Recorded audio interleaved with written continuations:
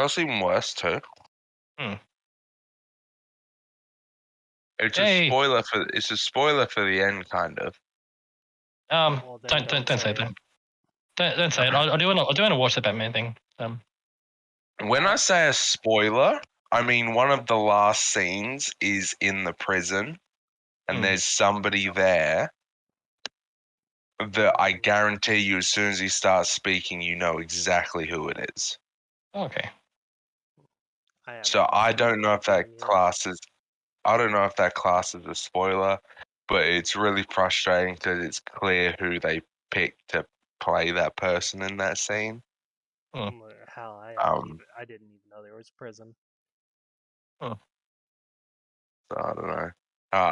Fuck, I want to say it so bad. You can message it to me. I'm fine with it.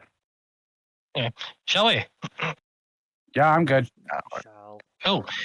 So I'm a bit rusty because it's been a few weeks and stuff, and I'm coughing a bit. So you're fine. Apologies, but we just got back into it. It's fine. So last time you were in the Poisonwood, if you recall. Mm-hmm. You came here to go to Archie's vault type scenario. Got deflected due to Archie magic, and had to travel for a day or so through the Poisonwood, fighting off waves of. There was like a toxic mist over the entire swamp / forest. With my swamp and evil. There it is. You found twig blights and other blighted creatures that had been corrupted by this toxic mist, including a bunch of blue moon knights, like werewolf knights that had fallen to toxic mist as well. You traveled through this forest. You rested in Tasha's magnificent mansion because Tasha is with you. Continued the rest of the day. Got to the base of the mountain, which you will need to ascend to get to the top where Archie believes his vault is. You got to the base and you found this scene here. You can see this. You're on this scene. You are. Clearing and running out of a cave, you see a massive, blighted, toxic Hydra, which is it's been enlarged by how much toxic acidic goo is within it. And as you see it, like there's little like bits on its skin that are like opening, like pores opening up and acid just pooling out. This thing is bloated with it. Gross. It is roaring and it is awful. Archie does remember this from before, as it was a peaceful creature. Was, but now it's much like the werewolf people, driven mad by this toxic swamp gas around you. It runs out to here and it roars loudly, the trees around quivering from how loud it is. Tasha, in this last moment, just as it ran out, casts Foresight on Tykan using her 9th level slot. Fine. Which is... you have advantage on attack rolls, ability checks, and saving throws. And other creatures have disadvantage on attack rolls against you for the duration of 8 hours. God damn. So, in gameplay terms, for Tykan, you're seeing things just a moment before they happen. I am the Matrix. Also, one quick thing. Josh? Yes. Kalaya has 40 hit points now. Woo! Because you leveled up and Kalaya's hit points is going to be going up, scaling at a rate with you. Yeah. I've already updated his sheet, so it's all there. Good to go. What does 4 times my level mean? Oh, yeah. Okay, so when I level up, it gains 4 hit points. I see. Yeah. Its hit points is whatever it normally would be, or 4 times your level, whichever is higher. So at a certain point, it'll sort of scale. I know from running an NPC in my other game, this will balance it enough that Kalaya won't get one shot. Yeah. But won't be strong enough. That was my biggest fear, honestly. So won't get one shot, but also won't overshadow everyone else. Yeah. But with that, the Hydra's run out. It's roared angrily. The trees are blown back from the sheer force of this whale, which does echo through the forest, and you can already hear the sound of screeches and other things in the forest on either side of you. Well, initiative. But what if I don't want to? I think threatened. I'm threatened. There's a giant snake monster There thing we in front of go. me. Off to the start, I remember. Also, to remind you, A one. the Hydra has 7 heads. Thank you, I should use that reminder. Womp womp womp. May I ask something? Maybe. No. Have I hunted/killed hydras before? We did go over that last time. Yes, you are aware of hydras and their weakness to, I believe it was fire. Yes, fire damage will prevent a head from regrowing. I see. I see. Well, nice. Usually. How did that happen? I literally have lost my character sheet. Hello? Maybe I pressed X instead of... Maybe you pressed the wrong thing. Yeah.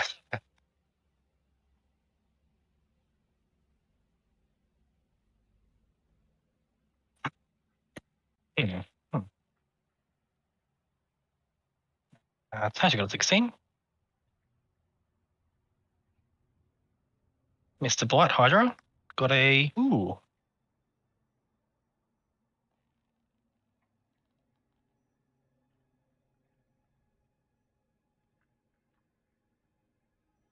So, we're all in the initiative. 1, 2, 3, 4. We are. Archie, you're up first. It's me, Archibald. Let's go. Let's go. Mini Archie's gonna move. Wee wahoo. Yahoo! Now, just remember what I did say. You can hear screeches coming from the forest around you as well. That roar was very loud, and other things have definitely heard it. And you were basically cutting down. Are they coming around the Hydra as well? No, at the base of behind the Hydra is the base of the mountain itself. And so basically, Left, right, and behind you. right. I'll move up a little bit too, Yep. because I don't want to get caught out. Yep. Ed's going to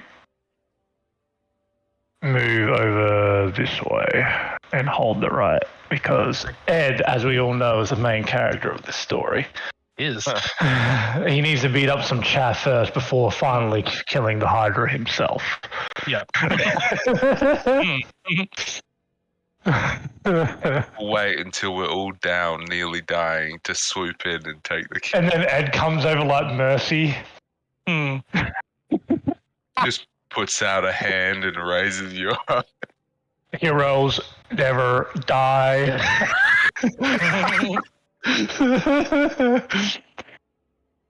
Jumps off a tree and elbow slams the Hydra. I'm going to cast a spell right on top of the Hydra, right in the middle of it. Hey, Yeah. gonna be friends. No. Farm person. No. Yes. Not quite. Alrighty. What element is this?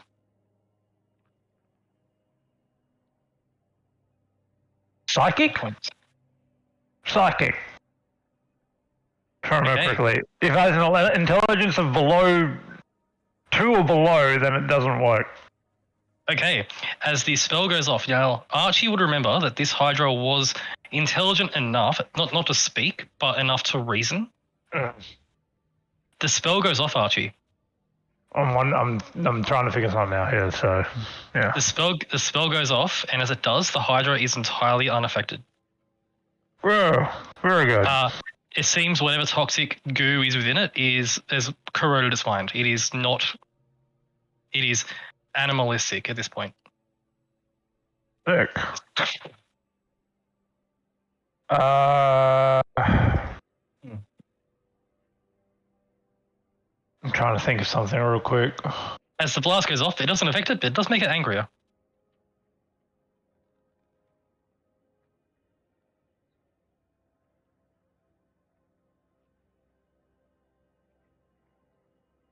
What did I do?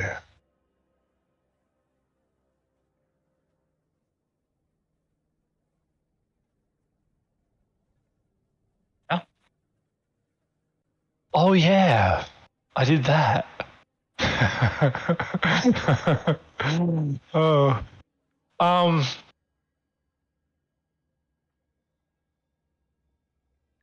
No, I'm trying to. Does anyone remember what spell I put in freaking Ed? I may have made a note of it. If I had to look at your spell list, I might be able to remember. I'm sure you put a note of it, of what spell it was. Oh, I did too. Did you? It feels like we all had a chuckle about it.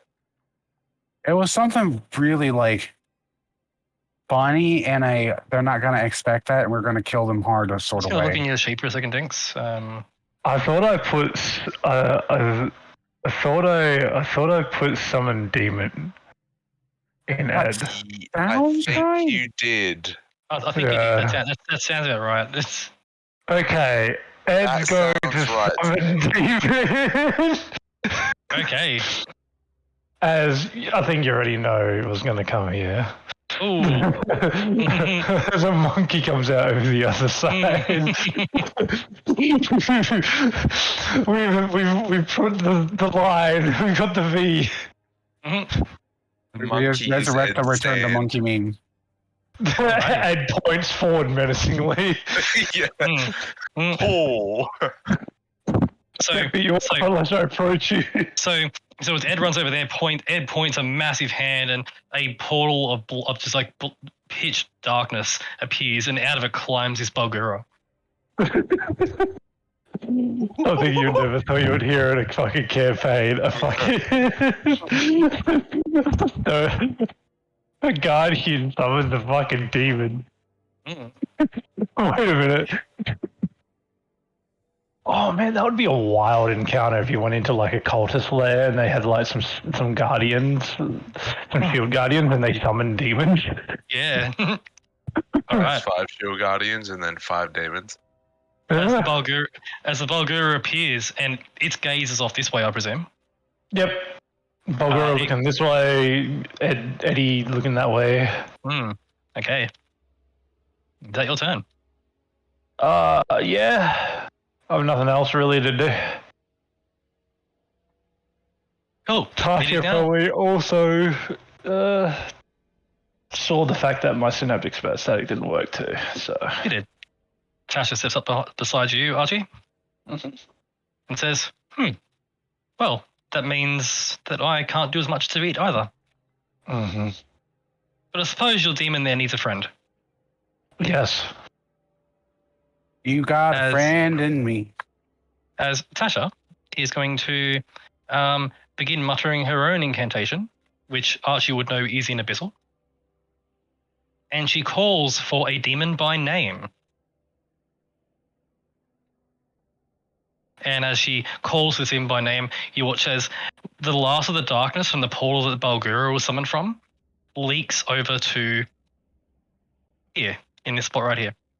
Like a little pool of darkness sort of runs across the ground, and rising out of the ground is a shadow demon.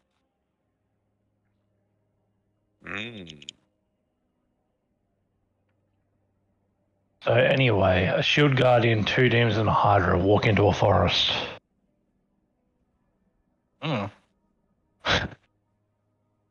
The shadow demon moves just into the trees, and as it moves into the shadows, its form becomes partially ethereal, as it is now technically hidden,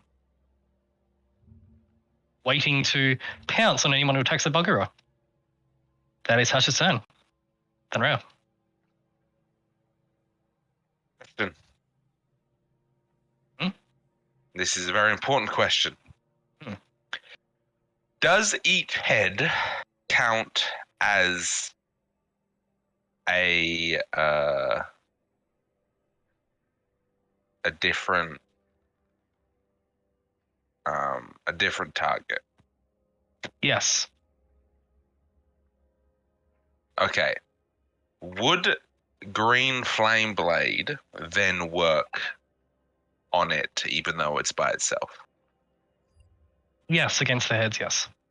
Okay.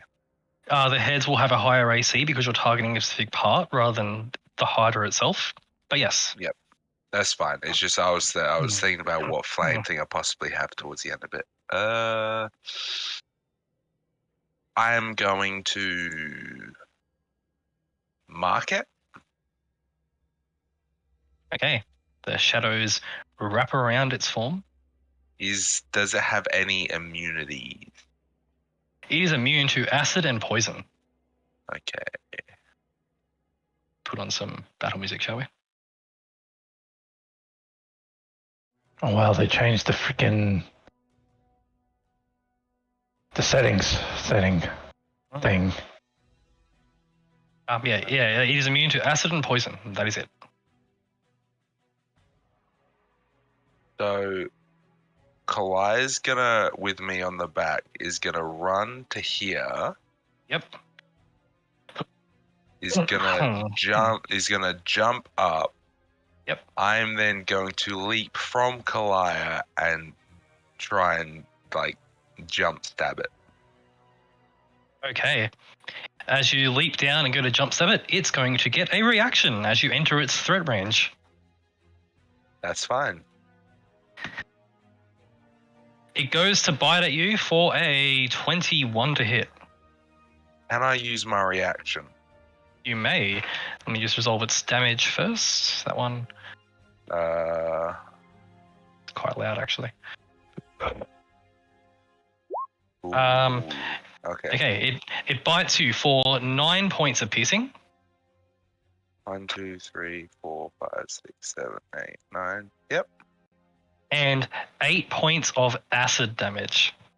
So 4 points because I'm resistant. Yes. Nice. One of the heads sort of snaps at you as you come into range, but you're now in range. I'm swinging as I'm coming down with advantage. So Okay. 21. Is this going for a head? No, this is well, I can go for a head right now because I would imagine I'm in the air, I'm coming down, it's bit me, I'm swinging. Okay. Oh, it's more of like, are you targeting the heads because they have a higher AC? Oh, I'm not targeting the head right now. Okay. Just the body, just in general, the Hydra. Okay. Yes, in general, the Hydra. That hits, and as you slice in for 20 points. It takes an extra 4 points because it's marked. Yep. I'm also then going to use my smite. Okie dokie. Which is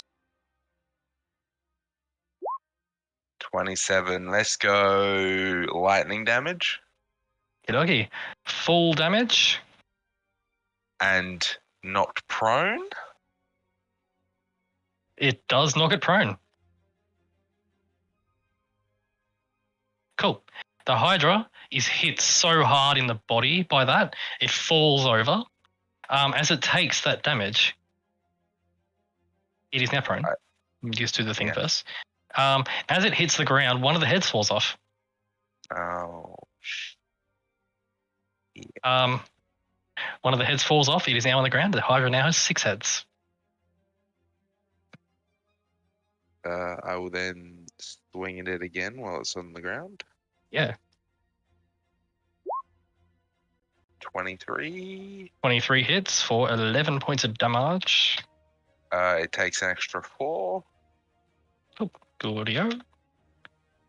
I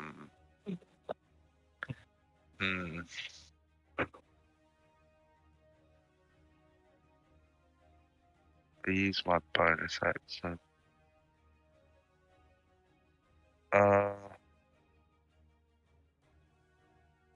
That is me. Oh, wait, hold on. Kalaya is here.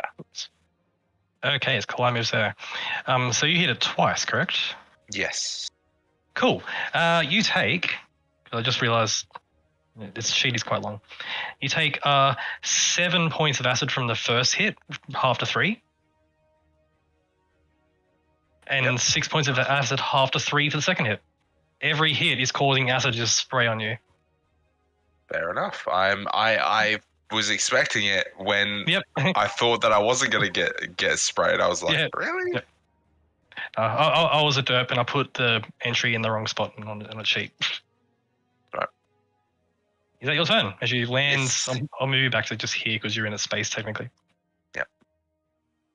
Cool. As you land there, it roars even louder and stands up. It now has 6 heads.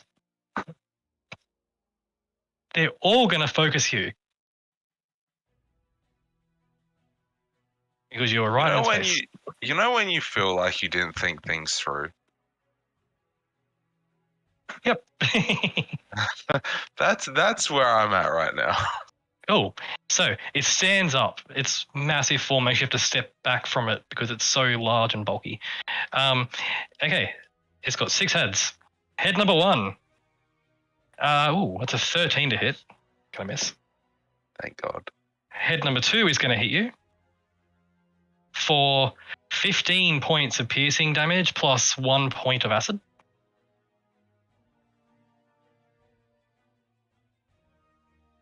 Yep. Head number 3 is a 16 to hit. Misses. Okay. Head number 4 is a 22 to hit. Hits. For 8 points of damage, piercing, plus 3 points of acid. That's already halved. Yep. So, yep. That was number 4, right? Huh? That was hit number 4, right? This would be head number 5. Head number 5 is a 20 to hit. Yep. For 7 points of piercing plus, big roll. So 7 points of piercing and 5 points of acid. That's already halved. Nice. And finally, head number 6 does not bite you. It does something else. Head number 6. Where's the? There it is. And it's got that. Cool. Goes right in your face, but then rather than biting, just spews acid in a 30-foot cone. Hank. As it just spits acid on you. I need Thanraya, Kalaya, and the Bulgura to make me dexterity saving throws, please.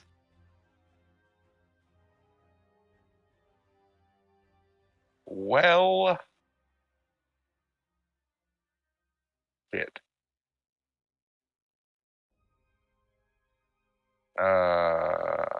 Dex. Yep.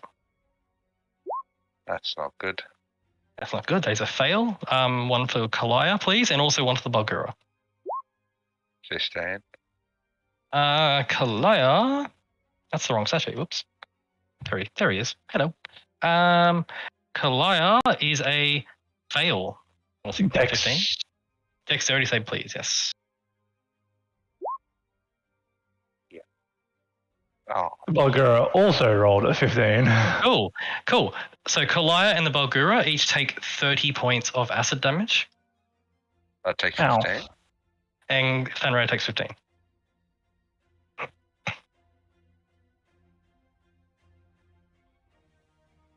And Kalaya takes 30 points. 30. Fuck. Now. So that would be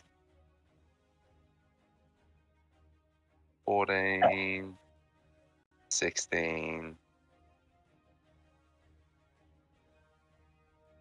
30.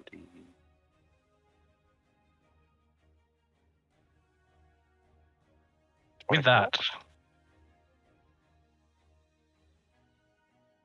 that's with that's Scarlet's temps. Yep. Yep.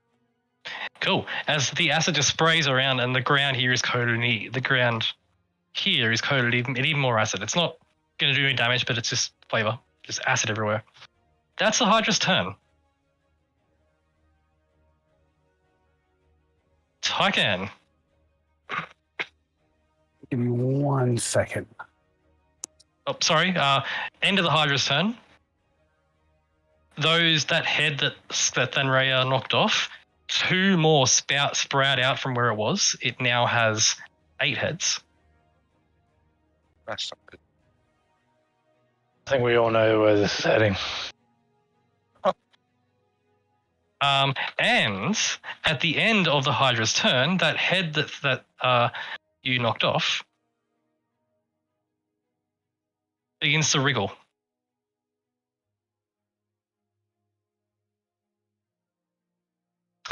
This is the Final Fantasy X mechanic. Josh, you got to hit it. You got to hit it. It is literally the head you knocked off plus a bit of the neck, and it's starting to wriggle like a snake. It's wriggling. We got to kill it. Oh my god, it's part Zmei. It's literally the first sin spawn in Final Fantasy X. And also, the Hydra regains hit points. Well, it's also the Zmei from the Tome of Beasts. As part of its regrowing head thing. Tygan, you go. Give me like 30 seconds. Okay. 29, 20, I'm just kidding. Oh! What do you guys want? Wayne. Oh, where? We want wah. Ah. Wah. Buffett. Oh my god. We don't have to deal with that shit anymore. No, that's quite exciting. Never mind. We still have to deal with Wobble Fett. Wow, Buffett. Great. I hate Wobbuffet. It's so fucking. Broken Pokemon. Okay. Tycoon. How fucking Tycoon get here? Next turn. I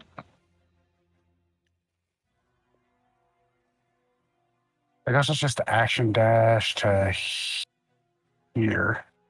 Hey. And let me look at my sheet so I can remember.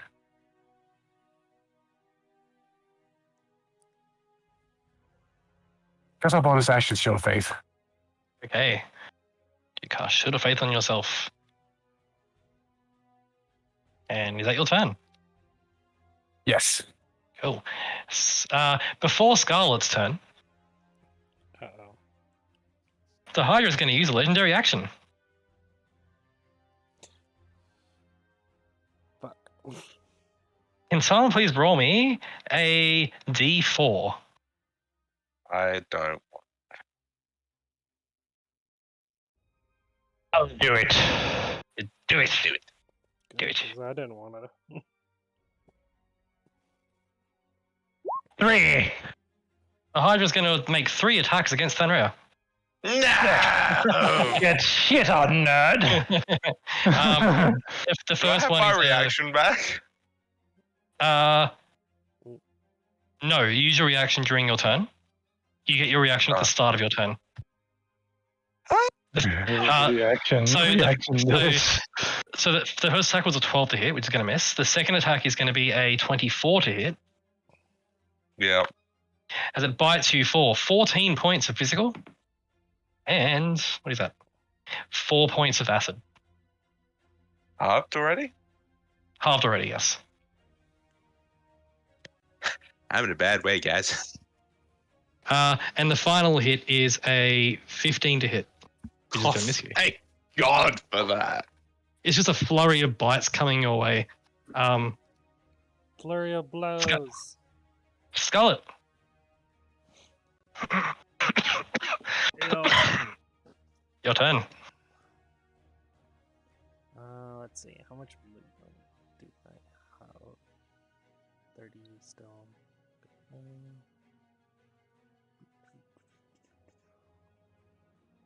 Bringing up potions and interaction, right? It is. I presume you have them on your belt or something close to get to them. It's an Yes. interaction usually. It's an action if you have to like, get it out of your bag and do the whole thing. How many interactions do you get? Just one? One, yes. Okay. Okay.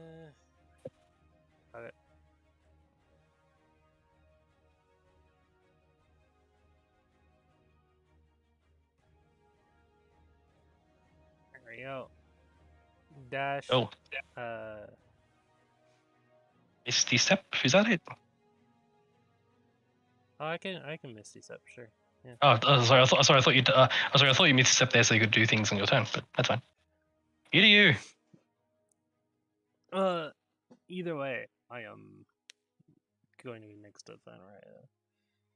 Yeah, is it true? so-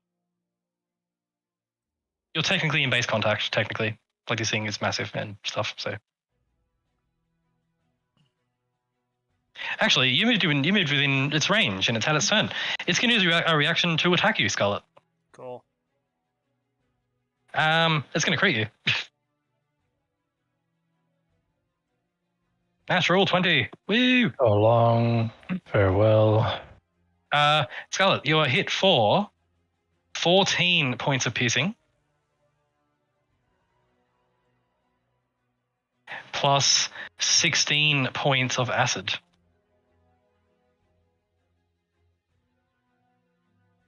Yes, as you get into range, one of the heads snaps at you.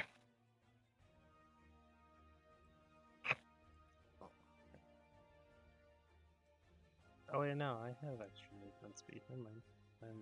I'm on that armor. I should be fine. You are. Okay. Fluky damage? Nope, I would still need Misty Step. How much damage? 14 physical, 16 acid. It was a crit, just so you know. That was a big hit. Yeah. I took 16 off the top because 14 went from temp. Okay. As you get up next to it. I will attack it. Okay. The body or the heads? Just so I know. Heads. Okay. On the heads, excellent. Make your attackers. 15 on the attack does miss a head, unfortunately. 19. The 19 hits a head. And that will do 11. Hold on.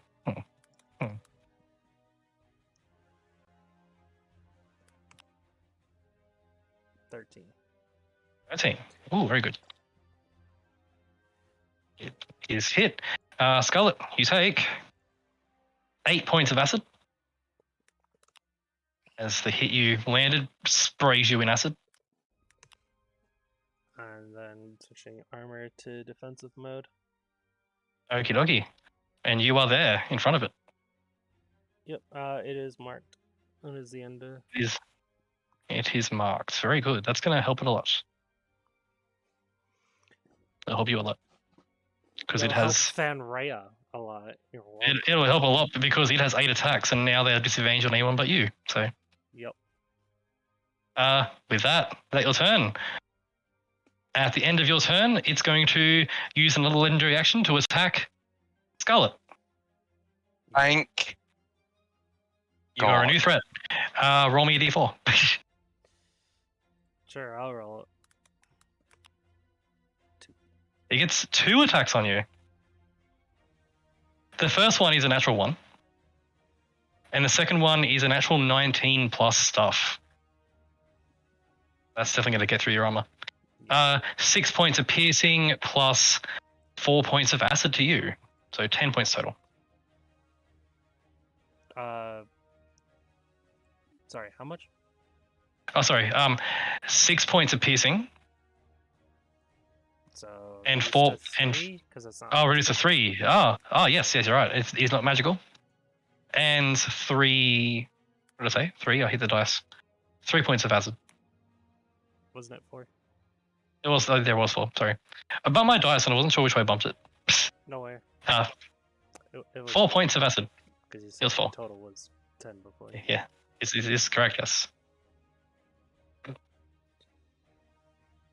As it bites you just quickly, that's its turn. Archie. It's your turn. The howls from the jungle are getting a lot closer. Out of game, they're going to ride this turn. Bulgara moves up a little bit.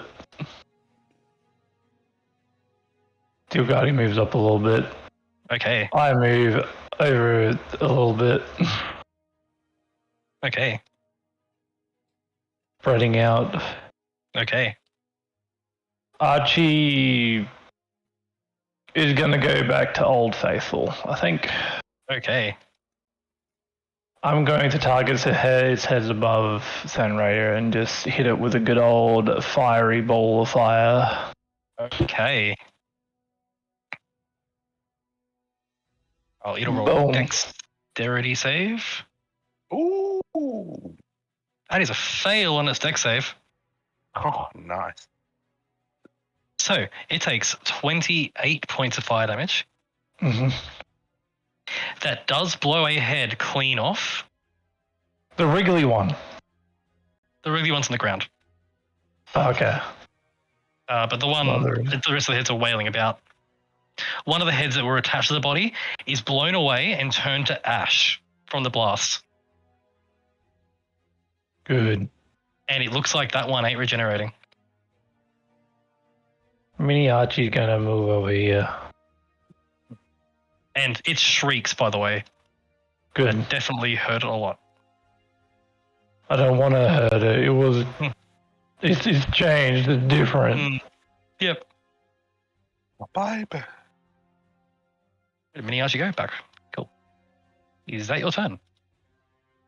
Yeah. Cool. It is Tasha's turn. Tasha is going to stride up here as well. Staying a bit spaced out, but you know. And Tasha has... Tasha going to cast? Tasha is going to step up and say, well, fire didn't work, and apparently psychic didn't either.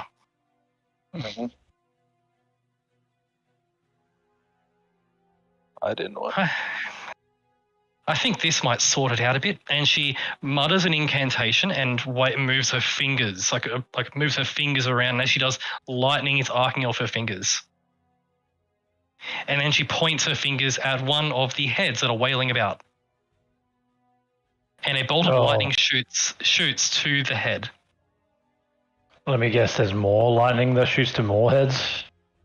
The Hydra takes 31 points of damage. And then a bolt jumps to another head.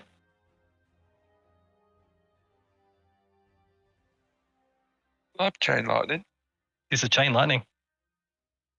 The bolt does 15 damage because it succeeded on that one. And then it jumps to another one. And does 18 damage. And one more succeeds. Oh, that's a potato roll. 10. Oh. Hey, at least it's still double digits. And that takes 2 more heads off. It is down to 5 heads. And as the heads are knocked off, because of Archie's lingering fire damage, it cannot regenerate the heads. Oh! And it shrieks. And or no, Jesus. You watch as the lightning hits and just evaporates a head and just arcs through the others. The Hydra is looking a bit hurt.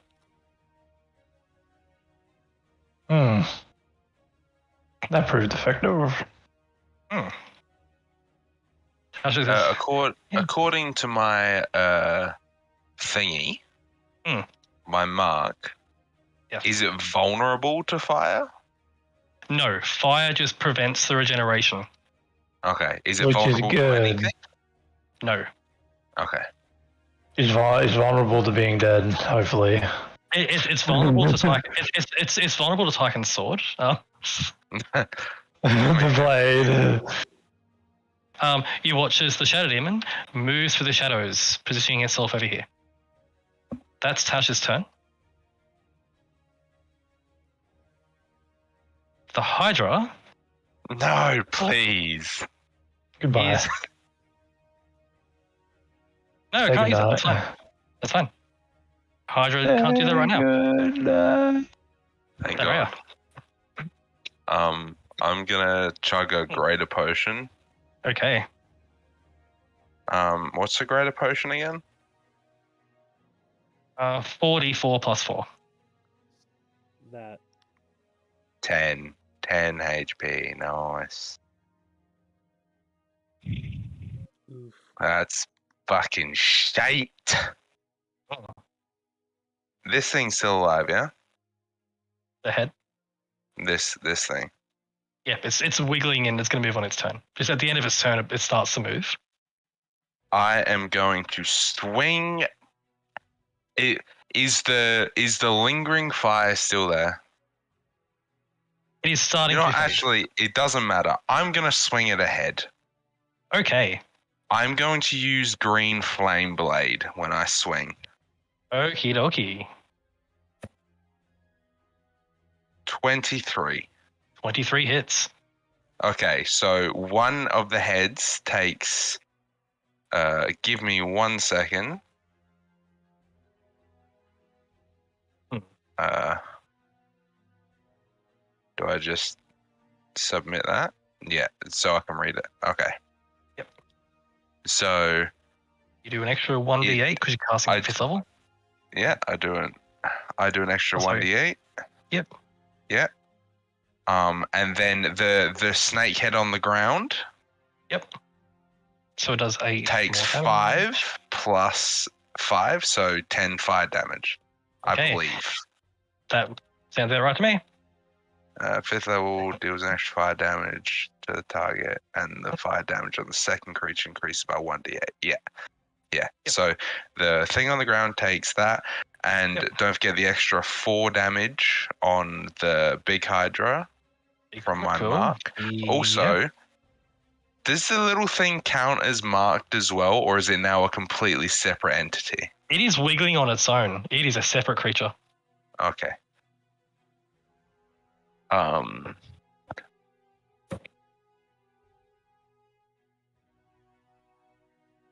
Because I use fire, do I still get sprayed? Yes, because it is a melee attack. Yeah. You get sprayed with 9 points of acid, halved to 4. 9. 9. Um,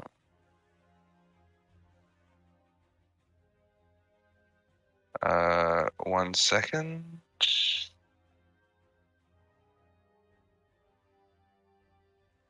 I'm going to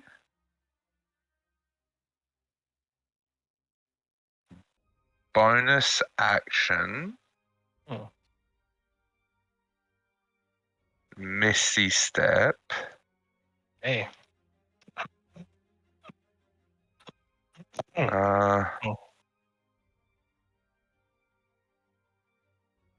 Fuck.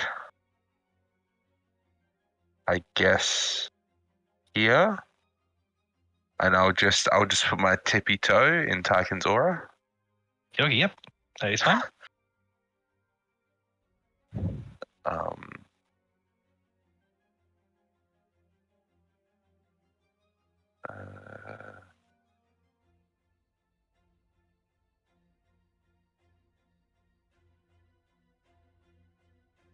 Does this acid breath count as an attack roll?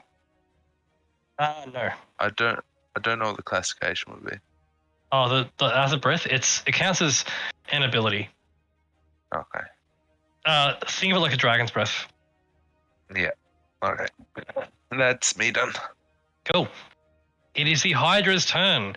Fenrir has left its range, and it is going to look at you, Scarlet. Also, the little Hydra head wiggles on the ground like a snake around you. Oh, why it fucking has more hit points than I thought it would. Firstly, the Hydra is going to attack you, Scarlet, with its 5 heads. Yes, just checking. Yes, it has 5. Scarlet, you're being attacked 5 times by the Hydra. Mhm. Are you ready? The first attack is a 22 to hit. Just hits. Cool. I'll do the physical separate because you have that armor on. So you take 13 points of physical, half to 6. Plus 6 points of acid. The second attack is a 19 plus stuff to hit, like a natural 19. Okay. So that's going to hit. The physical is 10 points of physical, half to 5. Plus 4 points of acid. This is attack number 3. I'm using a dice to indicate how many attacks I'm making. Yeah. Attack number 3 is a miss, natural 1. It swings and bites. Attack number 4 is a miss, I believe. It's a 12 to hit. And attack number 5 is going to be a breath weapon.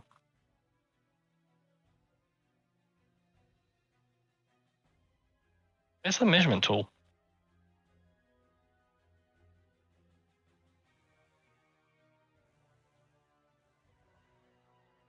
Oh, there it is. That's weird. Just disappeared. 30 feet. I need Scarlet, Tycan, and Thanraya to all make me dexterity saving throws, please. I can't use my armor haste on 18. this. God damn it. Thank you. 20. Tycan succeeds. Scarlet succeeds. I really don't want to roll, man. You've got my aura. It's a +3. I'm on 14 HP. You're fine. Don't worry. Oh. See, you got a 12. Alright, I think you're fine. Or close enough to fine. Scarlet and Tycan, you succeed, and you each take 14 points of acid damage. Oh, fuck. Thanraya fails and takes 28, Which is halved. which is half to 14. Which puts me down. Okay, as the acid sprays out on each of you. Can I? Hold on a second.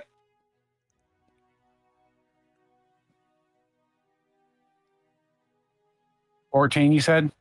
14 damage, yes. Can I? Hellish Rebuke as I'm going down. I'll allow it, yeah, that's absolutely. Kill. Flavor, it does. What's your DC, actually? Oh, no, that's a fail. That's a fail. I was like, if your DC is 15, it may pass. Jesus, okay, cool. 34 points of damage. That is going to be enough to knock off another head. And it's fire. So, Scarlet didn't give temp HP at any point, did they? no. Okay. One more head's destroyed. It now has 4 heads on its body, but Thanraya hits the ground. And you're covered in acid. And finally, as part of its turn, Scarlet, the little snaky Hydra head next to you at your feet, is going to nip at your toes. For a 19 to hit, No. as it bites at you, but it sort of like noms onto your foot, but it sort of is stuck there and it's just sort of biting at you. That is its turn. Oh, look, it's teething. That is its turn. Tycan, before your turn.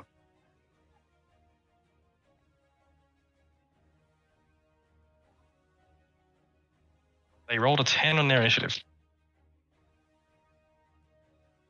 The howling from the jungle is now loud as a bunch of creatures make their way out.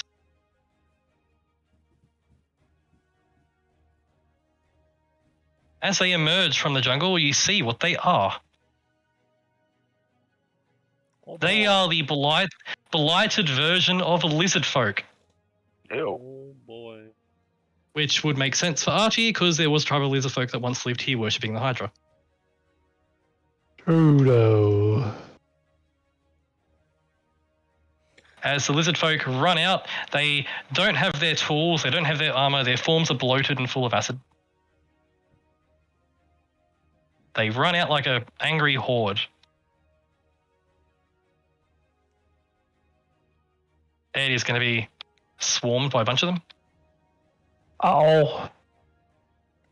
And a few more just straight up dash towards Tycan. This one dash, it can't hit you, but it dashed to you.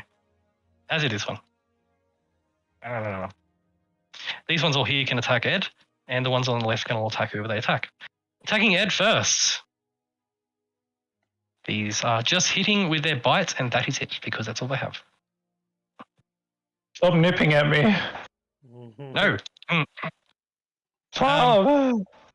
Is Ed resistant to non-magical or anything? I don't think he is, right? I think Ed is just basic, bitch. She's just Basic. immune to poison and frightened, exhausted, charmed. That's about it. All right, He has cool. blind sight, so he can bonk things when he can't see. Cool. Well, the first lizard folk attacks and bites and misses. Mm-hmm. The second one attacks and bites and misses. Mm-hmm. The third one attacks and bites and hits Hey-ho. for a total of, that is 11, 12, 13 points of damage total. That's between piercing and acid. Okay, that is just been taken off because Ed has 10 HP from ages ago still. The fourth one is going to hit as well Mm-hmm. for, that's 11 plus that is 14 points total damage.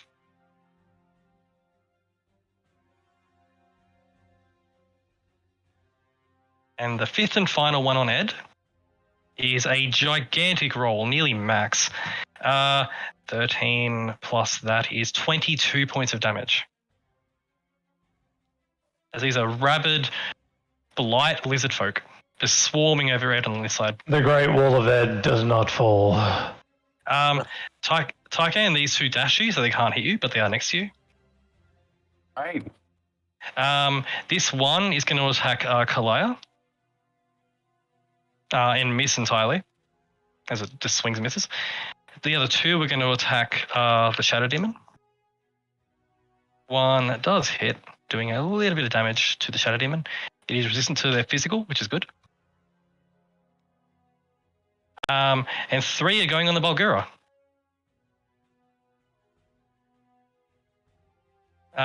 One's going to miss, one's going to hit, and one's going to crit. And the Bulgura is resistant to magical, yeah? I think it is. It's a demon, though. I know some demons are resistant, others It aren't. takes, it takes all because takes- it's a lesser. These are like lesser, or like Yeah. not lesser, but like Cool. they are not like big bad doo-doo demons. Coolio. Ew. That makes it easy for me. How much damage did I take? Oh, I seem to have misplaced my. I seem to have closed my Blight Lizard Folk stat sheet. Oops. I've misplaced my everything. Wait a minute. There he is. Cool. So the Blight Lizard Folk may hit you for, that is 8 points of physical Mhm. plus 2 points of acid. Yep. And this is the crit one now. The crit Yep. one hits you for 8, 10, 11 points of physical Mhm. plus 9 points of acid. Right. That's all of them though, as they just come in a mad swarm. Their forms are all bloated with acid. They are very, very toxic. That is the minions done. Tycan. All right. I'll just let them have the AOL. I'm gonna run up to this guy. All right. But they do have Uh, disadvantage. They both miss you. And I will make 2 attacks against the Hydra. Oh, as you move into range, it's going to attack you with a reaction. And it's going to miss. Those 2 attacks both hit. Are these for the body or the heads? Oh, these are from the body. Okay. 1 second to make sure everything's checked. I don't want to accidentally. It's the wrong stuff. Mm. All right.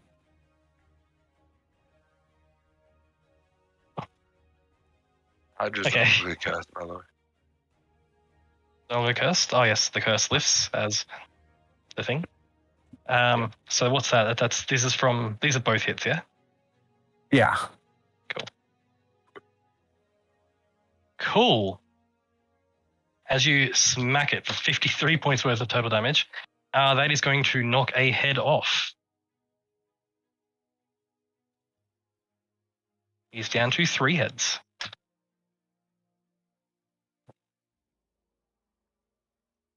As it shrieks, is in more pain. Is that your turn, Tyken? As you Yes, sir. swing twice, you do it. Cool. At the end of Tyken's turn, it's going to use a legendary action. So it should be clear. The Hydra is using a legendary action. It's going to use its legendary action, which takes 2 of its actions. Can someone please roll me a d4? I'll do it again. Oh, let's go. Let's go. I feel like this Alright. is directed at me. Oh, no, this is not an attack. Oh. This is the legendary action called Regrow Heads, Oh. forcing regrowth. It's going to regrow 3 heads. So it now has 2, 4, 6. It now has 9 heads. Wow. And it regains 90 hit points. As it focuses on... Hold on. Wait a minute. Didn't you say something about regeneration and fire? Regeneration stops it on its turn. That's bullshit. I've been lied to. Like it could regenerate on its turn, but it can use a legendary action to force this to happen. As you watch as Forced. as You've been forced. as Tycoon, you watch as 3 of the 7 necks just suddenly spurt out with a spray of acid, and suddenly there are a total of 9 heads looming over you. And also, you hit it twice, yes? You know what? I still like my odds. You hit it twice, yes, Tycoon. You Yes, I take did. 9 points of acid damage from the first hit, Mm-hmm. and 7 points of acid from the second hit.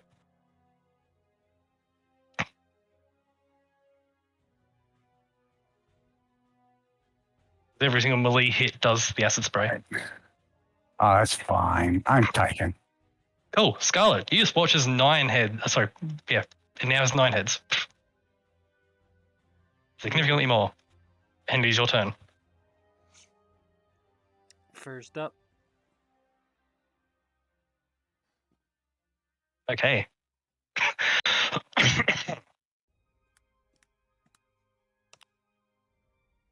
You take a breath and steady yourself.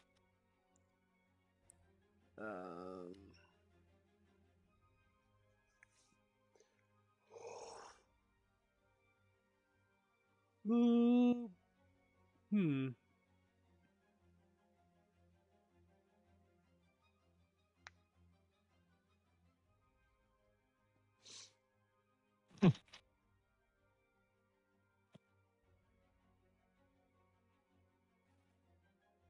What do you do?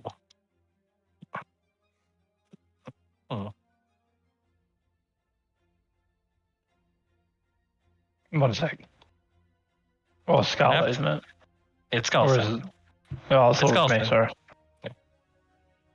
Almost. I'm trying to decide between attacking to mark it again, because I don't know if I have the.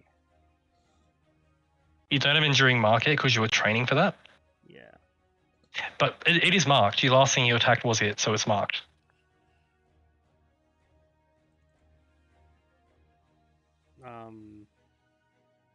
Doesn't last that long. Oh, doesn't it? Okay. Oh, it's only on its turn. Yeah.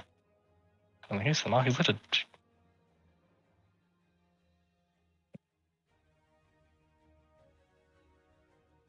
Oh, it's until the end of my next turn.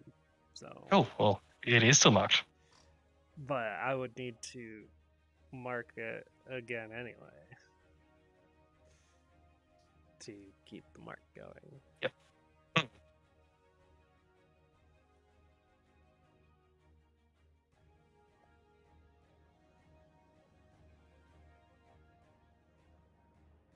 Yeah, I'll attack it again. Okay. Are we ignoring the little nipping head at your feet? Oh, sorry. The Hydra did end its turn with a head on the ground. Sorry about that. There is. Oh, no, that's the first one I'm talking. Jesus Christ. This is the head that Tygan blew off. It's over here now. I was like, that fucking escalated real quick. The Hydra first. 20 Yep. for 9. 20 for 9. Excellent. And then we'll try for the head. Want the head on the ground or the head on the Hydra? On the ground. On the ground, cool. For 20, or no, 19. Cool. For 19, cool. So you do. I will do this first. You take 8 points of acid damage from hitting the big Hydra.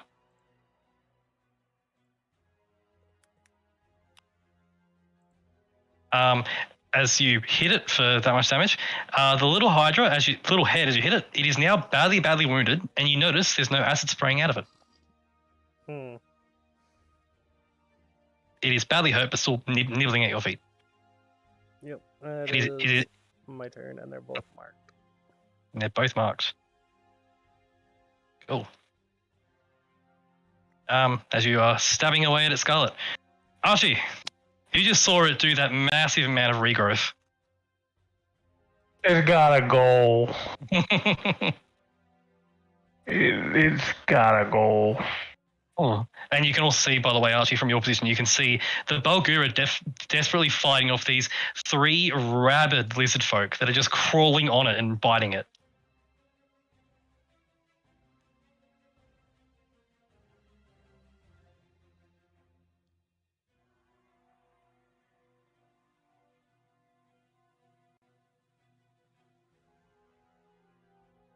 Yes. Yes. Yes. How many heads has it got?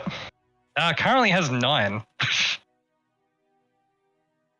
And it's looking banged up. It's looking banged up. Okay, I'm gonna move to here. Okay. And I'm gonna whip out my sword. Hey. And I'm going to try and remove 5 heads. Alrighty. Love it. Archie walks up, closes his book, puts his book sort of to his side, and he's like, points his sword that like beams out with force energy, and he's like, Yeah. sorry, you gotta go. And then I cast Steel Wind Strike. Okay. So, Cool. 1, 2, The first one's going to miss. The second one, 3, holy Jesus. Okay. 4, 5. Cool. You remove 3. 3 heads. And I am going to end up behind it. Cool. This is going to be interesting because I think you've done a thing to it.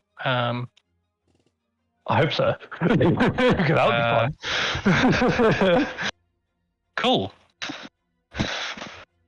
I'm gonna master Cool. Yi this fucking Hydra, dude. Yeah, right. Okay, Archie. That was an alpha. Archie. The heads are wailing about and the necks are all really close to each other. So in the flurry of blows, you take all the heads. Oh. As it should have been dropped to 0 hit points. Oh. You notice that it is dying. You do take, because you hit 1, 2, 3 times there. Yeah. You take a blast of acid damage. As per usual with Archie using this spell against anything that has a melee freaking retaliation. So you take firstly 8 points of damage. Yep. Secondly is 5 points of damage. Yep. And thirdly is 10 points of damage.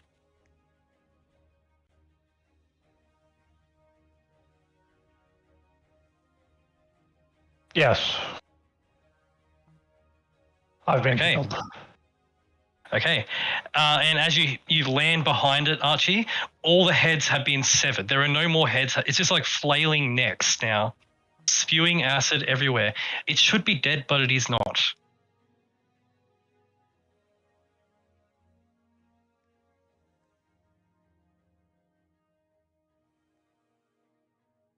Presume you can't do anything with Archie, but I presume Ed does a thing.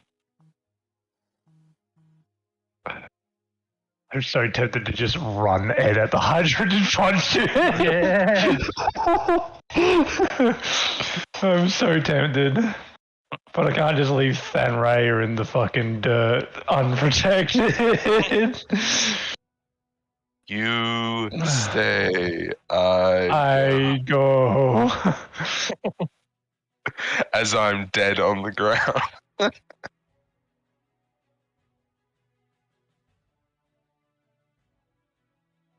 I'm just seeing if I can do something here. I will say that you get definite vibes of something similar to that Undead Fortitudes type idea. Yeah. Like it should be dead, but something unnatural is keeping it standing, and it's awful. Wait. Archie's smart, right? Yeah.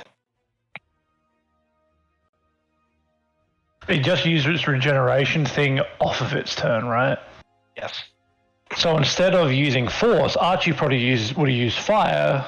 Yep. So on his turn, it can't regenerate. On his. This is true. So it's fine with me. So instead of force damage, he would have used fire on the Steelwind Strike. So for everyone on the ground, just sees this flurry of fire just slice off all their heads, and they'll hit the ground and just smolder away. Would you pass me that potion? Pass me that potion.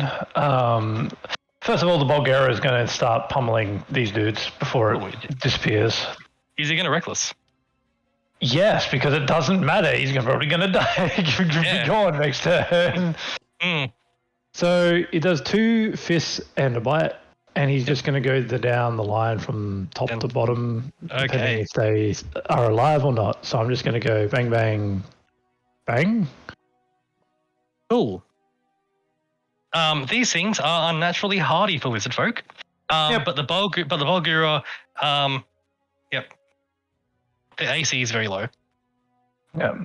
The Bulgura is like 3 lizard folk are just crawling on it. The Bulgura just grabs one off its shoulder, takes the head clean off and just punches it twice and throws the ruined remains away into the jungle. But as it does, the Bulgura does take a bunch of acid damage. Yes, how much though? 3, 5. It's down. It's down. But the Bulgura viciously destroys one of the lizard folk. But as it does, the acid makes it melt away. These 2 lizard folk and acid have moved this to the back. Lizard folk are sort of on it at this point, gnawing at the remains as they turn to dust. But one lizard folk is dead. What does Ed do?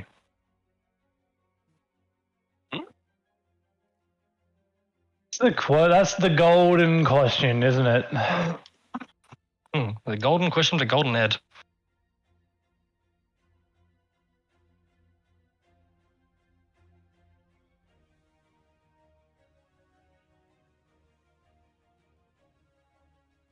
I think Golden Ed is insistent on a fisting as well.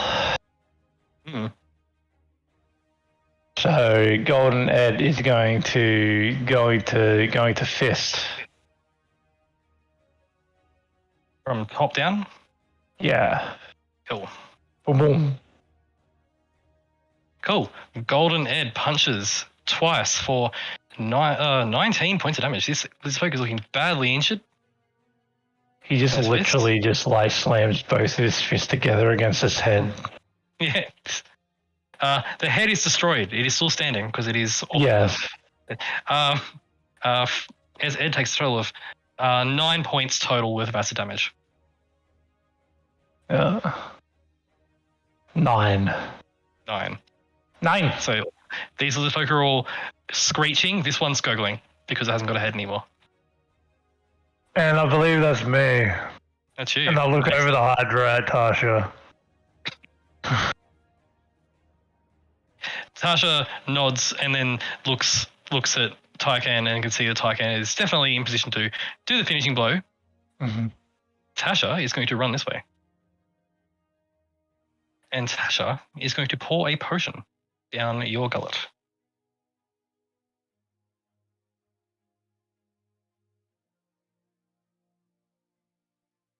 That's a big roll. Danrea, you get 45 hit points. I fucking rise like the Undertaker. Jesus Christ. Tasha pours a superior healing potion down your throat. That is Tasha's action, but she does want to get you out of the fray. And Tasha's then going to grab you and just pull you back 5 feet because she can. I appreciate the help. And finally, Tasha's Shadow Demon.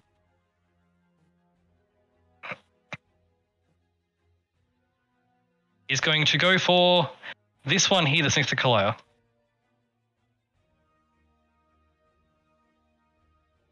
The Shadow Demon grabs onto that lizard folk.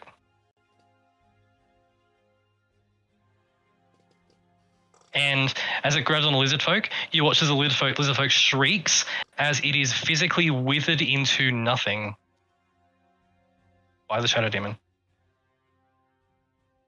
There is a spray of acid. Yes. Are these things alive or are they dead? A bit of both. I see. Shadow Demon takes a little bit of acid damage, but not a lot. Actually, it takes even less because it's resistant to acid. The Shadow Demon takes a bit of damage, but now it is just eviscerated one of them. That is Tasha's turn. Danrea, you're up. I am up.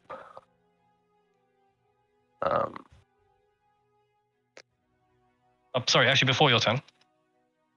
The Hydra with no heads is going to make a single legendary action to stomp on Archie. I am going to cast Shield in reaction immediately. Okay. Because I do not want to get stomped. Okay. I'm sorry, but it rolled natural 20. Well, yeah, I gotta do this. I gotta. Hold on. It is marked by Scarlet. Disadvantage? Disadvantage. Disadvantage, meaning it only rolls a 17 to hit. And my AC is 18, so it misses. It misses. So this bloated Hydra body just turns one of its feet and stomps in your direction, and you pull up a shield and catch its foot, which then slips off you. No damage. Now, Thenray, you go. You're welcome. I guess I will move up. This guy will move up. These I'm going to swing at this dude. Alrighty. 18. An 18 hits this lizard folk for 14 points.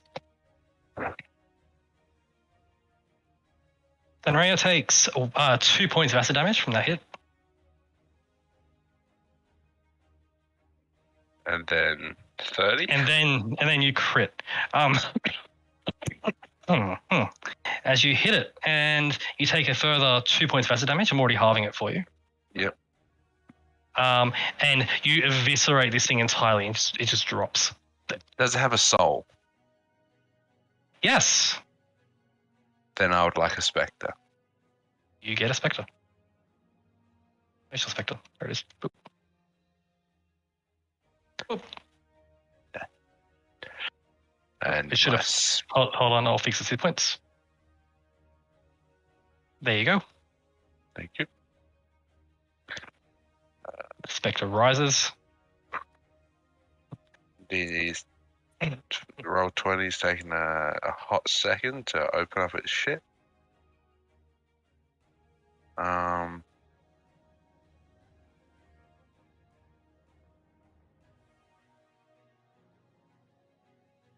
Okay.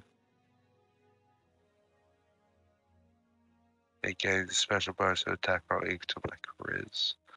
Okie dokie. So it technically has. I'm just gonna put that in there. 10 temp HP. Yep. And it will do a.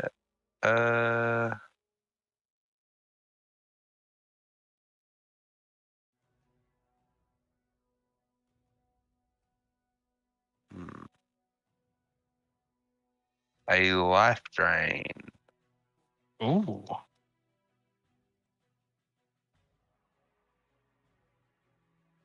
That is going to hit it for sure.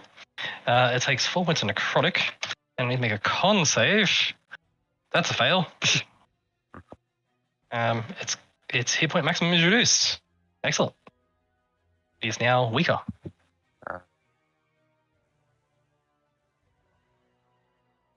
The spectre starts draining this poor lizard folk's life force. It does not seem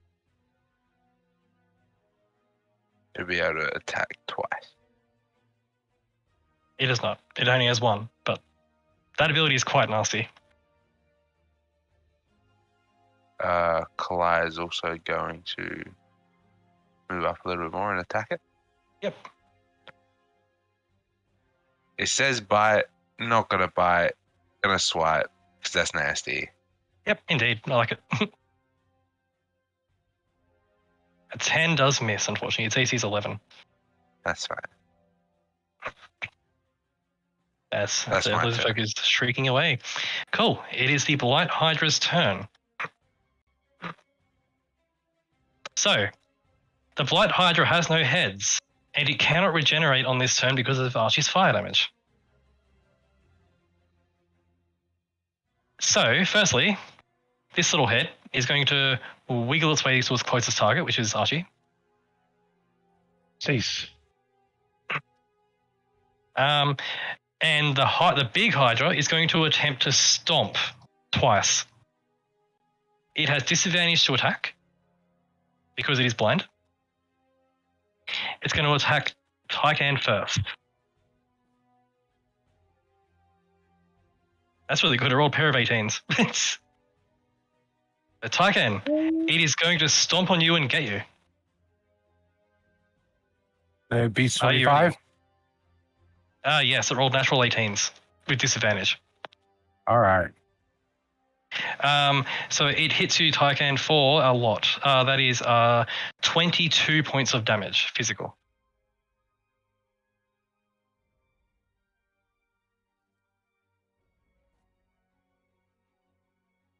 You know when you got that, I'll move on. Who's getting hit?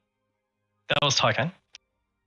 Basically, the Hydra hasn't got any head, so it's just stomping at this point. Oh, Okay. Do I know what the to hit was for Tycan? What? It was. Hold on, let me figure it out. It rolled very, very high. 26. I'll give it a go. Okay. I believe it's a 1d8. Let me check. Yeah. You need to roll a 2, I believe. Yep. Oh my god! Oh, Tyken has resistance to the damage. Tyken has resistance. Cool. So it was 22 points of damage, I believe. So 11 to Tyken. So I get cannot Nice. fucking believe that. as it hits you, Tyken, but Scarlet's sword parries the massive Hydra foot in the last second. Huh. The other foot goes on you, Scarlet. That's fine. Disadvantage because it is blind. For an 18 to hit, which I think is going to miss you Correct. as you step aside from its hit. However, this little head is going to attempt to bite you.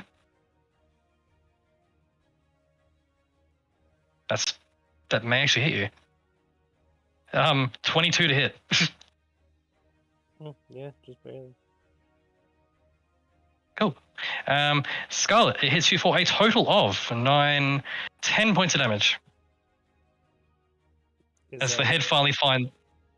Oh, sorry. I'll do the physical separate. I forgot about that. 4 points of piercing. That's already half for you. Plus 1 acid. So 5. 5. That's this little head. It finally found a spot in the armor to bite through. Cool. This being an annoying little thing. And Archie, this one slithers up behind you and goes to nom on you. Because your shield is still up, it's going to just miss and bounce off your shield. That is the Blight Hydra.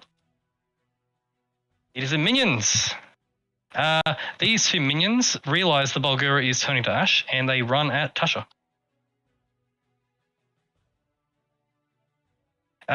So running on Tasha first, Tasha pops a shield and they don't hit her. On the Shadow Demon, one of them does hit the Shadow Demon for a little bit of damage. Not a lot because it's resistant to such things. Thanraya, this lizard folk here is going to attack your Spectre. Okay. It's going to swing and hit. For 8 points of physical. To 5 To 4. To 4, yes. Plus 2 points of acid.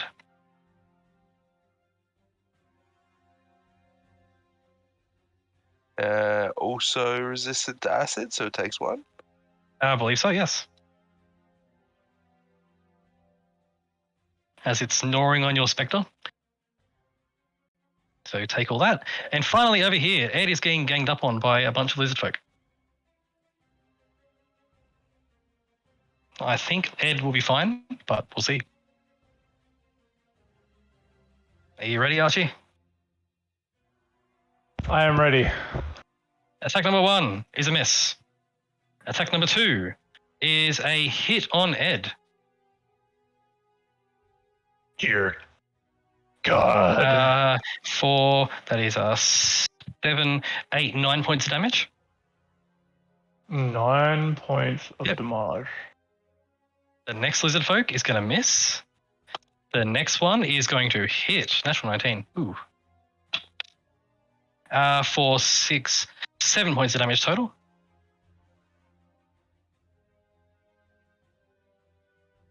Once you have that. And the final one misses. As they're all just like climbing on Ed and actually gnawing on Ed. They're clambering all over him. It's just dragging them off like, no. Yep. That is the minion's turn. Tyken. Yes. I The believe. Hydra should be dead. Well, let's try to make it that way. Okay. So you don't need to roll damage because it is technically on 0 hit points. Let's go. As you hit the first time, Tyken, you take 10 points of acid damage. All right. And as you hit it, Tyken, you notice something because you're still under the foresight, so you have advantage on attack rolls and all that, and you can basically see glimpses of the future. Yep. As you hit it, Tyken, with that first strike, you notice that the hit strikes true, and as a blast through its insides, and its form becomes more bloated with acid. when you hit the second time, its form becomes even more bloated again, and you get a premonition, Tycan, which I'm going to send you in Discord because only you see this. Man, this is just going to be a bomb from Final Fantasy. You hit it one more time, it's going to fucking explode.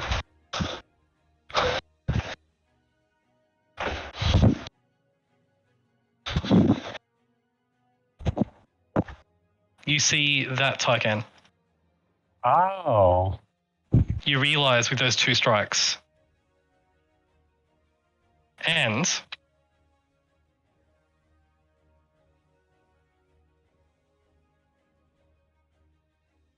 that. Oh.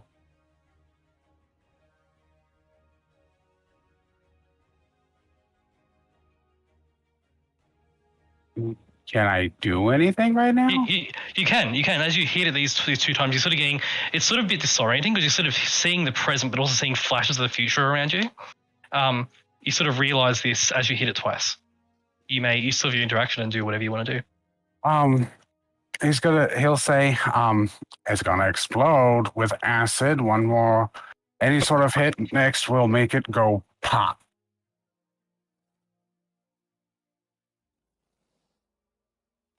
Tycan calls that out. I think it might explode regardless, so we should probably make way. Did you call that out, Tycan? Is that your turn?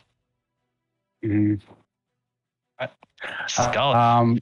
Actually, I do believe. Oh, you. Yeah, I got 30 feet. Oh, cool. You run around it to the other side. Excellent.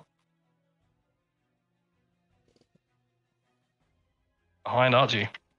Cool. Is that your turn? Yes. Cool. Archie, sorry, Scarlet. Tycan has just said that. What do you do? I'm assuming he means the main Hydra, right? The main Hydra. Like, it looks like it's bloating every hit it takes. She's going to attack this one. Okay.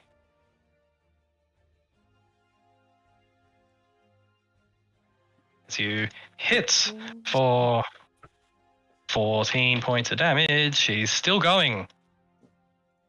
It's nomming on your foot currently. 17. As with those 2, with the first strike, it's still nomming, but the second strike, its nomming stops, and it's now just its jaw is attached to your leg, but it's definitely dead. The gnawing stops. She just lifts her leg and shakes it off. It falls off after a little bit. And then she is... she's going to probably back off. Okay. Gonna come over here and... Cool. The Hydra will reaction stomp you. Disadvantage. It's going to miss as you run away. You see this stomp behind you. How does it reaction stomp when it can't see? It's blind. It knows it's just stomping randomly for flavor's sake. 12 temp HP, Fenraya, Carlia, myself, and Tasha. Okay, Tasha takes it. Also, technically, a Spectre as well. Yes. And Blitz check? No. Oh. That is the end. Okay, that's end of your turn. Archie, you've heard what Tycan said. It's gonna blow. It's a gonna blow.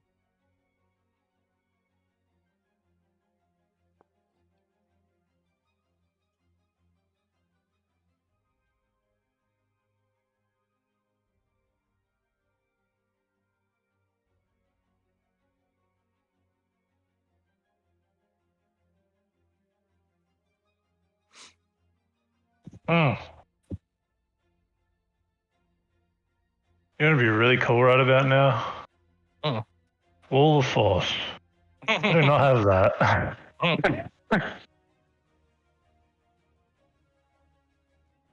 Dasha. Don't have that one, sorry. Fuck.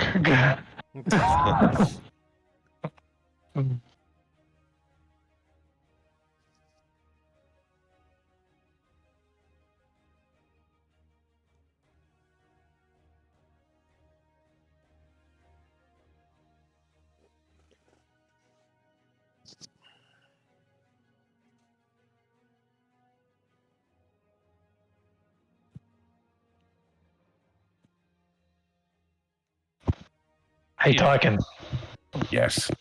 Duck. Will do. I'm going to try something. Okay. I'm going to try and counteract the explosion with my own wall. Okay. So I am going to wall it off. With a wall of fire. Ooh. And the fire is going to be pointing in towards the acid explosion, and it will do damage, which will make a pop, but I am also preparing myself for the worst. Okay.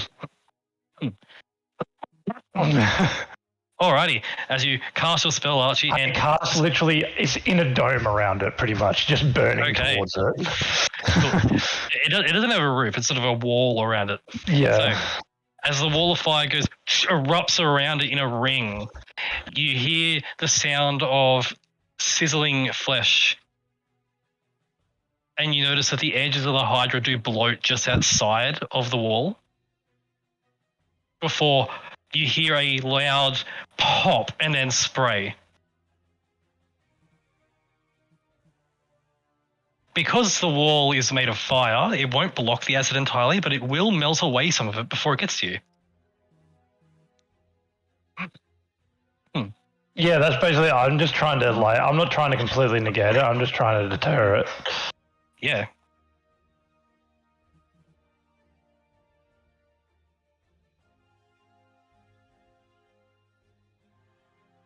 There it is. Cool.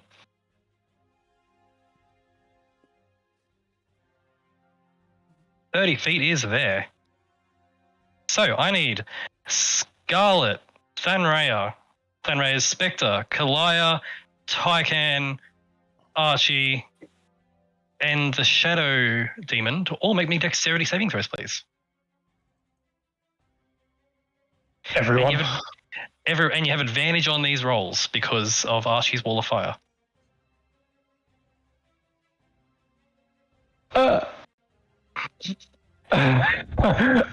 16. Does Ed need to do it? Ed is out of the range. Okay. I am going to use my reaction that I just got back to cast a spell. Yeah. I am going to cast Absorb Elements. Okay. For acid. Can I do acid? I think I can do acid. You can. Wait a minute.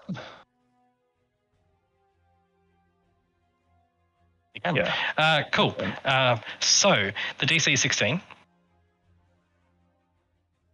So, Thanraya, you fail the saving throw.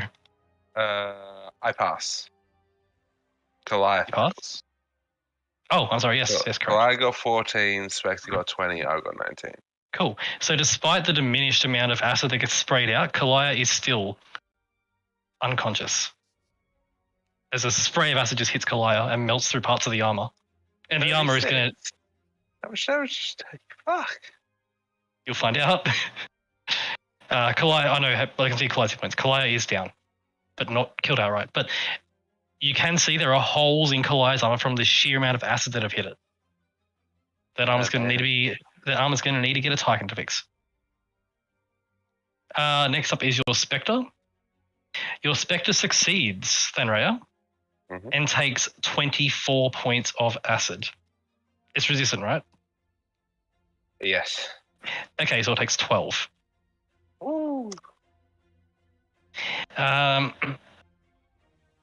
Thanraya succeeds, and you take 12 as well, because you're also resistant, and you succeeded. Nice. Archie, you rolled a 14 total. So it's a fail. But you are resistant, so you take 24 points of damage. I'm alive. Tyken, a 16 is a success, so you take 24 points of damage. How many? 24. Okay. Scarlet, you succeed and take 24. I believe Tasha was just out of the range of it. And the Shadow Demon is a fail and takes 24.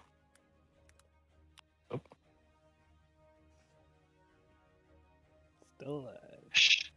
Shadow Demon is hurt. And I believe that is everyone. Cool. As the blast of acid just comes out, spewing out most of the wall of fire has given you advantage on those saves, which helps. But the Hydra is now dead and smoldering within the wall of fire. Also need to ask you to make a con save for me for the wall of fire. I can do that.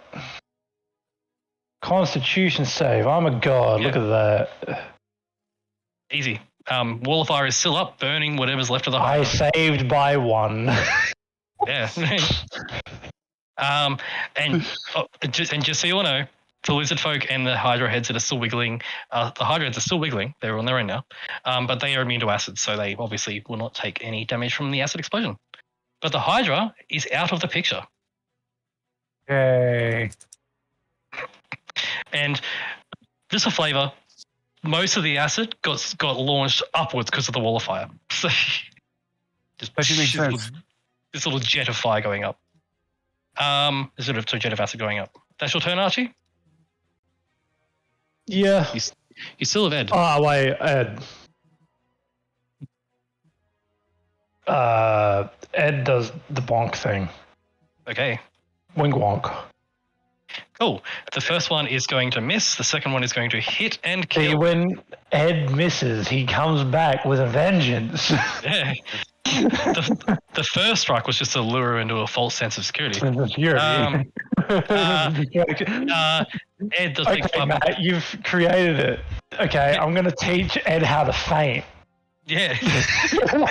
Excellent. Ed does take 5 points of acid damage from killing that one. Okay. But one is down. Is that your turn? Okay, you said 8? 5. 5. Okay, that's it. That's me. That's you. It is Tasha's turn. Tasha looks at what is going on around her and he's going to decide to do a thing.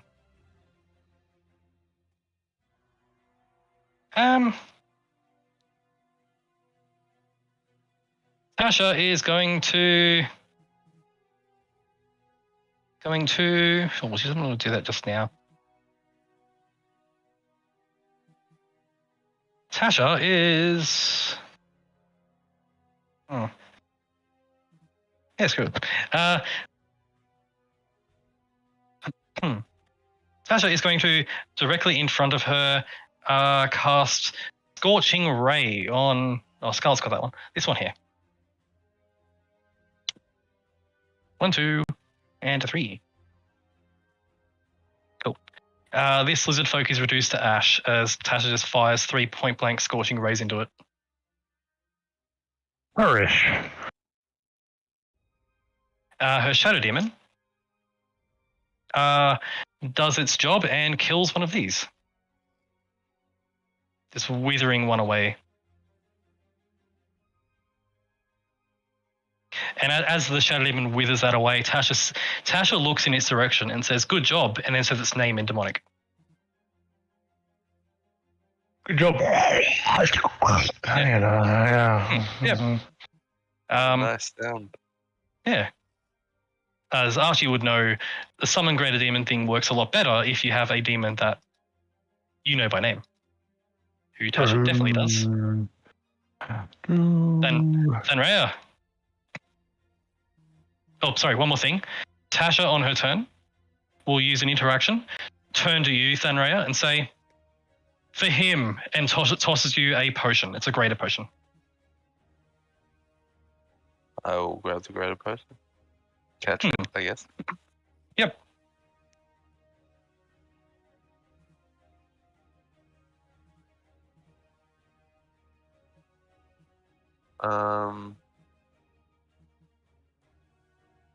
A greater potion is 4d4 plus 4, right? It is, yes. And when she said for him, she obviously meant Kalaya. Yeah. I'll use my action, I guess, to pour it in his mouth. Yep, absolutely. For 10, I might as well just use my touch hands. No. Tasha's trying to be a team player. Yeah. I am going to...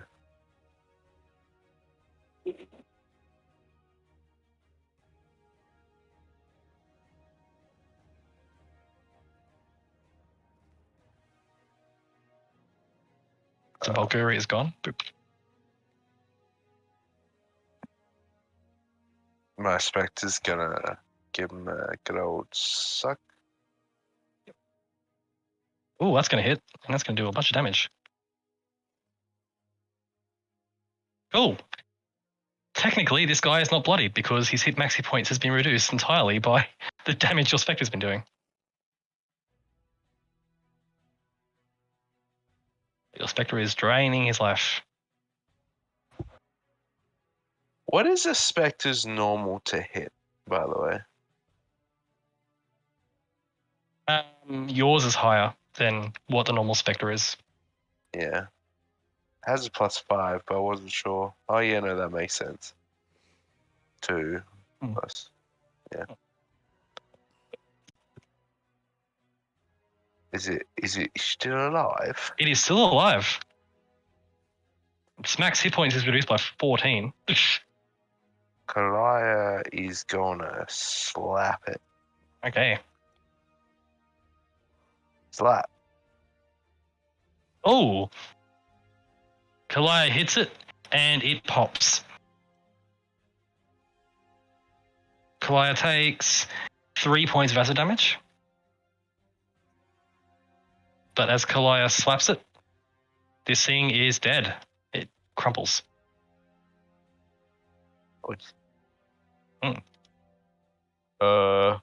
This Spectre they're gonna get whoa.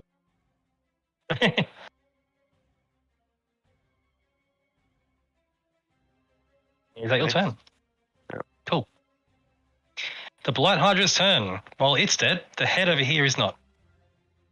It's going to gnaw at evens as Tyken, odds as Archie. Odds it is. Archie it is. Why can't a Hydra body spawn from a Hydra head? Interesting you say that. Archie, you notice there's a little growth coming from the back of its neck. You just had to open your mouth. I was thinking the exact same thing. Archie, as this little Hydra head goes for you, you notice it's basically a head with a bit of a neck attached. At the back of the neck, you can see little growths beginning. Like it's going to regrow a Hydra at some point. It's going to it'll hit you for a 19 to hit, unless your shield is still up. No. Cool. It does hit you. For 8 points of physical, plus are you still resistant to acid? Yes. Or is it just... Yes. Oh, no, wait, I don't know. I think it's the initial thing. It rolled 2 points for the acid damage, so it's either 2 points or 1. It doesn't matter. So it was 8 and 2? 8 and 2, yes. As this little Hydra just noms on your leg. Nom. That is its turn. Minions. This one here is going to go for Scarlet. That is a 20 to hit. No. As it goes by you and misses. And it not only bites, it sort of jumps on you like it's a rabbit. The one fighting the Shadow Demon misses. And then there's 4 over here. This one's going to attack the Shadow Thanraeus Spectre. Ooh, natural 19. That's going to hit. Yep. For 6 physical, half to 3, because you're resistant to that. I think, yes? Yep. And 1 acid, which is half to 1. Cool. The other 3 are going to go on. They're still clambering all over Ed. The first one misses. The second one hits, and the third one misses. So we now got 1 hit on Ed. Ed takes 6 points of physical plus 4 points of acid for a total of 10. Ed takes 10. Ed still stand. That is their turn as they just nomming away. Stop nomming me. Tarkan, Yes, sir. you see at Archie's feet is a Hydra head nomming on his leg. Yeah, that's like a leech, but worse. Basically, yeah. I'm just gonna poke at it. Wait, that's a crit. That is a crit. I have to do it. Okay. Level 3 smite. And I expend the Let's charge do to it. do max damage. Celestial sword just comes out of the fucking Okay. sky. Yep, that'll kill it. As Archie, this Hydra head's nibbling on your leg, and suddenly Tarkan just stabs it with his sword, and the Hydra head just turns to ash. I want to see exactly how much, because I expended the charge. So I'm going to do some maths, but that's my turn. I am doing maths for you right now because I'm curious too.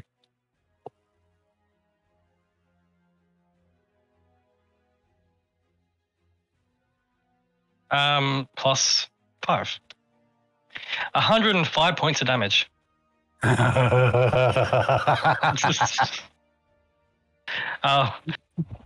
That is how you remove a Hydra head leech. Don't worry, it won't be growing any hydras anytime soon. Yep. And all the growth will begin to spread into more Hydra, and you just stop it in its tracks. I think this is the first instance that something has been atomized onto real. Interestingly enough, you can hear the sound of more flesh melting from the inside of Archie's wall of fire, as that would have been regrowing too, if not for the wall of fire. Burn in wizard fire. On a normal fire. Just burn. Also, block your that- nose because this probably smells horrible. Is that your turn, Tyken? It Sure. does smell awful. Scarlet.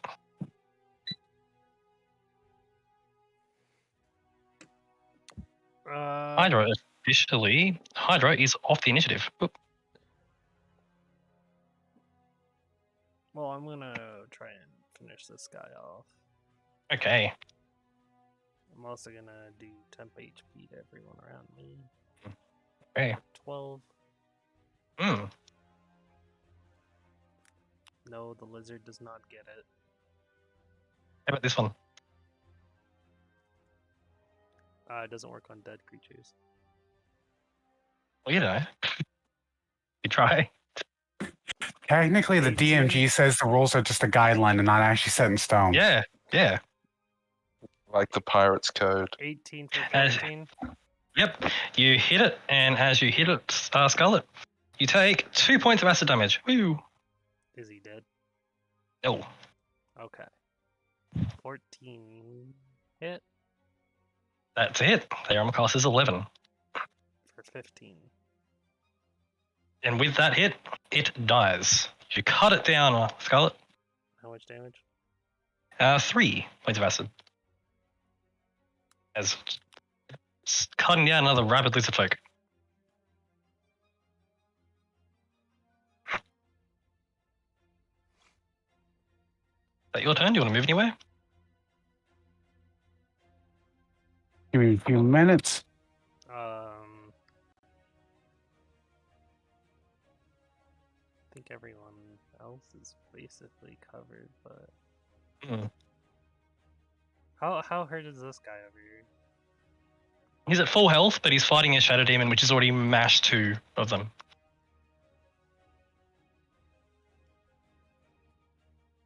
It looks like this one's going okay. Over here, however, Ed is... I'm going to put a marker on him. Ed is bloodied. Oh. Yeah. His armor being damaged by just continual spray of acid and rabid lizard folk trying to tear pieces off. Excellent. Is that your turn? Kill. Archie.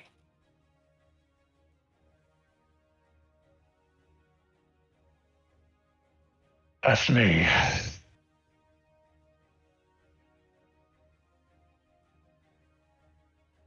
Hmm.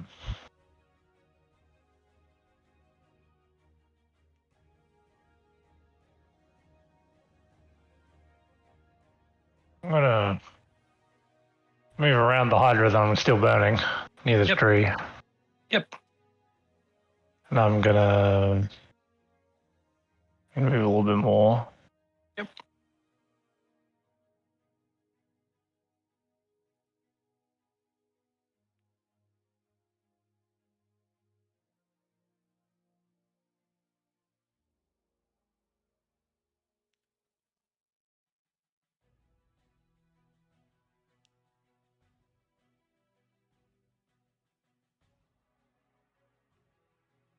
I'm gonna cast a fireball back here to hit these 3. Okay. They need to make dex saves. Fail, fail, and fail.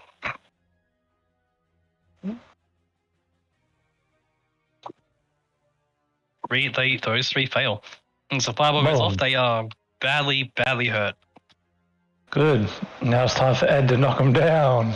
Boom. Ed, just don't miss anyone. Please win this robot, dude. Wow. For a vengeance, dude. Excellent. Winning. As Ed takes, Ed crushes them, 4 points of acid from the first one. Yeah. And 2 from the second. I think Ed has hit as much as Fenrir has missed in this campaign. But Ed crushes 2 of them. There's only 2 left. Ed slowly rotates to the right. You know, the typical robot, his legs don't move, but his body's just like, oh. Yeah, it's like, just like lizardman, like just blood and like viscous everywhere on his face. Yeah, and much like Kalaya's armor, there are holes in Ed's armor where the acid's melting through. Oh, it's okay. He's going to be getting an upgrade soon. Don't worry about that. This is a necessary necessary setback for a future advancement, dude. Yep. Don't worry about it. Is that your turn? Yes. Cool. Okay, it is now Tasha's turn. Archie, you hear through your manifested mind, who I presume you can communicate with. Yep. He's chilling, just looking back here still. Manifested mind can see shadows moving towards you from behind you. What you believe to be more blights, like twig blights and what have you. That swarm that you were fighting through to get here is catching up behind you. It seems like there's more coming in. Tasha says, I agree. She moves to here and says, we need to move, get ready to climb. Mop up the rest and let's get ready to go. And Tasha's going to hold an action to cast Chain Lightning when they become visible. Yeah. Tasha's now watching the rear. The Shadow Demon over here crits and withers this lizard folk into ash.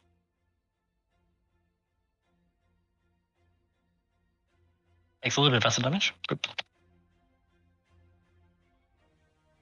And then swiftly moves this way. That's Tasha's turn. Thunrao. Yeah.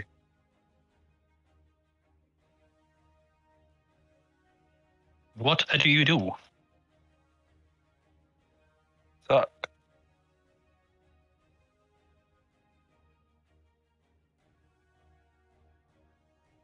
That is going to. Does it get advantage from Shadow? That's a good question. No, it just gets disadvantage in direct sunlight. Oh, that's going to hit, and that's going to kill it. Your Spectre copies the Shadow Demon and drains its life force away entirely.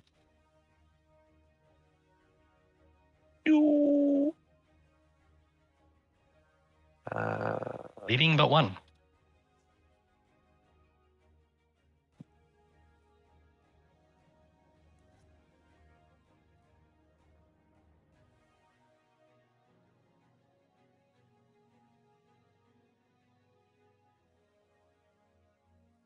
Lightning bolt.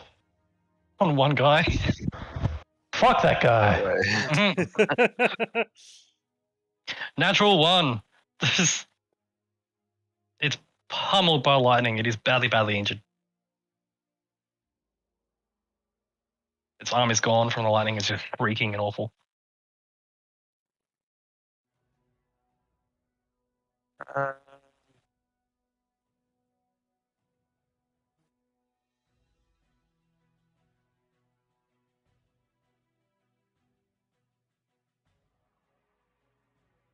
Yep. Hmm. That's me. Right, the minion's turn. This rabid Belite lizard folk does not even realize its allies are all dead and it's alone. And it jumps on Ed and attempts to bite him. And actually hits Ed. What's up? For 7 points of physical and 3 points of acid.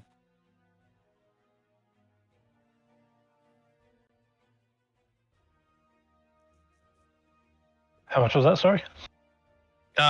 10 total. Sorry. 7 physical, 3 acid. Very good. That's its turn. Try again. Yes. Give me 1 second. I am heading back to my desk.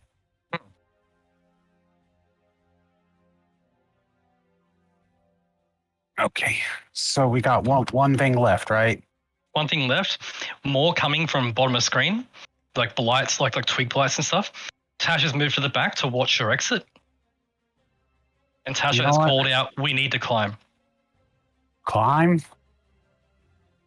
I'm just going to stay here to help people climb, but I'm going to give myself 20 points of lay on hands, and that'll be my turn. Which Okay. direction are we climbing? Up screen. At the top of the screen is like the base of the mountain. Got it. That's Tyken's turn. Scarlet, what are you doing?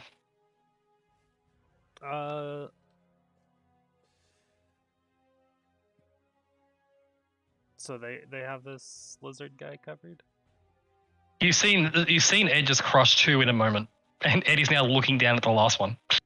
Cool. Interaction, switching to the other... Mobility mode, I think? Mobility mode, yeah. Offensive.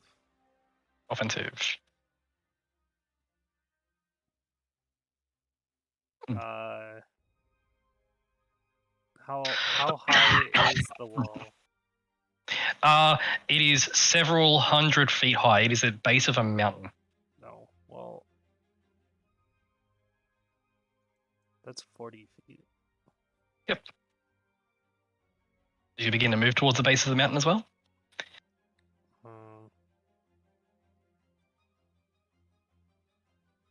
Let's see.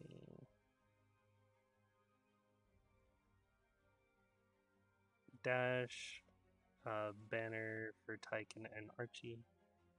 Ooh, that's good. Just in case. And then 35 up there. Okay, as you begin just clambering up as fast as you can. Gotta go. Archie. Ed is gonna slam this dude. She's gonna stay around and then run. to help Yep. people as needed because she knows she's the fastest. And Archie will also start running. Cool. As Ed crushes the very last lizard folk, Ed takes 5 points of acid damage.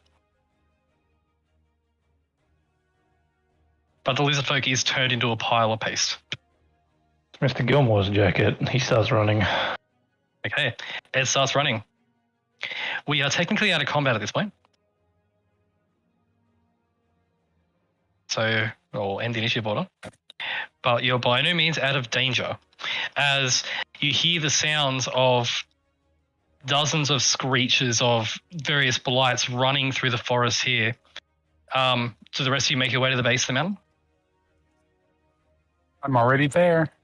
Yep. Thanray making your way base of the mountain? Yeah, I'm gonna hop on Kalaya. Okay. Cool. I'm As also you move gonna your use my touch hands to give him 10. Okie dokie. Okay. As you move, what's your Spectre doing? Is it going to stay around and watch the base? Yes. Cool. As Spectre moves, It can literally flow 50 feet, so like Yeah. it'll be. If something tries to climb up, it'll suck it. Cool. You watch as the shadows, as the first wave of blights hit, Tasha unleashes a chain lightning on the first wave. And as they continue to come closer, Tasha pulls a blood red gem out of a bag and tosses it on the ground. And as it hits the ground, a Bulgura rises up.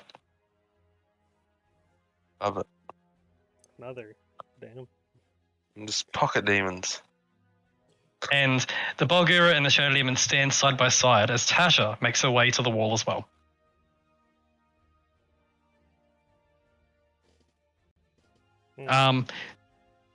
As the fire continues to burn, Archie? Yes. Cool. Yes. Very good, because you're continuing to hear wailing and screeching coming from inside it as it's trying to regenerate and cannot. Good. Burn! Do you know what I'm gonna do? My Spectre is gonna just keep attacking it, so it can't regen, so its HP continues to just be 0. Okay. As this continues to go on, you get to the base of the mountain. The wailing continues, but it's starting to get weaker. Tasha gets to the base of the mountain with you, Kalaya. With you, Thanrail. Mm-hmm. Kalaya's good, but not able to climb a mountain. I mean, mountain goats can do it. Tasha says, I figured this would happen, and I figured you'd need this. Tasha casts a spell.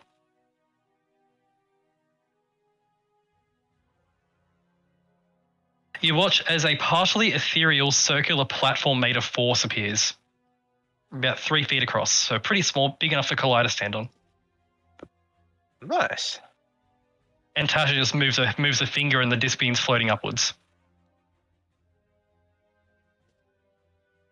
Not bad. Ed is able to climb the mountain, no problem. I expect, yes. How does Ed climb himself? That is true. He climbs. You don't question it. Archie, you're climbing as best you can, or do you want help from someone? Ed will help me.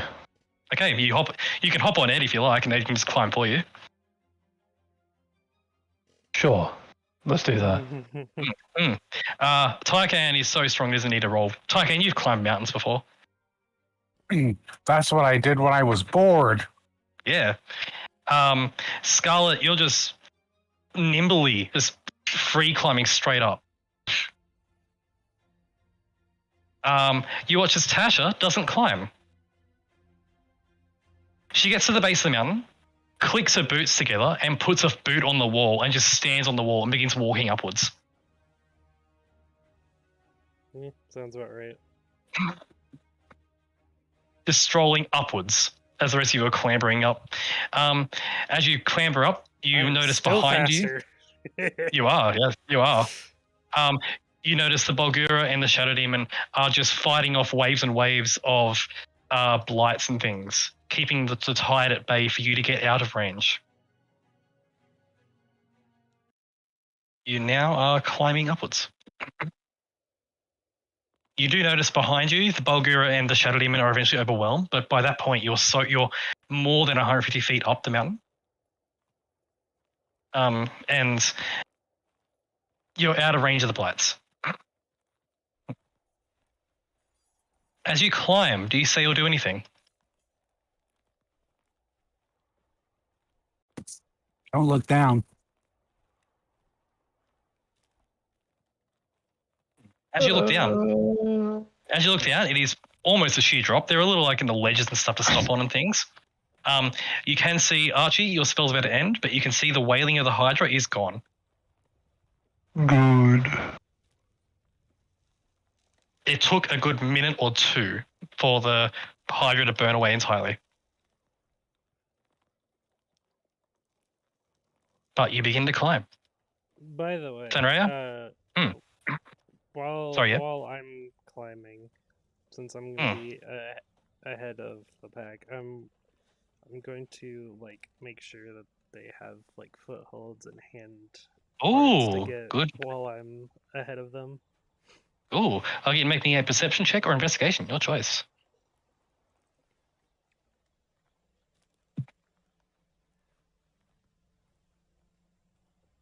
Pretty sure I don't need to worry about Ed. Oh, if you don't. Ed's fists are just digging into the rock wall itself. Yeah. Scarlet, as you're looking around and stuff, you do notice that there are a few ledges that look okay at first, but definitely are not sturdy, and are able to, if you want to, direct Tycan from not grabbing them. Yep. She'll either direct them around or just like make a mark. Yeah. Because Tycan would be the biggest problem with this, because Tycan's the heaviest. Aside from Ed, but Ed is punching his way into the wall to make himself climb. Yeah, I'm not worried about Ed. It's just like where we're going, we don't need brakes.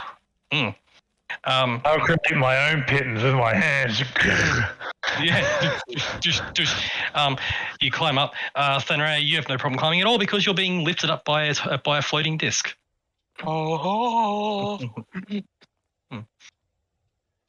It is only 3 feet wide.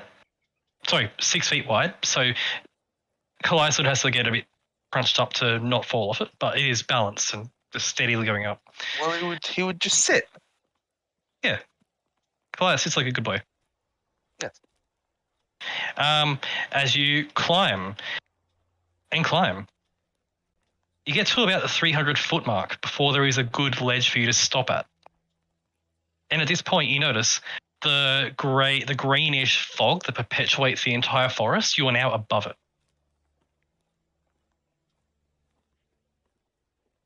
And you can look out over this entire toxic swamp, the poison wood.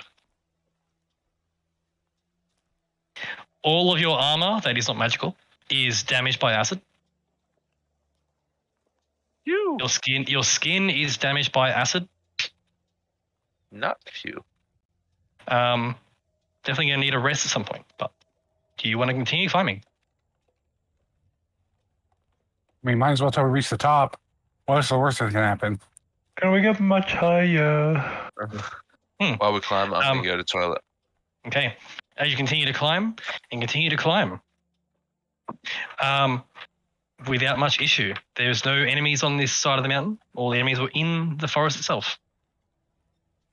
Fenrir does have to re-up the floating disc after the first hour of climbing. But that's fine. She has enough spell slots to do that. You climb for about 3 or 4 hours. with breaks as you go up for those of you who need breaks. For Tycan, it's a good workout.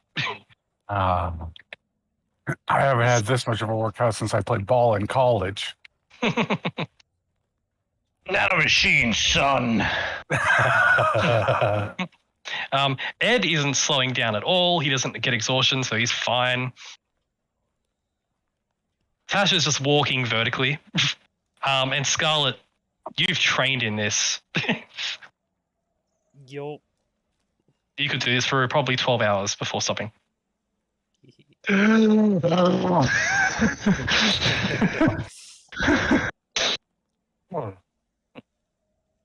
But after about 4 or so hours of climbing, you do finally get to what you believe to be a summit. Just going to gather your tokens together to do a sneaky copy paste.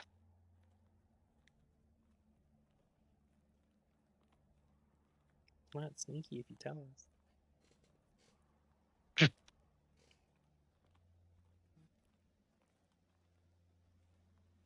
Because you're not on the map anymore, so. But we'll finally get to what you'd call a summit, a relatively flat area at basically the top of the mountain.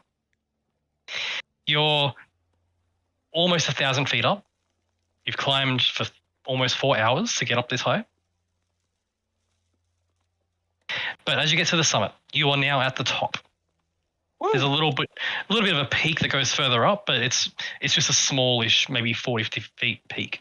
But you're on a relatively flat section of stone. There's a bit of grass and things. There's a small tree that's growing, apparently healthy and not being blighted. Down below you, you have a view of the entire Poisonwood. I'll quickly move to the world map so you can see what I mean.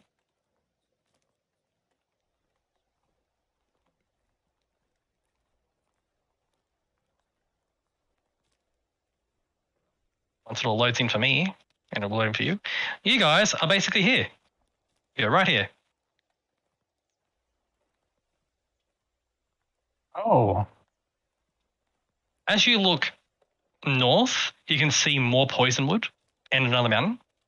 As you look west, you can see a toxic swamp type scenario, followed by open plains, and you can see that river.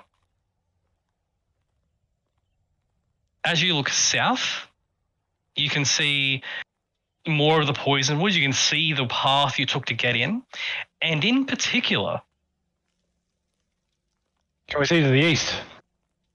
Firstly, before I get to the east, looking south, about 20 or 30 miles from the base of the mountain, you can see what looks to be a stone crumbling fortress, surrounded on all sides by that toxic forest. Oh. With what is unmistakably a massive green dragon currently roosting on one of the towers. Oh, God. That's one of the ancient dragon's lairs that you can see, about 30 miles from your position. To the south? Yes, to the south, about here-ish on the map. Oh, God. Can we unfog it and mark it? I will try. I will try. Yes, let's just unfog the fog. There it is. There you go. Boop. It's marked for you. Oh, good. Arzenags. Arzenag is the ancient... Arzenag, you would know, is the ancient green dragon.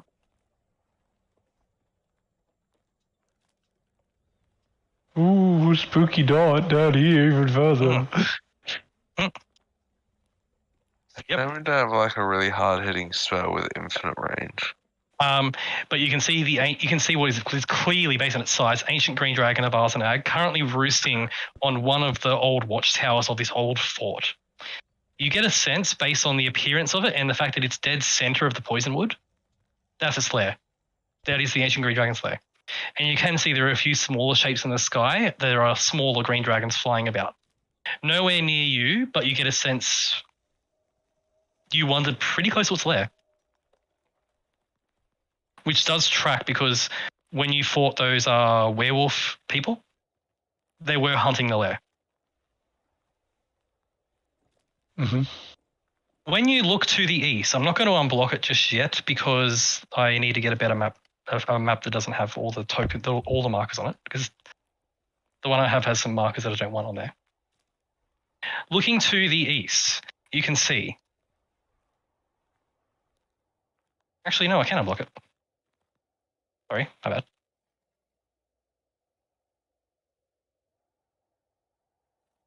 Ignore the tomb markers.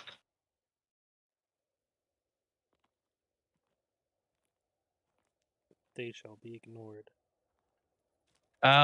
You can see, because this is a very high peak that you're on. This is what you can see now. Give that a bit. Oh, There we you go. can see That's all better. of this now. You can see that now. Oh. So you see beyond the poison wood, there's some sort of river flowing by. There are these mountains here are all volcanic and they're all spewing ash everywhere. In the far distance, and I'll draw your attention to it, boop. Ash, that guy is lair. You see among the whole chain of volcanic mountains, one bigger mountain which is continually erupting, and you can see surrounding it in the very, very distance the faintest idea of what you believe to be dragons flying around it. And given that it's fire, you presume it's Ash'Thindar's lair. You can see what looks to be a briny sort of lake, and beyond that, desert. Well, I can understand why the former me wanted something up here. The sulfur lake. That looks like. It's very yellow. Also, you notice in the distance, it's very, very faint, but you can just make out in the desert, there are little plumes of sand and dust in this area and this area, sort of moving about sort of idea. They do match up with the kind of dust you'd expect, Archie, from those infernal war machines from the Hells.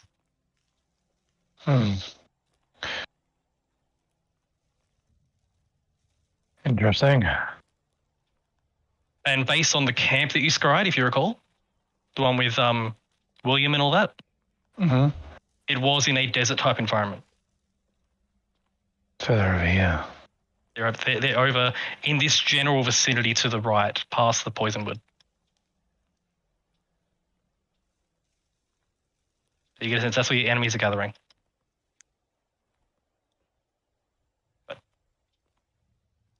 But that is what you can see from this vantage point. It is a very good vantage point. And to the far south, you can see just a swamp as well. But you're at the top of the mountain. I'm trying to find this vault. If I was on top of a mountain, where would I put a vault? Next minute, I start wondering where I think I would put a vault. There's a love heart-shaped door with a bunch of arrows pointing to it. Welcome to Archie's den.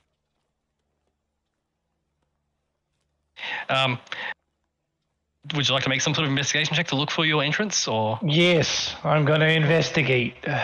Okay, make me investigate. My little boy's going to help me. Yep. My little me is going to help me. Okay. Archie, you spend a good 10 minutes thoroughly investigating the summit of this mountain. There is no sign of anyone having been here in a very, very long time. More than 200 years.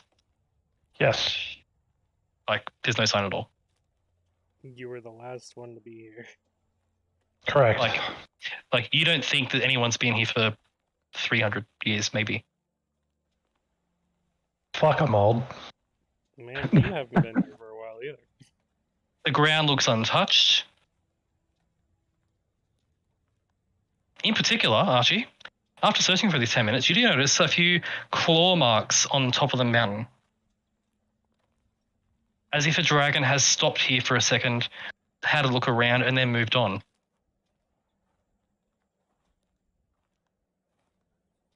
You do get a sense it's not like a dragon was searching here, but more of a dragon stopped here for a good spot to land before moving on. There is no sign of anything here at all. Archie. No one took your stuff. Here's a question. Where we're standing right now, how flat is it? Are we talking just a normal ground, or is it perfect? Oh no, it's like it's how you'd imagine the peak of a mountain. Like there's a little bit of a flat area of plateau. Yeah, about like 30 or 40 feet worth of like flat-ish land, but it's not perfectly flat. Okay, because I was thinking something might have just like sliced it off type deal. No, it's basically a little plateau before the final stretch towards the peak, but it's mostly it looks for you. It looks entirely natural, entirely untouched. Aside from the few dragons that have landed here just and moved on, there's nothing here.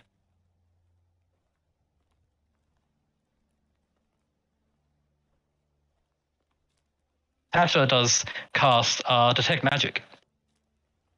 And her eyes flash and she starts scanning about and says, there's nothing here at all. You think Archie will make it that easy to find? No, it's mine. I've got an idea. I am going to sniff around to where I can feel the greatest scent of some sort of magic nature within the mountain where we are. I'm not trying to find a specific thing. I'm just trying to find like a force of magic within the area that I can sense. Oh. Do you make me I can cast Detect Magic myself as well, if that helps. Oh, if you want to cast Detect Magic and make an Arcana check with advantage for me. I would like Ritual cast Detect Magic. Yep, absolutely. And then I'll make an Arcana with my own help, obviously. Yep. Here's the thing, Archie. Nothing. That's even more curious. Because you know there's some sort of thing protecting it from teleportation. So you know there should be magic here. Otherwise you would have been redirected off the summit. Otherwise you would have landed on the summit. Can you feel the weave, Archie? I can feel nothing, which is very curious because there would usually be something here. Which means that like you can feel the weave. Yeah. Like as you would anywhere else, but nothing at all that stands out about this spot. How high? I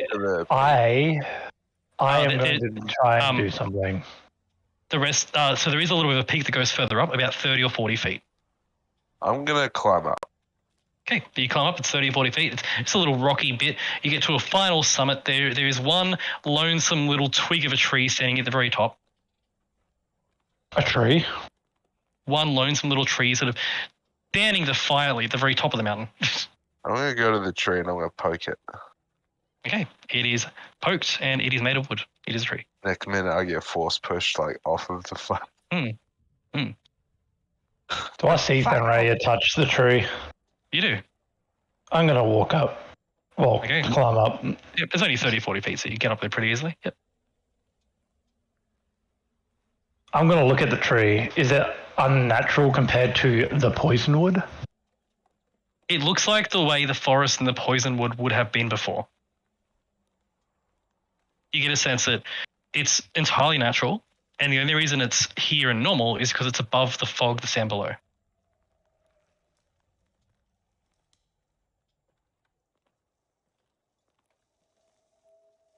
I'm going to walk up and put my hand on it.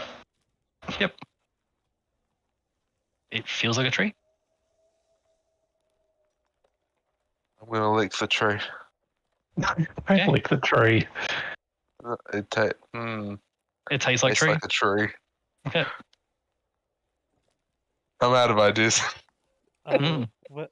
Why did you lick the tree? You never know.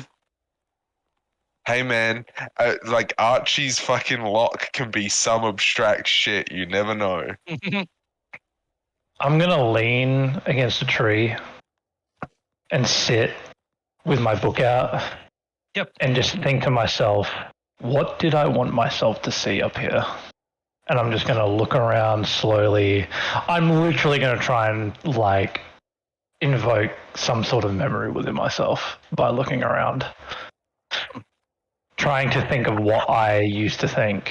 Why did they want me to be here? Why did it have to be here?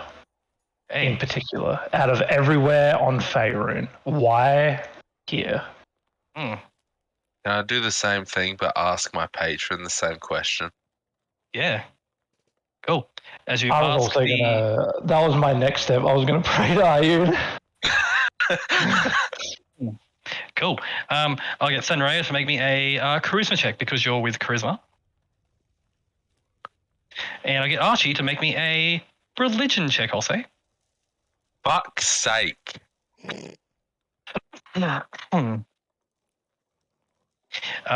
Connection to your patron is very distant at this height, and there are no storms nearby. It is clear skies.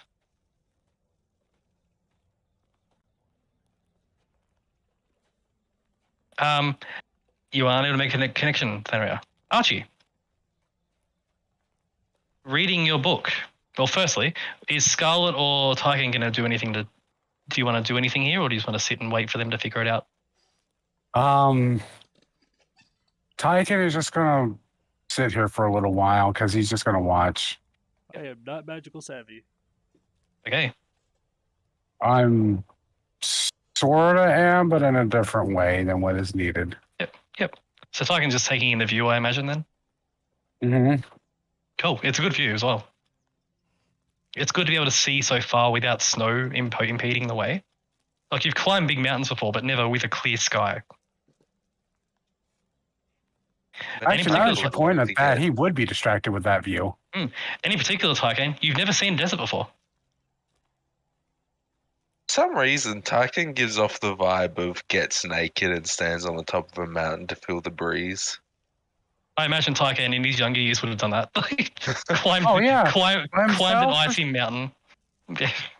Like, it's only it's only like a bad thing if there's people around to see it. If you're by yourself, you're by yourself. Yeah, that's true.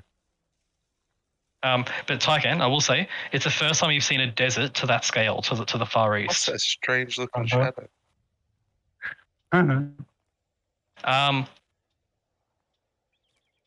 As you're all sitting there taking in the view and things, Archie, while you're not able to get a connection to Ayun properly, you do get a brief memory in your head of you standing in Neverwinter and then thinking to your, like, standing in Neverwinter, your classes are finished for the day. It's time for you to go home or somewhere where you have, your own space. Mm-hmm. So you cast Teleport. An easy spell for you back then. Yeah. With multiple additional incantations involved, which you realize immediately are the incantations required to get past the defenses. To get through the anti-teleportation block. It's complicated. It pushes it to a 9th level spell. Oh. Lovely. And you remember, in your past life, arriving on the top of the mountain here. Mm-hmm. Looking about, taking in the view, sipping at your tea that you've taken with you. Sick. I love tea. Before having enough of the view, and Hold on. Hold on. Before, you remember yourself saying, Sir Archibald Bartholomew Humphrey II, Master of Empowerment and Ruination. Before there's a flash and you're teleported away.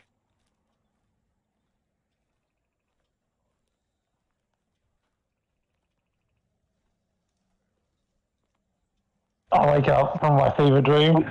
Yep.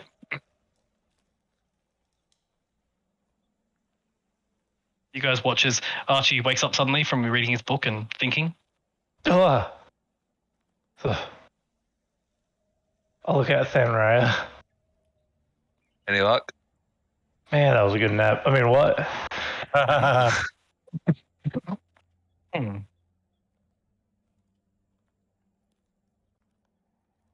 Hey, I'll look down. Can you get up here? Both? Everyone? Climbs up. Start climbing. Tasha just walks up the side. Get up here. I don't know if this is going to work for all of us, but, you know. Was I near the tree when I did it? Oh, no, you were down where they were. At the plateau area. But it didn't seem to have a location involved. Like, it looked like you just, like, you wandered about, took in the view and decided, no, that's enough, and then went and did the thing.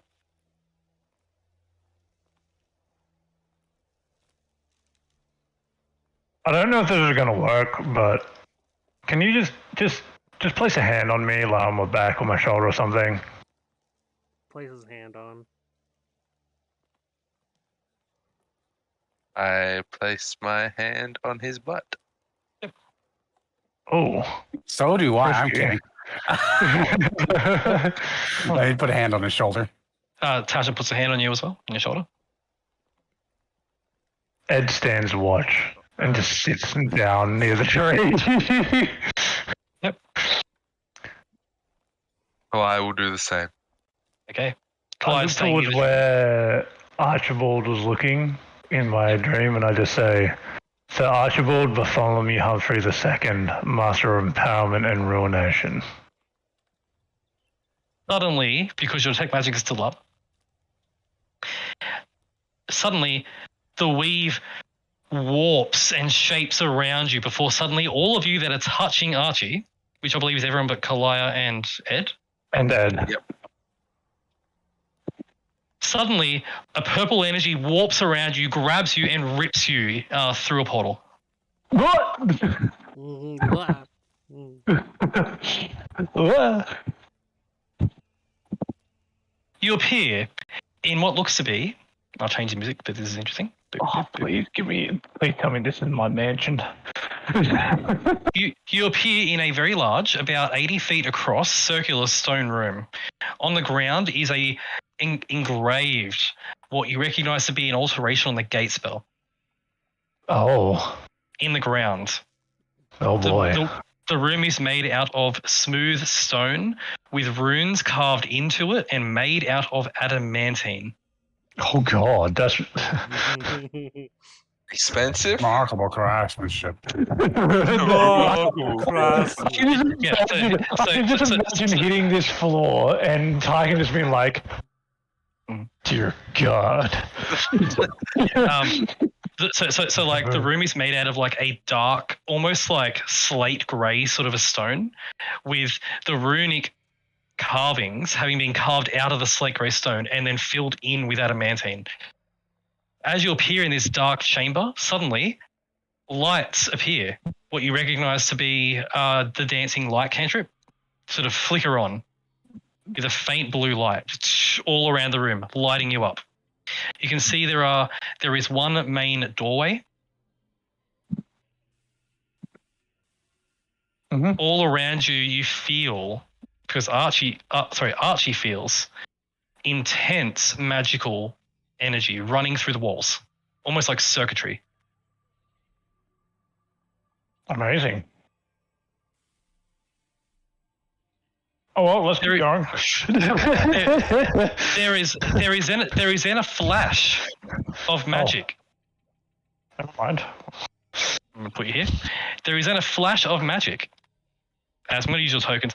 This is theory of the mind for the most part, but I'm going to do this because this would be funny. There's a flash of magic before Archie appears before you, just in front of the door. That's fucking amazing. Hello, me.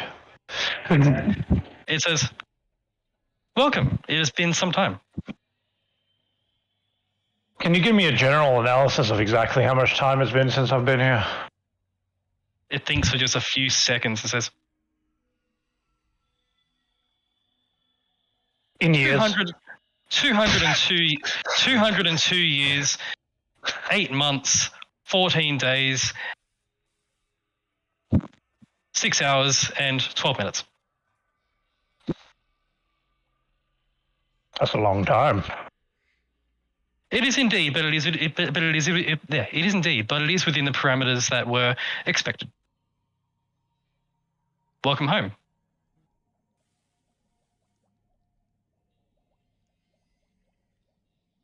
I think you would probably already know that I'm going to ask this, but can you show me around? There are 2 of your companions still on the summit. Can you bring them in? I can. And you watch as suddenly the adamantine runes flash, and then Ed and Kalaya are within the chamber with you. It is best not to linger on top of the summit too long, not with the draconic presences floating around. At this point, Kalaya is so unaffected at Archie's bullshit, doesn't even react. Yep. And I will say, this Archie for all of you, including Archie, looks real. Yeah. So it's a clone, a simulacrum? The only thing that triggers you, Archie, and for Tasha as well, that it's not real, is illusion magic coming off it. But it is such a good illusion, that's the only indication that it's not real. It's also like channeling the circuits within this area as well. Like, you know. I will say, because Archie would have known this before, this is a very, very complex programmed illusion, you realize. Capable of responding and having conversation.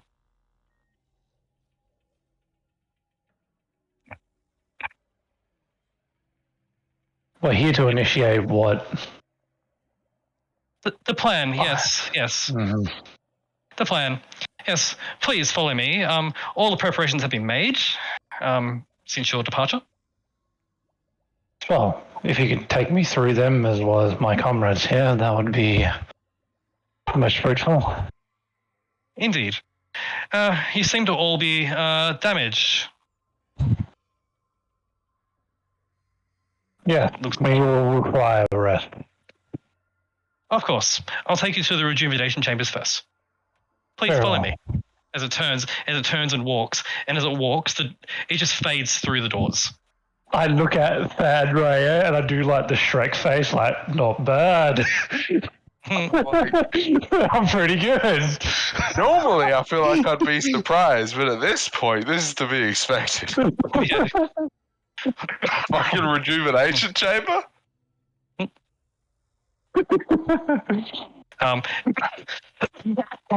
It's turned and walked through the doors and just faded straight through them, as you'd expect an illusion to do. Do you follow? Yes. Cool. Somebody once told me. As you step towards the doors slide open. They don't open in or out. They slide sideways to get open for you, revealing a corridor, which is dark. But the moment you step through the doorway, lights again in the roofs. Yep. Revealing left or right, and there's a corridor with multiple doors. Multiple doors on either side of the corridor, stretching off in each direction. The illusory archery is standing in the hallway waiting for you and says, welcome to... Sorry. It says, welcome to the safe house. everything has been prepared for you and your companion's arrival. But first, the rejuvenation chambers. Please, this way. And it leads you down one corridor. Heading down the corridor. As you all follow. Tash is looking amazed at this, by the way. As you're walking along. Do you want to talk to the illusion as you walk? Yeah, I would ask for details about this area and the plan itself. I'd just be like... What do you ask? I would ask, how... Was this made before initiating the plan, or has this been the last 200 years in the making? It says, oh, no. The safe house was made by you approximately 60 years before the dragons arrived. A place to do research and escape from the world. Where are we then? We are approximately 383 miles beneath the surface. Oh my god. Wait, how far? How did you get here to build this place? Move Earth is a wonderful spell. The illusion continues and says, this was made about, as I said, some time before the dragons arrived. This spot was chosen, I believe, because it is the furthest away from any underground drow, mind flayer, or other underground burrowing creatures' regions by a good margin. The only things that do burrow this deep are the largest of purple worms, and there are mechanisms in place to discourage them from coming too close. There are no tunnels for approximately 100 miles in every direction from this facility. Ah, yes. The facility is surrounded by a 50-foot thick lead lining, preventing any sort of magic from penetrating, along with an adamantine lining within that for anything that's more persistent. Very understandable. There are quake generators lining the walls, providing just enough of a quake to discourage any burrowing creature from getting too close. From the mind of something with such things like tremor sense, it would believe it to be a very large monster and would scare them away. While this is not a perfect solution to having the safe house be accidentally found, it is estimated that the safe house should remain safe for about 600 years. The safe house's shape is actually just a Tarrasque. The safe house is made, of course, out of solid stone. There are no caves anywhere. This is potentially the safest place in Faerun. What other... Wait, Archie did his house like I do mine in Minecraft. What other areas are within the safe house other than the rejuvenation chamber? Well, there is your personal laboratory and workshop. All the gear is good to go for whatever you need to do there. Your companion, as he gestures at the Shield Guardian, would be able to be repaired quite easily there, along with your armor, and gestures at Kalaya's armor. There are full forging facilities here. In addition,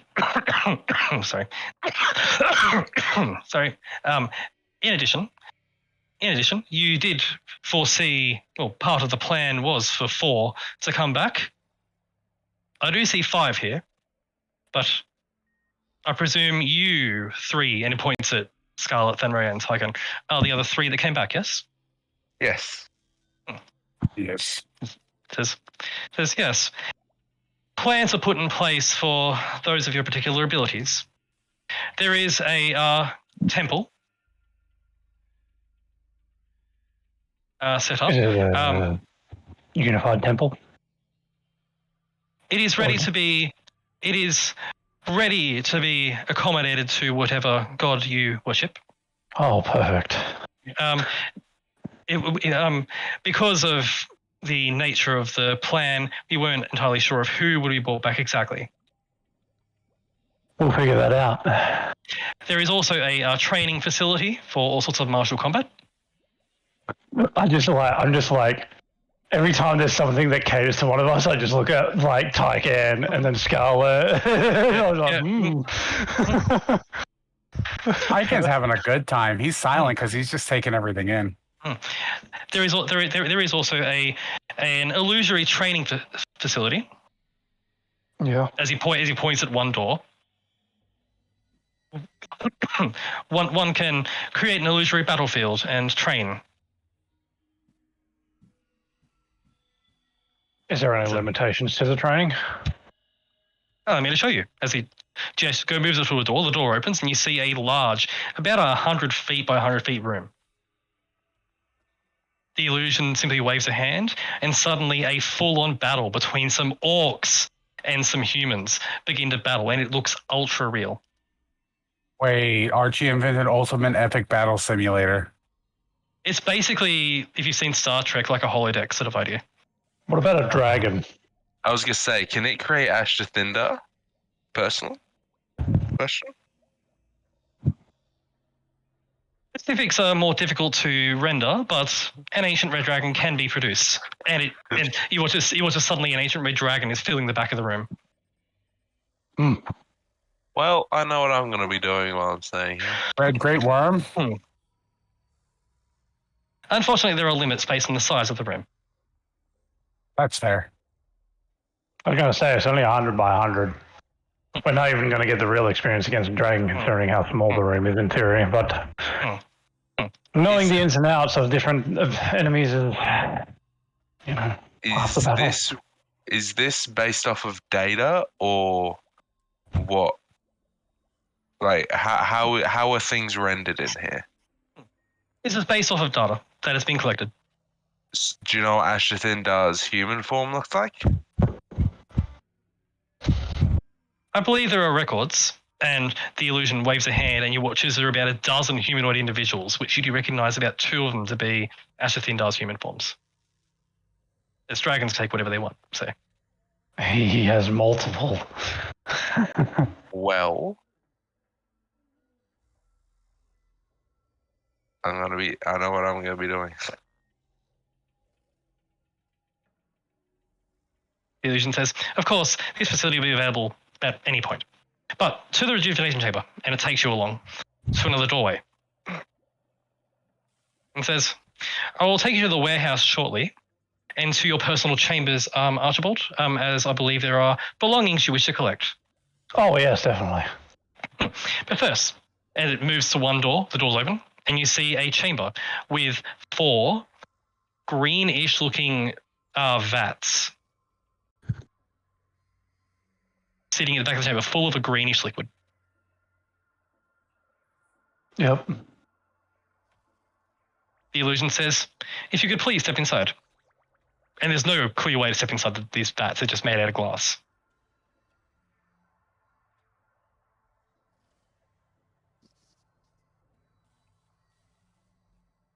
How do we get inside? The glass has been enchanted to allow bodies to pass through. Okay, Archie's just going to walk through it.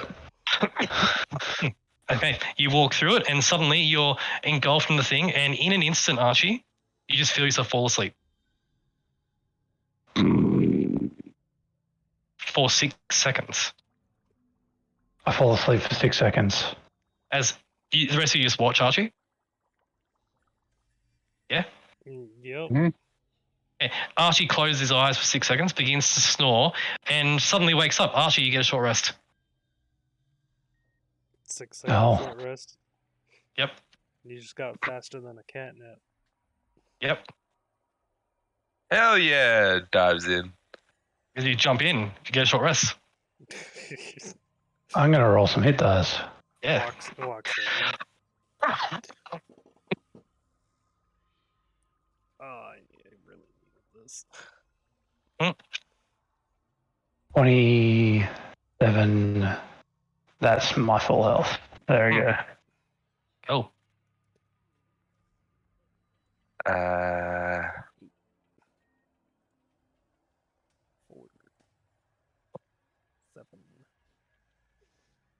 16, 27.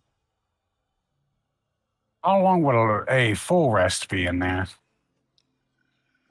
10 minutes.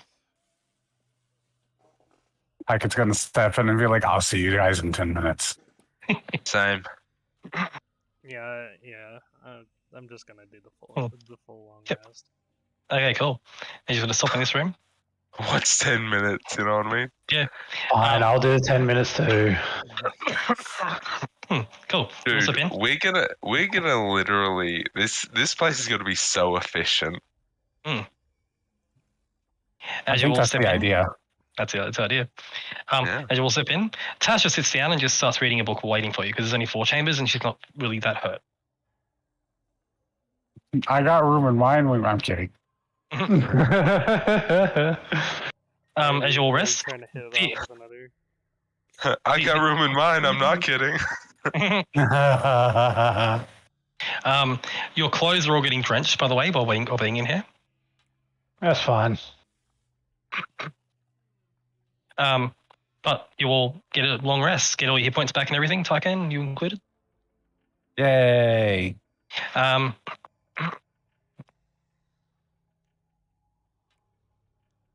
I pushed the long rest button. I request a prestidigitation on myself. Well, you're still in the chamber. Well, the 10 minutes pass before you wake up and feel fully rested. Tasha's just reading a book. The illusory archery is standing there, arms clasped together, his hands clasped together, and he's just patiently waiting. Your turn. Do you step out? Mm-hmm. As you step out, Tyken, whatever was drenched from soaking in the water is gone. It's all dry again. That's nice. not unexpected. As you all step out, you notice the chambers, the liquid in the chambers drains. The illusory archery says, "I hope your rest was satisfactory."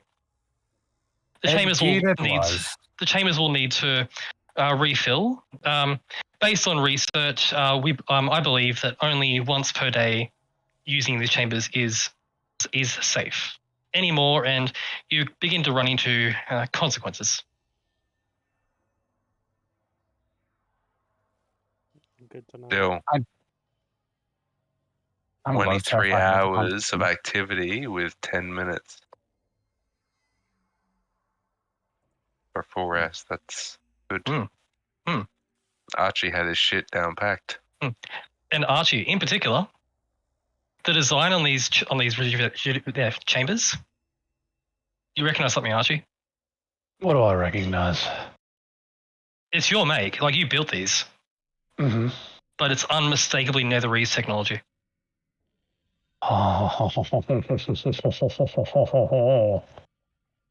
Definitely repurposed, improved upon, but it's yours. Yeah, it's Netherese. I actually did figure it out. Interesting.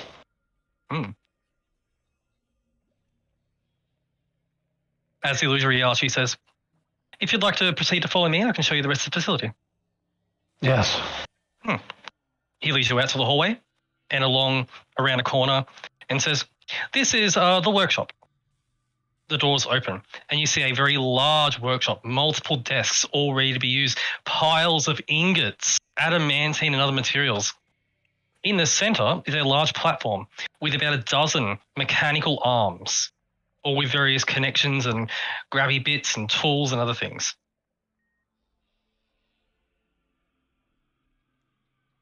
Here is where you'll be able to repair your construct. I get Ed to walk in here. What do we refer to you as? Refer to me as the steward. Okay, Mr. Steward. It is my task to act as a personal assistant. Are you yourself able to cast magic? Fortunately, no. My abilities involve manipulating the facility. Okay.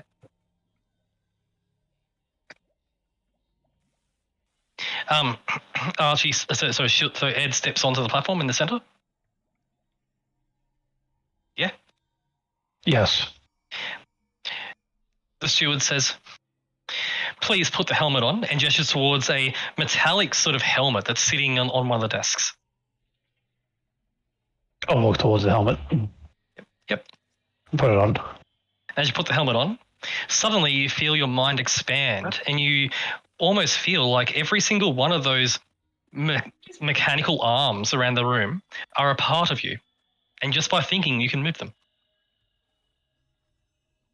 I think one of the arms to move around, and I try to get a hang of it. Yep. And you watch as Archie just thinks, and suddenly the arms begin to move with as fine movement as your own fingers would move. There are welding tools, there are pliers, there are drills, there are all sorts of things. I'm going to start using the arms to slowly repair Ed. Yep. The steward says, "We must continue the tour before any serious work is done. There are other important matters to do first." True. I put some things back in place, but prepared for me to repair Ed. Yep. And there is in this room as well, as Tyken would notice, some form of magical forge. Ooh. Along with the ingots and things. It's definitely more designed for Archie to use, but there's definitely a catering to a blacksmith here as well. I got the carry around stuff. This is a full forge, but there's no fire as such. There's a small burner which seems to be able to produce the heat you need. It's very interesting. Fine. But with that, the steward says, "If you please follow me," leads you out of the chamber. Goes past, as you are led out of the chamber, you go through more hallway. You come to several rooms. The steward says, "These will be your chambers," as the doors open on either side of the chamber, revealing pretty luxurious looking chambers. There are beds, there are baths, there are desks, sleeping quarters, essentially. Mm-hmm. Enough for you and 3 of your companions, plus 2 guests. Very nice. Continuing on, leads you past along the hallway further along. This is the library. Double doors open, and you see a 3-story high library. It's a lot of books. Indeed, your personal collection. The entire room has been fireproofed. And there is also a silence effect on the door as the steward waves a hand, and suddenly you can't hear the slight hum from outside. To allow for study in complete silence. Very good. Moving on, it moves on further. It gets to another chamber and says, "This is the reincarnation chamber." Oh, what? As the steward opens the doors, inside you see it's a fairly small chamber. You see a large glass tank at the back center of the chamber, a few desks around and a few books around and things, but the main point of the room is this large central chamber, this large central glass tube, essentially. The steward says, "This was one of the things you prepared for in the plan. If you, Archibald, would please place your hand on the tank." Slowly put my hand on the tank. So as you put your hand on the tank, suddenly an arcane rune appears around your hand. You take 1 point of damage. The tank flashes with arcane force, and you see suddenly a very, very small baby Archie floating in the tank. Oh.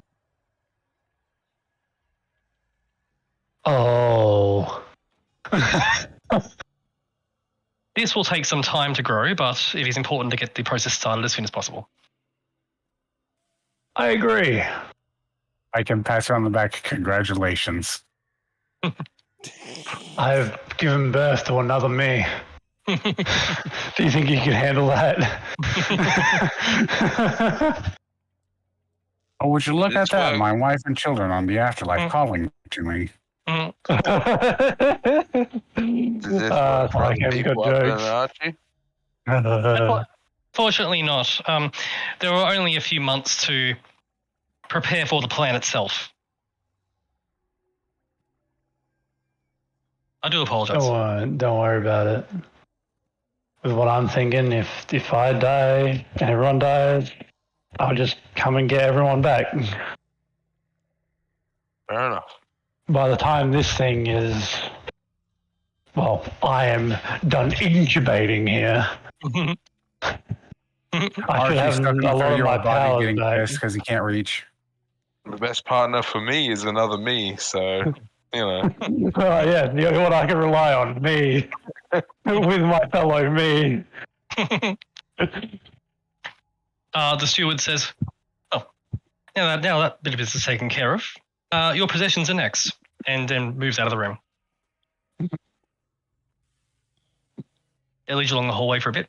As it leads you along the hallway, it begins to speak and says, "Of course, there were only about 2 months worth of time in order for you to prepare for the plan before your demise. So the preparations were, in all honesty, made in a bit of haste. At which point it gets to another door, a large double door. The doors slide open. And you see before you a large chamber about 80 feet across with a desk, there's a piano, there's a tea set, the walls are lined with bookshelves. This is Archie's office. And you notice the back wall is not stone. It is a balcony that looks out over Neverwinter. Very clearly illusory, but real enough. This is your personal study. Mm-hmm. And these, it gestures to the desk, where you see there's a box sitting on the desk. Items left for you by you. Items left for me by me.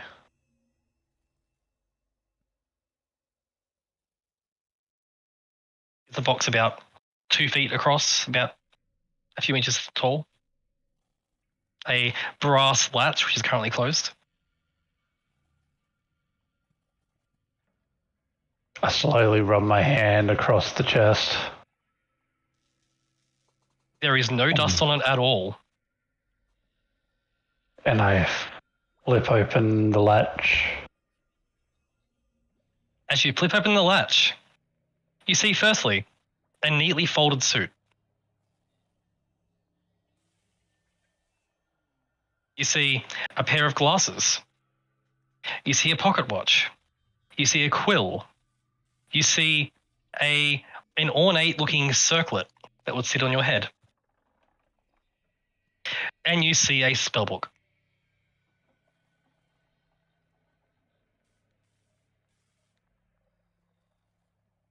It's everything I've ever wanted. As you say that, the steward says, "Yes, you knew what was coming and knew that you didn't want these items to fall into the wrong hands."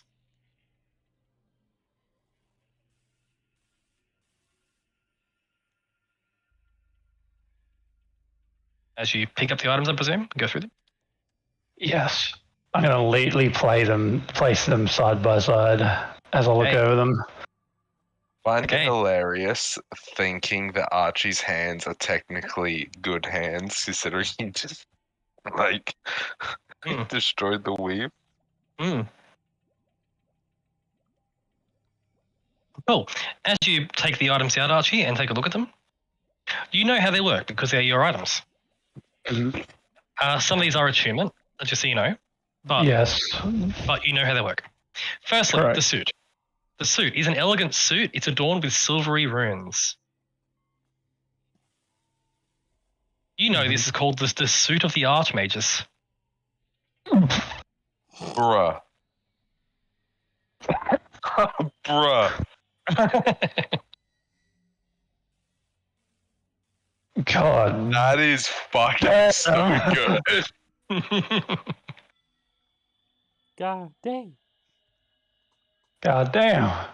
God Dude, damn. the spell save DC has a +2? And attacks. Who gives a shit about the attack? What's your spell save DC now? 17? So It's now going to be 19. 19. That's insane. Yeah, I'm pretty insane. In the membrane. Insane in the brain. So you get that. That is attunement, just so you know. Next up is the pocket watch. Yep. It has a symbol of Ioun on it. It's a pocket watch, so it has a little it's made out of gold. It's got a symbol of Ioun on the cover. Yeah. There you go. Oh, that's sick. I love that. I really like that. That's pretty cool.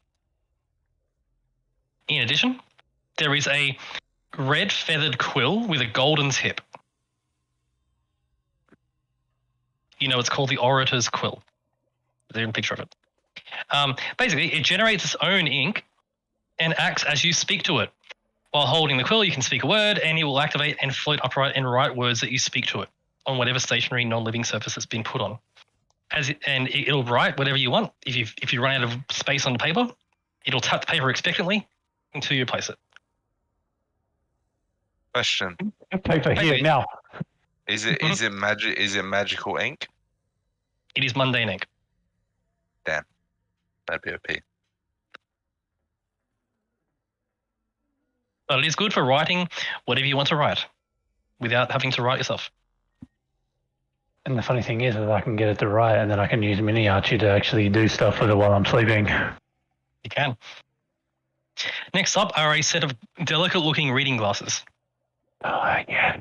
Finally. It's been a year and a half since I've got my glasses. I need them. Dude's They are called- walking around with fucking bottle bottoms on his fucking face. They are called the Glasses of Clarity. There you go. As they should. Oh my god. Dear God. So yeah, always can see invisibility and detect magic all the time. And Yeah, once today's see, action, this is exactly why Archie fell off the whole time, because he's so used to being under the effects of see invisibility and detect magic that he thought he was fucking blind. Yep. And as Archie, as you put these glasses on, suddenly you see the walls of the room are shimmering. There's magic pulsing through the chamber. But like, it feels right. Finally. Feels It feels correct. It feels like Valence has returned. And see. Next up is the circlet. Okay. It is called the Circlet of Stars. It's an ornate circle with 7 white gems embedded in it. It has 7 charges, replenishing each day at dawn. Spend a charge as bonus action to launch a bolt of radiant energy at a creature within 120 feet. Range of spell attack, 4d12 radiant damage on a hit. Dude, it's literally Crown of Stars in It is an item. It is Crown of Stars in an item. Jeez. Oh god. That is attunement. So you will probably have to choose one or the other to attune because you have other attunement items as well. I have the attunement item for the Medallion of Spell Exchange as well as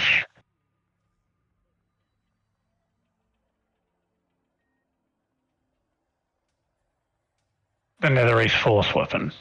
Yep. So you will And be I think choosing. that's it. Yep. You'll be choosing something because there's the suit is a attunement, and so is the circlet. And then, Archie, you get to the book.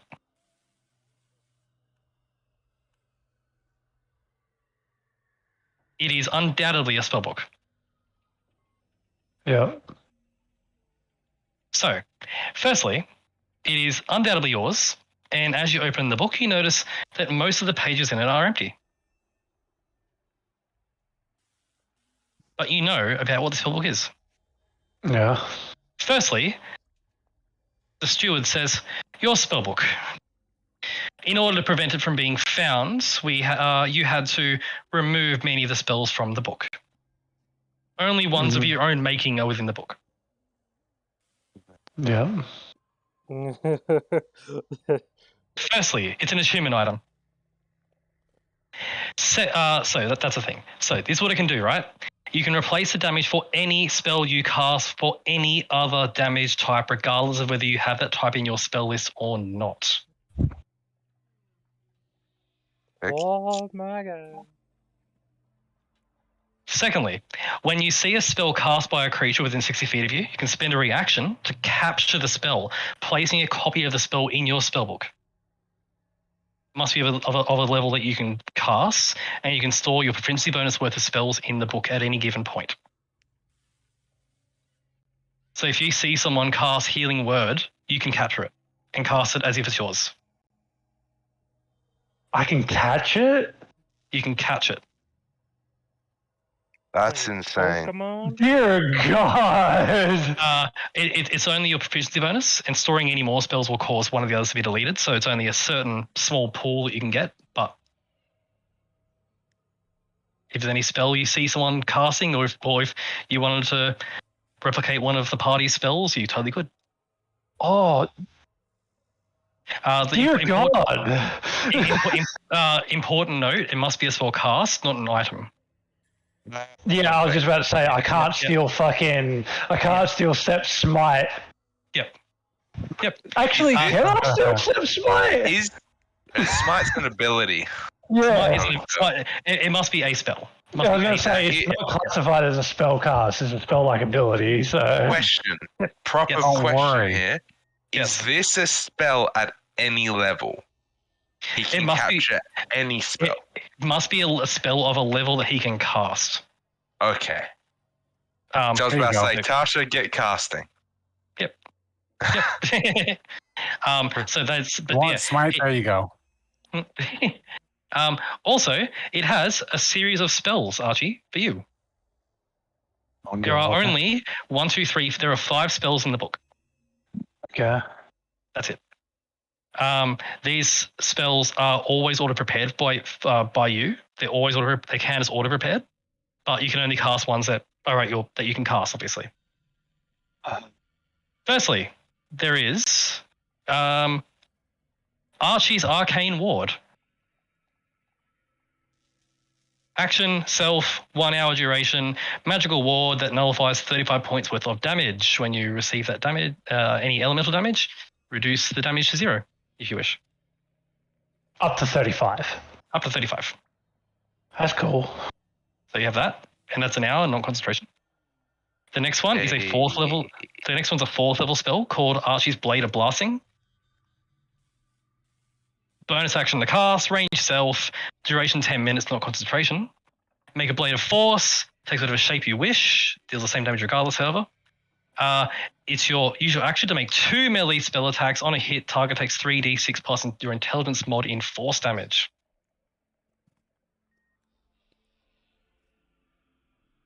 So there's that one. The next one you may like. I think you may already have this one. I'm not sure. Archie's Redirection. Oh shit! This is perfect. Archie's Redirection. So basically, it's like a counterspell but better. It's 5th level spell. This one. Mm-hmm. When a spell's cast within 60 feet of you, if it's 5th level or lower, you just activate this as a reaction and redirect the spell. Same as counterspell. If it's higher, you make an ability check to make it change its target. It's better counterspell, but I can only do it up to a certain level of spell. It's Which the is same as fifth counter. level. It's Yeah. the same as counter spell, only it's 5th level instead. But instead of just ending the spell, you target another creature within range. Does that include the caster? This must be. You could bounce it back towards the caster if you wish. Damn, dude. And Block, when counter, nut punch right there. and when it's redirected, the target must make a save against your DC, not theirs. And if it's an attack roll spell, you use your attack roll to see. I take your spell and make it better. Yeah, exactly. The important stipulation: the new target, must be within range Yeah. from the original caster. So Yeah. so there's that. Archie's redirection. Does that mean You that get if I cast the spell at Archie can then redirect it back at something and make it stronger? Yes. Yes. Sick. Gosh. The next Yes. Don't kill me. the next spell is called Archie's Time Lapse. I think you'll like this one. This is also 5th level. It's a bonus action.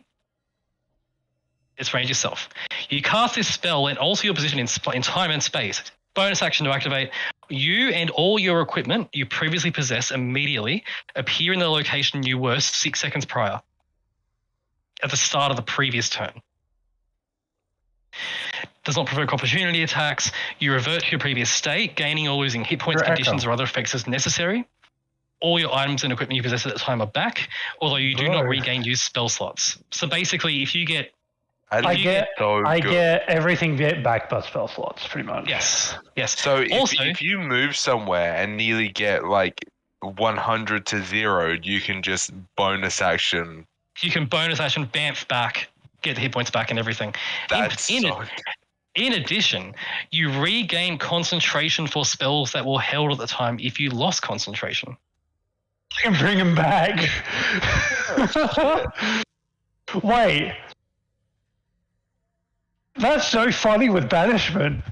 Yeah. I banish someone, they break my concentration, I use time lapse, and they get banished again. Yep. Archie, upon reading this spell, you remember you were fiddling with the Netherese research into time travel. Oh, God. And this was your outcome. Jesus Christ. Longer jumps are a lot more dangerous, but shorter jumps can be done. That's actually insane. That means I can do my stupid shit and then just go back to where I was. Yeah. Oh, God. Yep. So there's that one. And there's finally the spell you saw Evil Archie cast. Oh. Archie's Arcane Armor. 6th level evocation spell. Action to cast, range self, 10 minutes duration, not concentration. Surround yourself with dozens of interlocking plates of shimmering magical force, taking the form of full plate armor. Until the spell ends, you gain. Your armor class is now 18 plus Dex mod. You're resistant to all damage. When a creature hits you with a melee attack, the plates burst with force damage, and the attacker takes 1d6 force damage. In addition, when you are hit before the spell ends, you can use your reaction to end the spell, causing the armor to explode in a blast of force energy, which ends the spell. The attack that hit you will miss, even if it was a crit. You can make it miss. The attacker, as well as every creature of your choice in a 20-foot radius centered on you, takes 8d6 force damage halved on a successful dex save. That is so unbelievably good. If you recall, this is what Evil Archie did use. Yeah, that's what he did to us. So basically, you get an AC of 18 plus dex. Concentration, 10 minutes of just... Yep. It's literally... what's it called? Question. Yes. If he uses that, right, explodes it, and then bamps back 6 seconds, does he keep it? Yes. Yeah, you would, yeah. I would obviously I wouldn't get the spell slot, any spell slots or anything back, but you would come back. Yeah. Yes, it would come back. Yeah. And in particular for Archie, you do recall there were months upon months of research figuring out how to make these spells not concentration. Tell you fucking what, I picked the wrong class.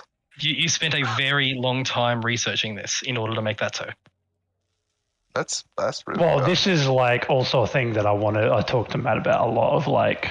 Yep. I wanted to make my wizard martially adept, which is what the Blade of Blasting and the Arcane Armor is making him martially adept. Like, I literally don't need the Netherese weapon anymore because I can just summon the Blade of Blasting in my offhand and use that. I just can't wait to fight the big shit and Archie be like, come at me. Oh. But yeah, so these spells are auto prepared. Obviously, you can't cast Arcane Armor yet because that's too high spell level for you. Yeah, I need to put him in my freaking sheet though. Yeah. So Wait, what level does Archie get at 6th level? I think 11. Next level. I thought he would have had it already. No, next level, level 11. Oh my god, I need it. Anyway, the handouts are there. They're in the character backstories folder. So they are there. These spells are always prepared for you. Mm-hmm. The steward does say, of course, you did say before to not let these spells get copied anywhere else. They are extremely dangerous in the wrong hands. I agree. Wholeheartedly.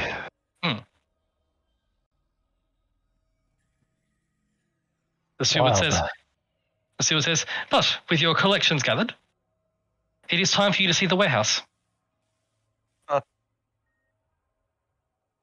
Let's. As the steward leads you out, Tasha just quietly taking it all in and following. You will follow the steward? Yeah. Yep. As the steward leads you and says, now, there are training rooms and just to a few doors. There are other rooms for training and what have you, and storage and things. The steward, and there's also an eating room here. As you walk past like a mess hall type idea, with a few partially ethereal servants, which you recognise to be very similar to the ones summoned in the Magnificent Mansion. Mm-hmm. Any sort of meal that you would desire can be made here. But the warehouse, and it gets to the end of the corridor, with a very large set of double doors. The steward turns to you all and says, there was only 2 months to prepare, unfortunately, for the conflict, and the plan had to be put together quite hastily. So, while 2 months is a long time for some, for those preparing for such a conflict, it is not long enough, unfortunately. I must apologize in advance for the lack of preparation that went into this. The doors then open. This is going to be filled with some fucking nutty shit. The doors then open, and then the lights in this massive chamber beyond flicker on as you see wall to wall, hundreds of feet in every direction, shelves lined with wooden boxes, all sealed up neatly, little signs at the end of each corridor of shelves. The floor is all smooth and clean. The steward says, this is the warehouse. An armory. Doomsday Preppers. Sorry? On this episode of Doomsday Preppers, man. The steward says, this is the armory. Unfortunately, given only 2 months preparation time for the plan, I was not able to make you were not able to make as many as you would have liked. It leads you into the warehouse. The nearest shelves to you are marked as long swords. Do you open one of the boxes? Yes. As you open one of the boxes, the box opens and you see there are 4, in this particular box, there are 4 long swords, which you notice immediately, Archie, because of your new glasses. Are magical. are all magical. They're not very magical. They're +1 weapons. They're +1 longswords. I'm fine with that. But you can see this is many boxes of longswords. Then the next aisle over is short swords. The next one over that is daggers. The next one over that is bows and arrows and armor. And it looks like it's enough to arm an army. The last 2 months before the end of the conflict, says the steward, were spent here crafting these as quickly as possible. This is enough magical weapons, armor, gear to arm and armor approximately 2,000 fighters.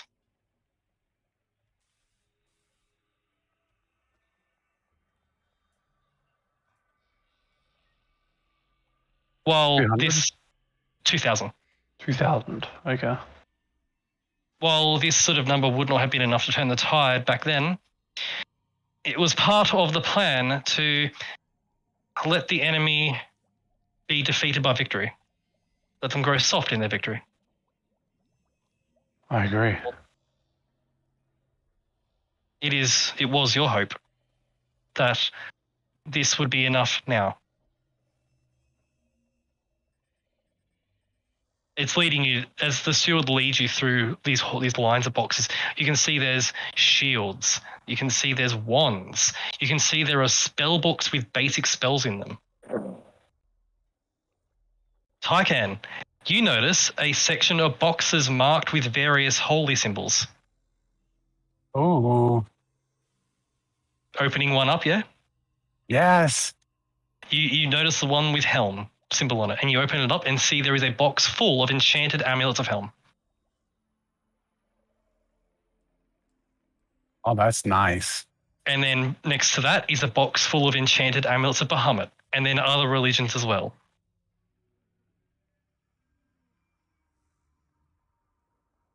What's the enchant do? They're all +1. This was a very hasty, enchant lots of things as quick as possible scenario. +1 what? +1 to spell save DC and attack. I'll take one. Okay, as you take one out of the box. This is a boon to my glorious conquest. I don't have anything like that. As the steward says, this was all created to help the final fight, to turn the tide, as it were. To bring them out of the safe house, this was constructed as it leads you to the center of the warehouse, where you see another large circular platform in the floor, very similar to the one you came in on. What Archie would recognize to be a gate spell.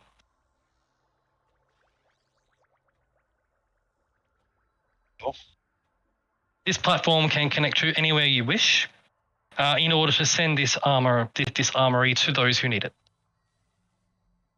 Oh, sick. Good to know.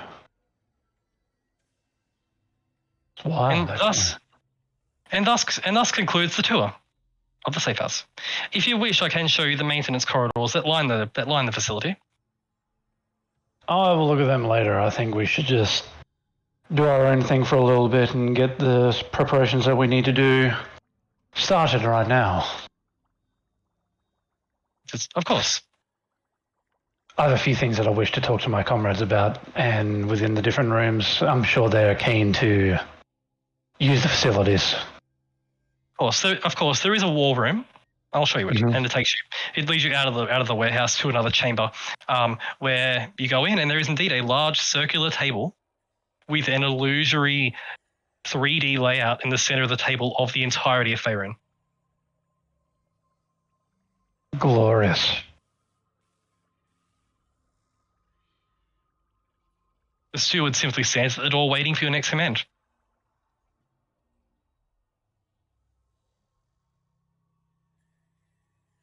As you all sit down, yeah? Yeah. As you all go to seat, the seats are all pushed into the table, but as you approach a seat, it slides out on its own for you.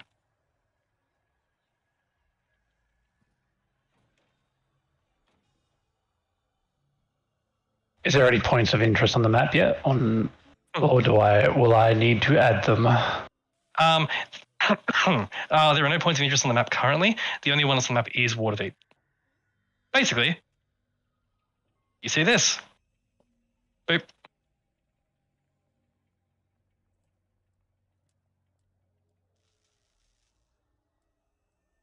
You see the world map. Very good. I'm going to put the points of interest that I already know by just putting little pieces on there. Yep. The Dragonsphere Castle, the Black Elm Tower, Waterdeep, the forts, Yeah, absolutely. Yeah. As you fill in the dots, the steward does speak up and say, unfortunately, due to security measures, I was not able to reach out and ascertain the situation outside. That's fine. I've got enough information to start us off as it is. Of course. That being said, if you could get the servants preparing something to eat for us, that would be great. Well, the preparations are quite instant. Mm-hmm. Would you like the food brought in? Would you like the food brought in here? Is everyone hungry? Yes, please and thank you. Famished. Okay, sure. Bring it in. The steward says, of course. What would you like? As the steward immediately switches from a waiter, the steward immediately switches from a servant to a waiter to take your orders. I would just say I get my usual and see what it brings me. All right. Right. He says, of course. I'll have what he's having. I want exotic. Fine exotic. Rare and unusual. He wants to eat sushi off his wife. Oh my god. Don't have me like that. Yeah, how about you give him some bounty of the sea? I'm sure he'll enjoy that. Rare and unusual. That can be arranged. He's gonna come up with some outrageous shit. We all know this. Tasha, you hungry? Yes, actually, I am. Illithid rings, battered, fried, seasoned. I'll put in your order. Tasha says, I'll have, and she proceeds to describe the most ornate meal you could imagine. It's ridiculous. Literally coming up like, don't hold back on nothing, damn. I would like a beef Wellington with a sprite of wine with an appetizer. Tasha describes a meal which is to be done in 3 different cooking styles with about a dozen different ingredients, and then tops it off with 35-year-old white wine from a particular farm. This is a test. It says, of course. You always alluded to this place, but never allowed me to visit or even talk much about it. That's bait. Well, let's see if I alluded to your taste of fine dining. The steward looks at you, Scarlet, and says, anything for you?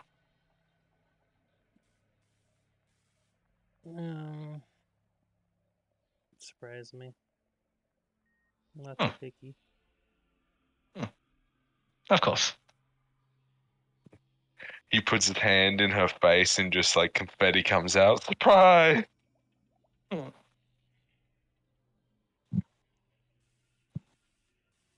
I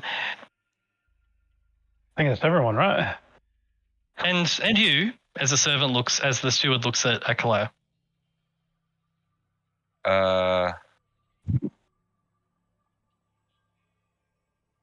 Kalaya What's Clyde's favorite meal? Dragon meat.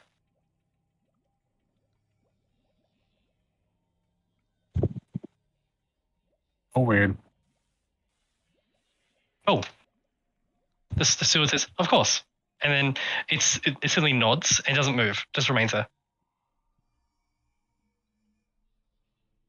It was between dragon and mammoth. And I was thinking dragon, yeah. As you continue to look at the map, about a minute passes before the doors open, and in march an army of spectral servants, each carrying mouth-watering smells and dishes, and they are placed down in front of you. Archie, placed before you is a salad, entirely vegetarian. Perfect. With little berries on them, with little berries in it. The steward says, your usual good berry salad. Look at you, so fucking disappointed. Because I ordered the same thing. You can order something else if you want it. This is great. You would all know that the good berry does not taste very good. It's very bland. Mm-hmm. But as you take the first bite, Archie, it's rich and tasty. Mm-hmm. Try it. The steward says, you did adapt the goodberry spell to add taste. Quick and efficient. And tastes good. As Sanrea, a goodberry salad is brought out to you as well. Try it. I will eat it. It is delicious. It's a little bit spice and it's amazing. Tykan, meal is put in front of you. I'm impressed. All right. You asked for exotic. I did. I believe this will suffice. And a large plate is put in front of you with what looks almost like a seafood dish. With some sort of like pasta sort of thing, and scattered on top of the pasta, you can see what look to be almost like squid, like bits of squid, topped with a sauce which the smell is spicy. Yeah. The servant says, a pasta side with Mind Flayer tentacles, softly battered, topped with Remahaz blood. Oh my lord.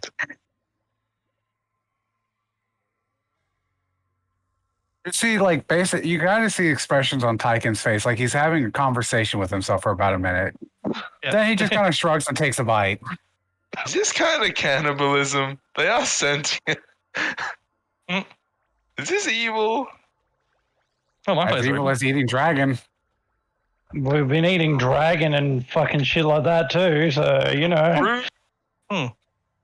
And frog children. As you're oh my god, that's cool, as you're having this conversation, the steward speaks up and says, I assure you these ingredients were all summoned magically, and no actual creatures were hurt. No creatures were hurt in the making of this meal. I'm a little disappointed there's not one less Mind Flayer around, but I guess that's Tyken, it's juicy and spicy and delicious. Well, now Mind Flayers are going to have to be worried about a little bit more things. Hey, Tyken. Yes. Tyken. Yes. Do you want to trade a little bit? Sure, I'll share. Cool. I scooch closer and just... The chat automatically moves you closer because of your thought pattern.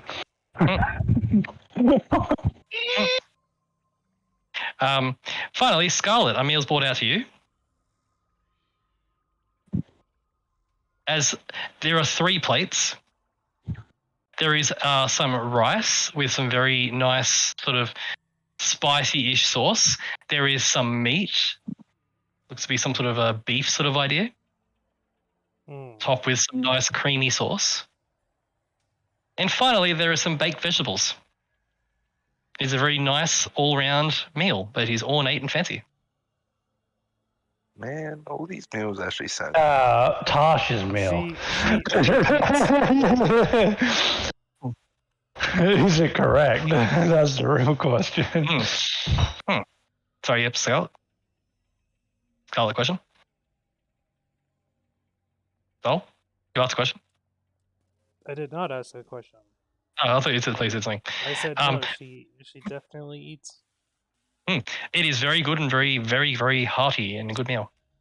And finally, Tasha's is brought out on 6 different dishes.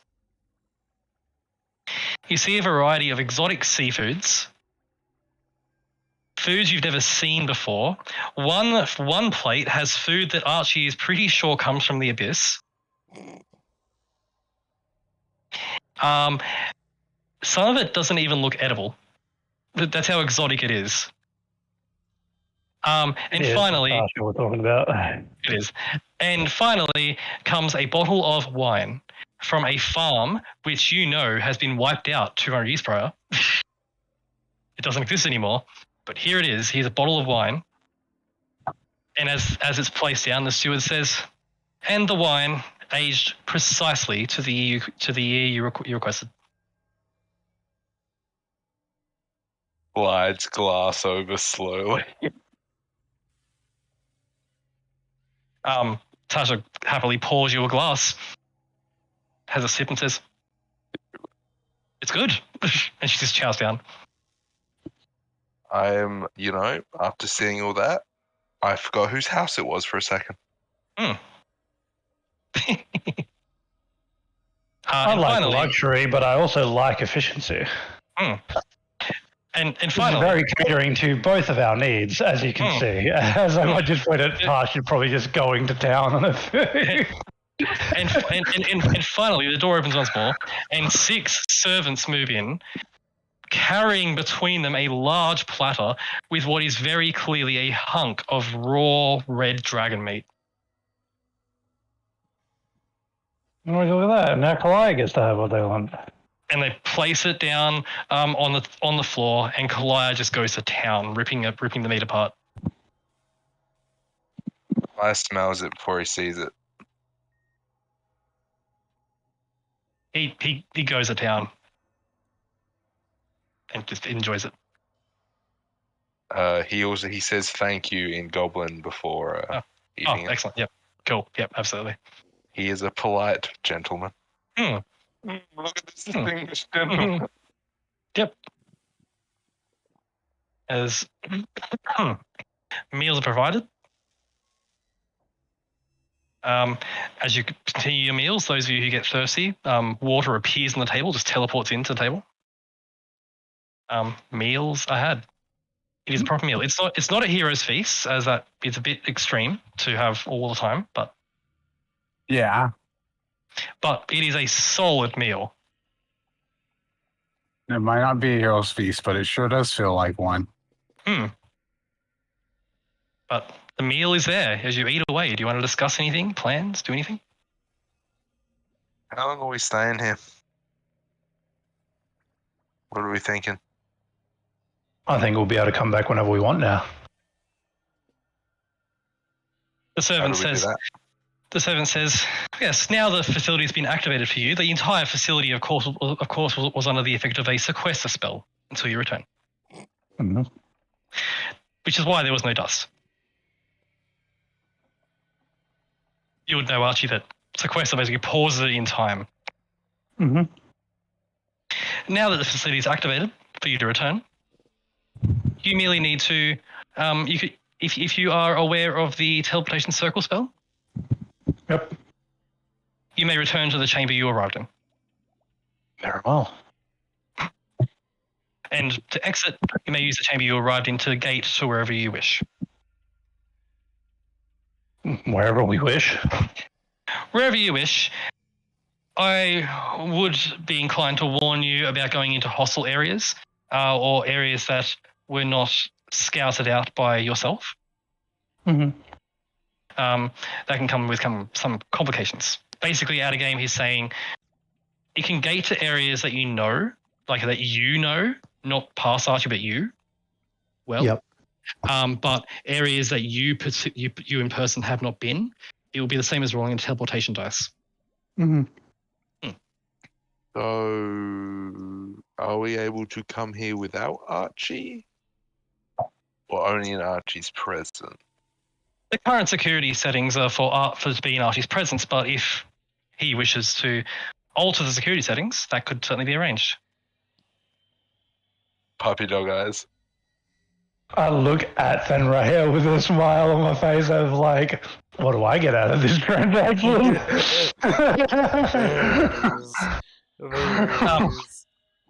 The steward does speak.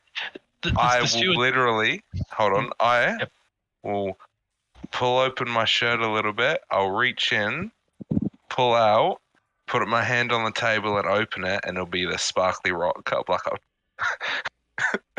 this is all I can give. This is the general, I have 2 pieces of string and a button. The steward does speak up and say, you did before, I must mention, Archibald. Mm-hmm. Yeah.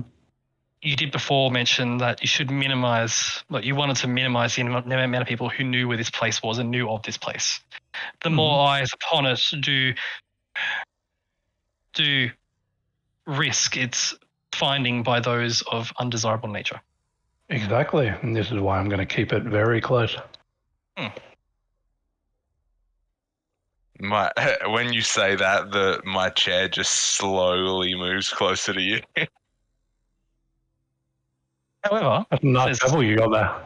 However, says the steward, continuing, there were provisions placed in to specifically, you 3, just ring it Tygan, Thenray, and Scarlet, would be expected here. This was to be expected. Beyond that is where we start to worry about security. I'm sure if anyone else wants to come here or I would let here, I'll usher them in myself. I would like to see the gate.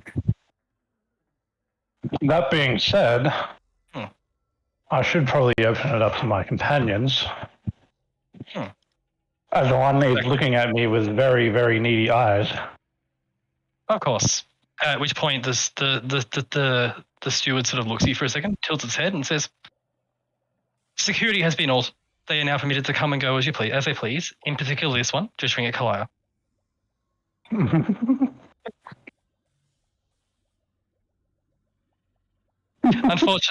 Unfortunately, the facility does not cater ones of this type. That's fine. I do apologize. That was not foreseen. I'm sure if Kalaya wants to come along, they can come along with Fenrir. Indeed. I meant more for sleeping chambers and personal chambers. That was not accounted for. I'm pretty sure that Kalaya will just sleep on top of Fenrir anyway. Of course. And I'm sure I can arrange something if it's needed. It's at this point that Tasha speaks up and says, "I do think that we should not let the rest of the council know about this place." I agree. I was about to say that. In particular, there is the Valiant situation. Indeed. If he was to know about this place, he would certainly leak it to the Dragons. I have a question for the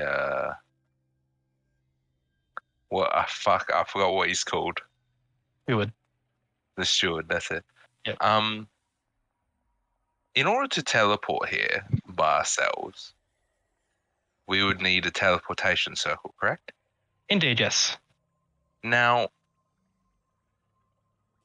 when that comes into it, is there any way because I can't cast teleport, I can't do a teleportation circle. But is there any way to make it so the coordinates, when given to somebody, are erased from their memory? Like they forget what they just did, type thing? A good question. Archibald, before the situation, before his demise, would have been able to perform this quite easily. I'm not sure if you can do this, Archie. But I'm not sure if that's possible now. But I don't know if I'll be able to do it, swiftly. Unfortunately, nesting spells was something that Archibald before could do quite easily. Well, if I ever need to teleport here, I know two people that I can trust. I think so. Yeah, the Stuart and Kalia. I was thinking more you and Taja, but yeah, sure.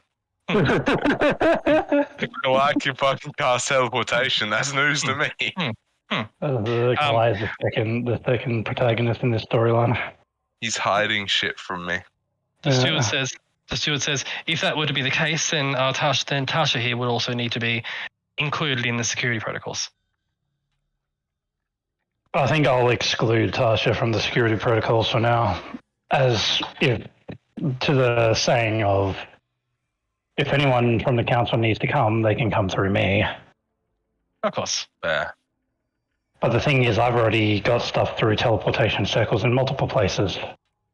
And I'm sure at some point, if word slips out that there is going to be a very sassy young child that wants to come here too. Oh. I look at Tasha. As Tasha smiles at that, and the steward says, I would not advise bringing children here. This is not a place for children. She wasn't a child. She is reversing in age. You know who she is. Well, old Archibald did.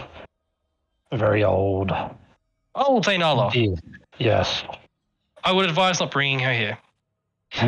True. Archibald of the past did not entirely trust her. I don't trust her as much either, but I think situations have changed things. Old Archibald knew she was an ally, just did not trust her being exposed to this. Just She kind of gives off the loose cannon vibes, to be honest. Yeah, I know. She's kind of a jinx.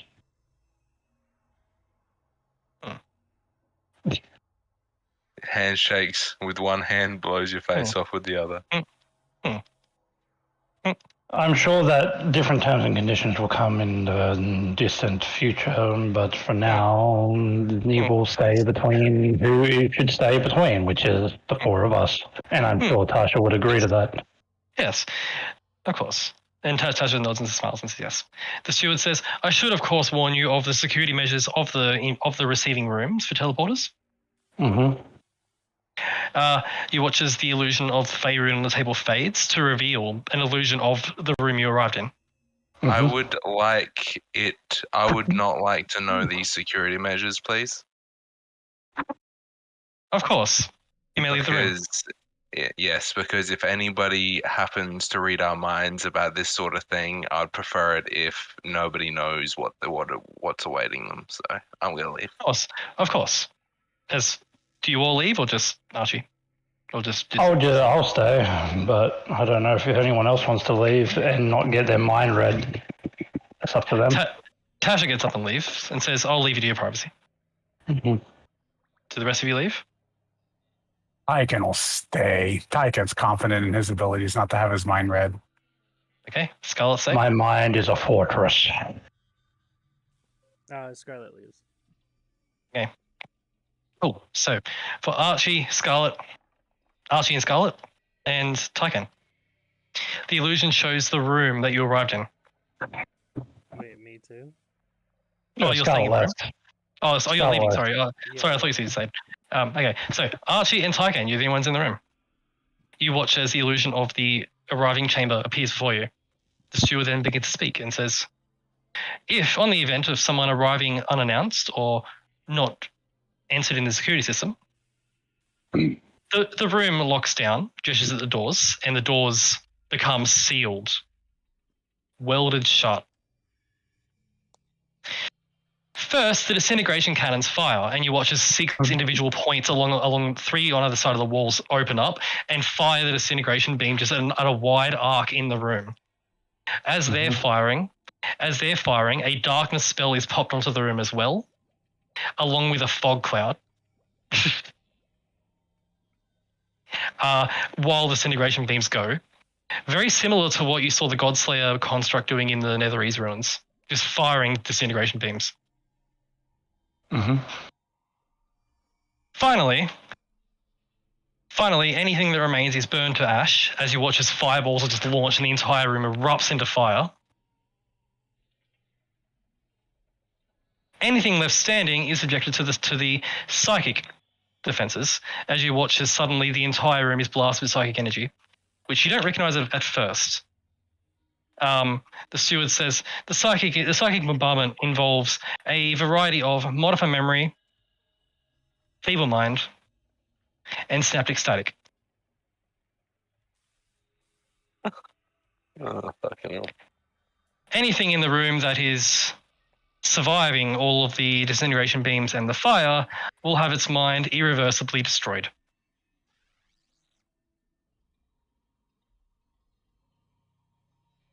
Well. Once the dust has settled, the illusory doors then open and a bunch of robots stroll in and begin to just sweep up and clean.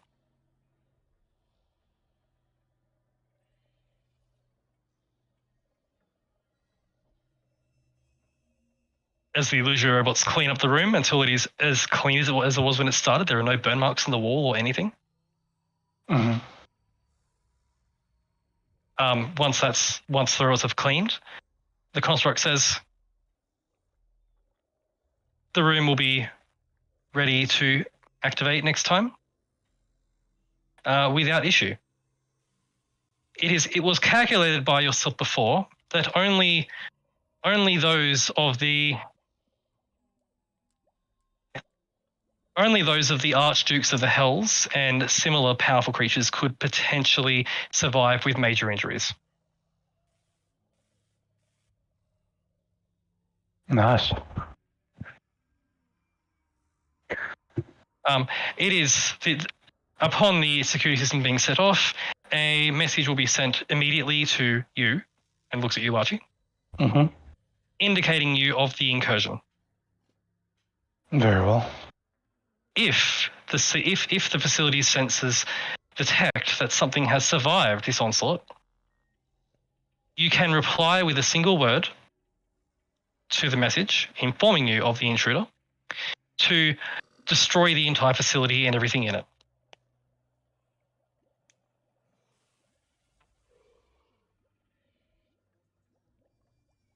Right.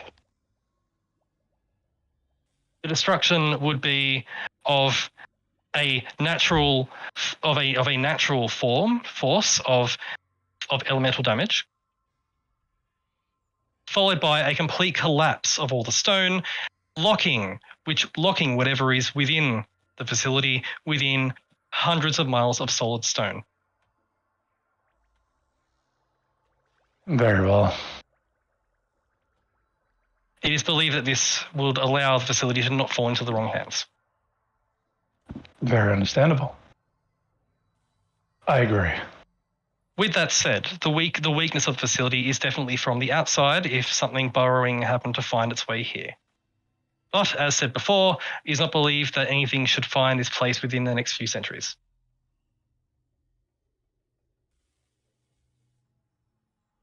You see, Archibald, while your enemies, Saztam, etc. Yep. While your enemies, such like Saztam and etc., make their secret lairs in extra-dimensional spaces, they are the first place anyone would think to look. Deep in the material plane was considered to be the best option. I agree.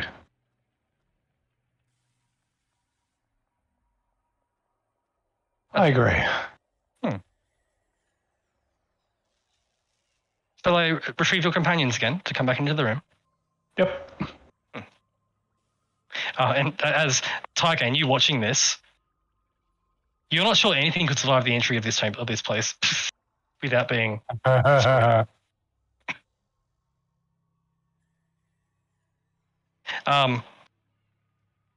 doors open, and the steward exits and says to you, Scarlet, and you, Fenrir, and to Tasha, "You may enter again."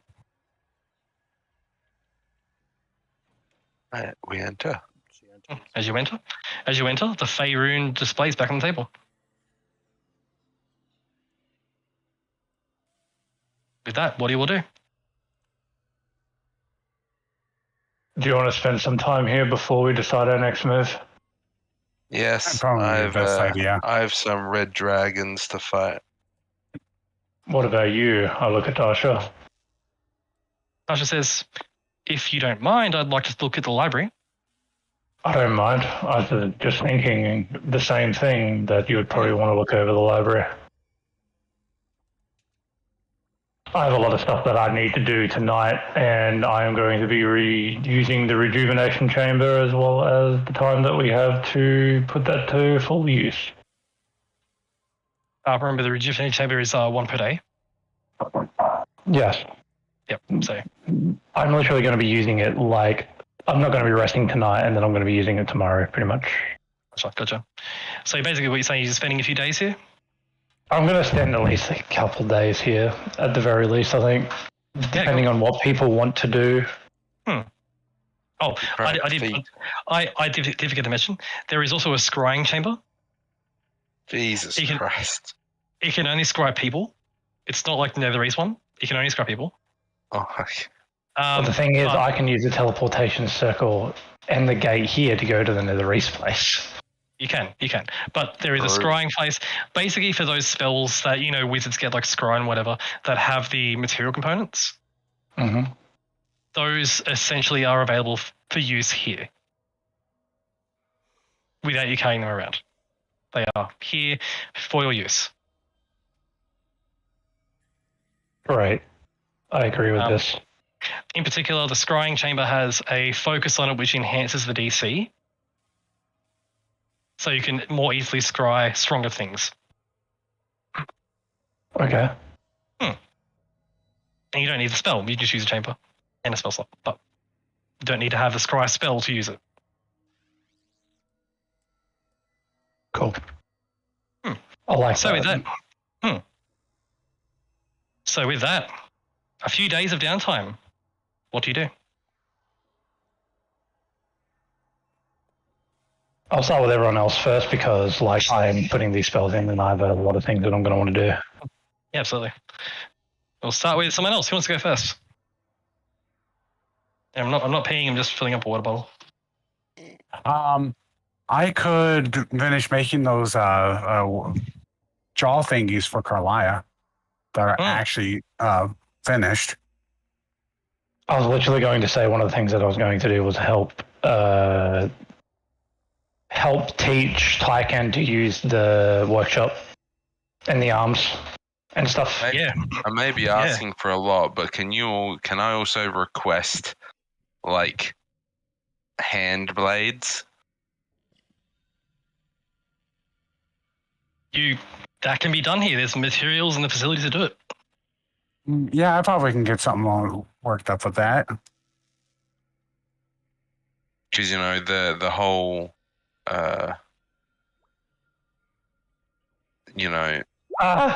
acid spewing monsters, I don't really want that in Kalia's mouth. So things like that. I believe in you, Dinks. You got that. I keep on pressing the wrong thing to put in the name. I keep on clicking the button thing instead of the name thing. I do exactly the same thing. So honestly, what I have an idea for is I can do some stuff for the good old claws, like maybe normal enchanted weapons +1, something like that. Yep. The facilities are here to make enchanted +1 weapons. I was about to say, we also have enchanted stuff already that we could possibly use to, as an in-between. So basically, the forging workshop room is designed to quickly enchant multiple +1 things at the same time. That's how in 2 months he made 2,000 people's worth of gear. But for the mouthpiece specifically, I had an idea of it being a +1 and being able to do a thunderous smite like 3 times a day.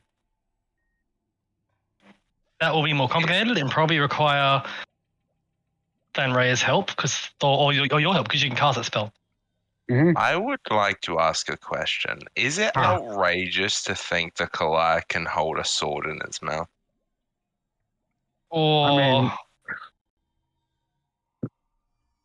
the thing is, I wouldn't think so, but I would make the counterpoint that canine things, their mouths are already killing machines and they're very adept to use them. So just upgrading that, you know.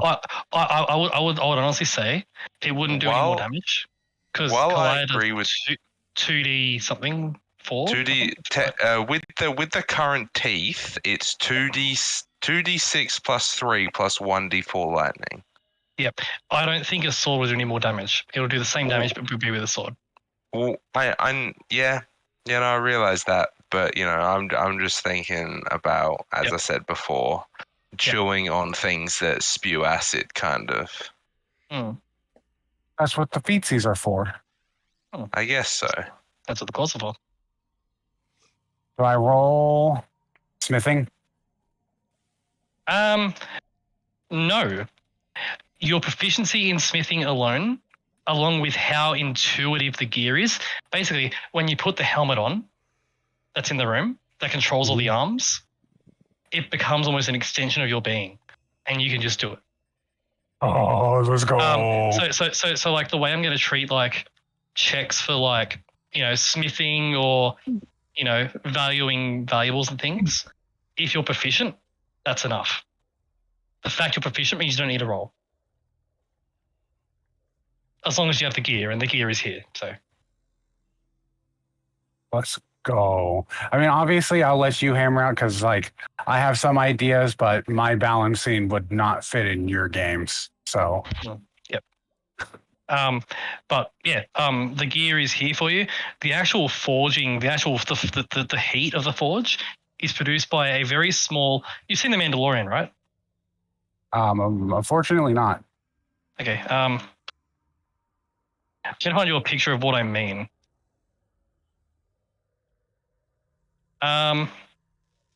Basically, it's a small circular fire-like jet. I'm putting it in D&D chat because that'd be the spot to put it. Sort of like that sort of idea, like a circular thing with blue flames that shoot up.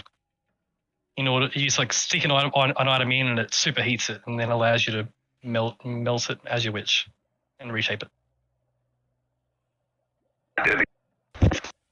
Actually, here's a better picture. That's a better picture. That one. Does that make sense to you? Give me 1 second. Wait a minute.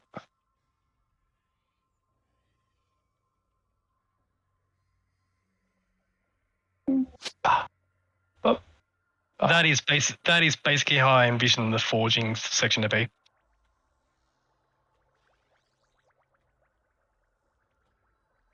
Very nice.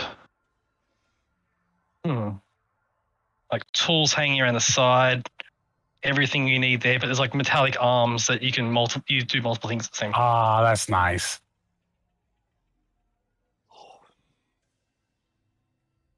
But yeah, you make a list of what you want to make, and I'll make item cards for them. I'll just. But what's interesting for you, Tycoon? The heat is intense, way more intense than anything you've ever forged before. But there's some magic in the air around the forge, and the moment you step a few feet away from the forge, it's already cool. Ooh. Meaning there's no sweating around the forge. That's nice. But yeah, you spend the time in the forge, Tycoon, working on that. Yes, sir.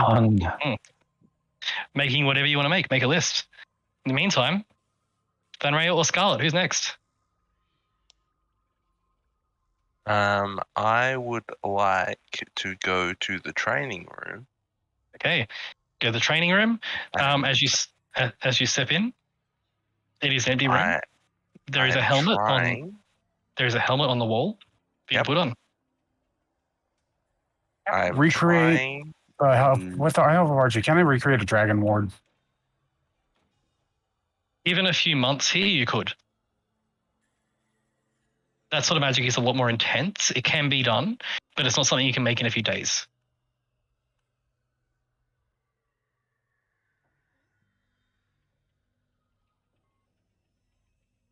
But the materials are created via a contraption in the forging area, which is basically the what's the spell? Via a variation on the creation spell. Ooh. To create metals.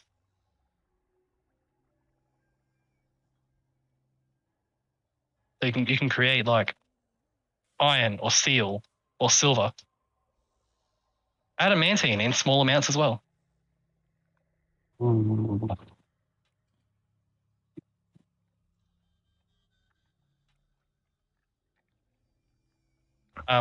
Sorry, for Sunraya? That's right. I want to basically only use the 10 minutes of long rest. Yep. Gotcha. In the chamber. Yep. And I'm trying to train a feat. Okay. What would you like to train? I'm trying to train resilient.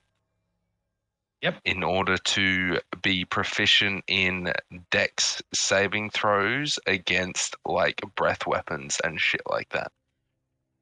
Okay. So I'm going to be fighting dragons non-stop. Trying to get proficient in quote-unquote dodging their shit. Okay. So firstly, putting the helmet on allows you to interface with the room.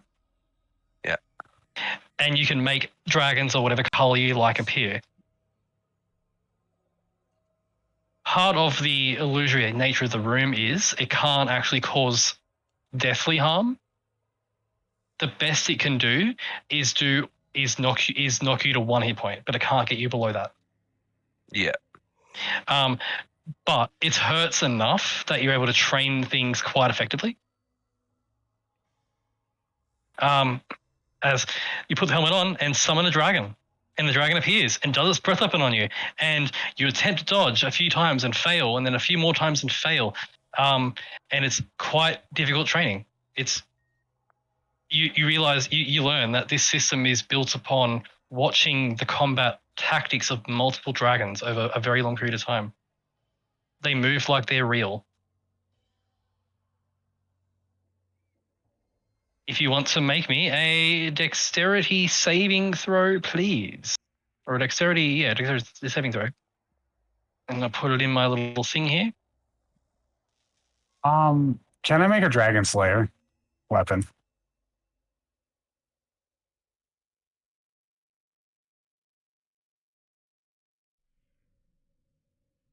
I'm going to say not here. A Dragon Slayer weapon would require something far more magical. This is what we were going to go do next.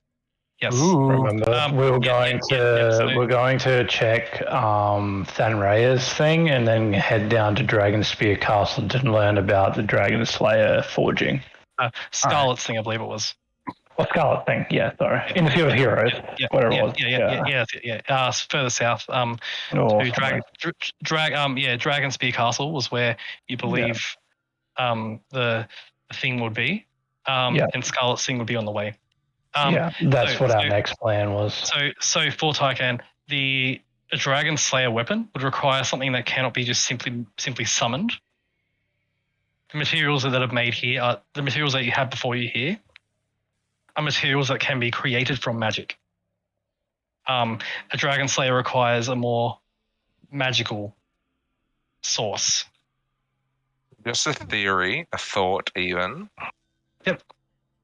Can't we make a shard of a dragon ward? Rather than make a whole one, make a slither and embed that in a sword? Wouldn't that arguably be a dragon slaying weapon? No. Archie will be able to inform you because Archie built them. It's not so much a shard of. It's a system working together to make it work. It's why the smallest ones are about 2 or 3 feet tall. Fair enough. Makes sense. They are complicated, arcane constructs. There wouldn't be enough space on a small shard in order to put the circuit in, basically. Basically, yes. How many days are we staying here, by the way? That's a good question. So I will say the first day of training, Fenrir, no success. I will stay in this training room for as long as we are here. Okay.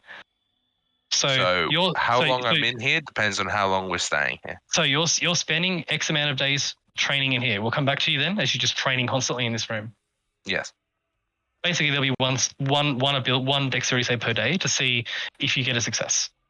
Cool. I'll do the same thing as Archie and Scarlet's training of when you get X amount of successes, you'll get the feat. Cool. Scarlet, what are you doing in this chamber? What are you doing in this facility? Is there another helmet? There is a secondary training room. Cool. That one. You go to that one, put the helmet on, and what are you training? Are you training Resilient Con? Sorry, I read the wrong one. I read the wrong line. Enduring Mark. Yeah, that one. Cool. You find a chamber, and how would you like to train Enduring Mark? Given you can spawn in whatever creature you want to train against. Should probably just train against different enemies of all types, and learn how to get their attention and things like that while fighting them.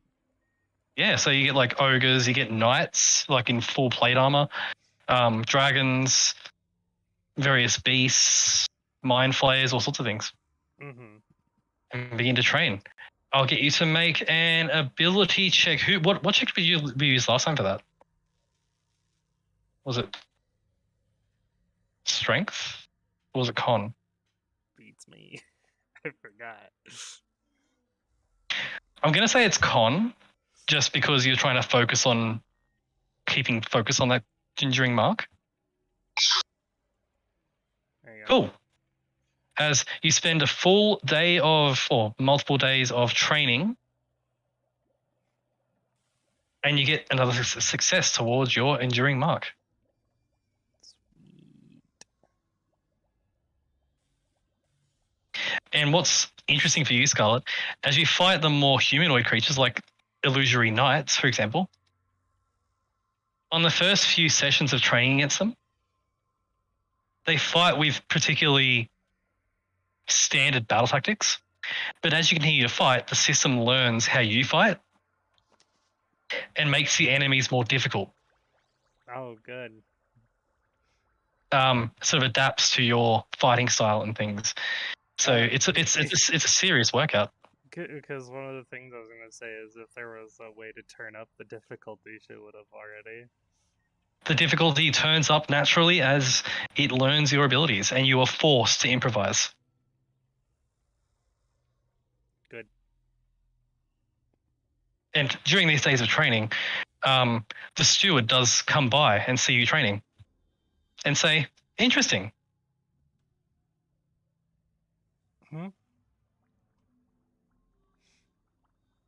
Archibald's plan did entail one of the Greylocks coming back. I was surprised myself when I came back. His initial plan did entail your father. I expected that, but I'm gonna prove that I am stronger than him. Would you like assistance in proving that? I'll take any assistance that you can give. Your father's fighting style was studied quite intensely by Archibald before. Perhaps this will make your training more difficult. The steward waves a hand, and whatever you were fighting before disappears. And appearing before you is your father in full plate. Does he also exude a fucking intimidating presence over fucking Scarlet? He doesn't speak because it's just a program. Like a program delusion.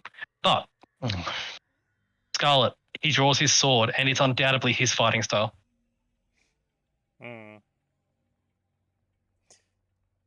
Thank you, steward. I'm here to serve, he says as he floats away. And as you fight your father, I'll get you to make me a general. Make me a check of whatever you like, and it'll be a contest between you and your father. My best one is strength, but it's only a plus. Good luck. Yep. Oh, this is very fitting. As you meet your father in sword-to-sword combat, and it seems like it's real. I should have done athletics or acrobatics, but that's okay. And it seems even more real as he parries your sword blow and punches you in the face so hard you hit the ground. There's like a fucking shockwave from just boom. As he punches you, you hit the ground. And as you hit the ground, he says only one word. Again. She goes again. Okay, roll again. Straight. Are we only doing like straight strength tests? Oh, you could choose whatever ability you like, and I'll use the same one on him. Cool. Cool. As you go for him, and this time rather than trying to outstrength him, which you realize is probably not possible, you instead nimbly acrobatics around him. Take his feet out and knock him prone. And he hits the ground. It slams onto his back. Mm-hmm. As he hits the ground, he sort of stares up at the roof for a second. Climbs to his feet. And says to you, "Good. Hold his sword in position." Again. You get a sense that while it's mimicking your father, it's definitely not. There's definitely a bunch of things missing from the personality, but the fighting style's there. Yeah. Can't mimic the person, but you can definitely mimic the style. Yep. As you find someone to really push your limits. What do you do the limit? Boop, boop. As you spend the next few days training here with this and a few others. Yes. What do you mean a few others? Like I feel like maybe some other nights and other things, for people to really test your abilities. Oh yeah, sure. Cool. With the next few days, I'll get you to make another con check for me. Cool. Unfortunately, no more successes on that yet. But you are getting there. Bless myself for these. No, this is more of a duration scenario. I know. Unfortunately, that will be all the checks you get during these few days of being here. But training is progressing. As you're spending all that time there, Fenrir, you're spending that time training. I'll come back to how many days you're there for Fenrir. Mm-hmm. Archie, what are you and Tasha probably doing together? Bone, chicka, bone, bone. Well, first of all, I would probably help Tyken with the whole forging thing. And then I'll set up Mini Archie with my new quill to start transferring all my spells into my new book. Yep, easy to do.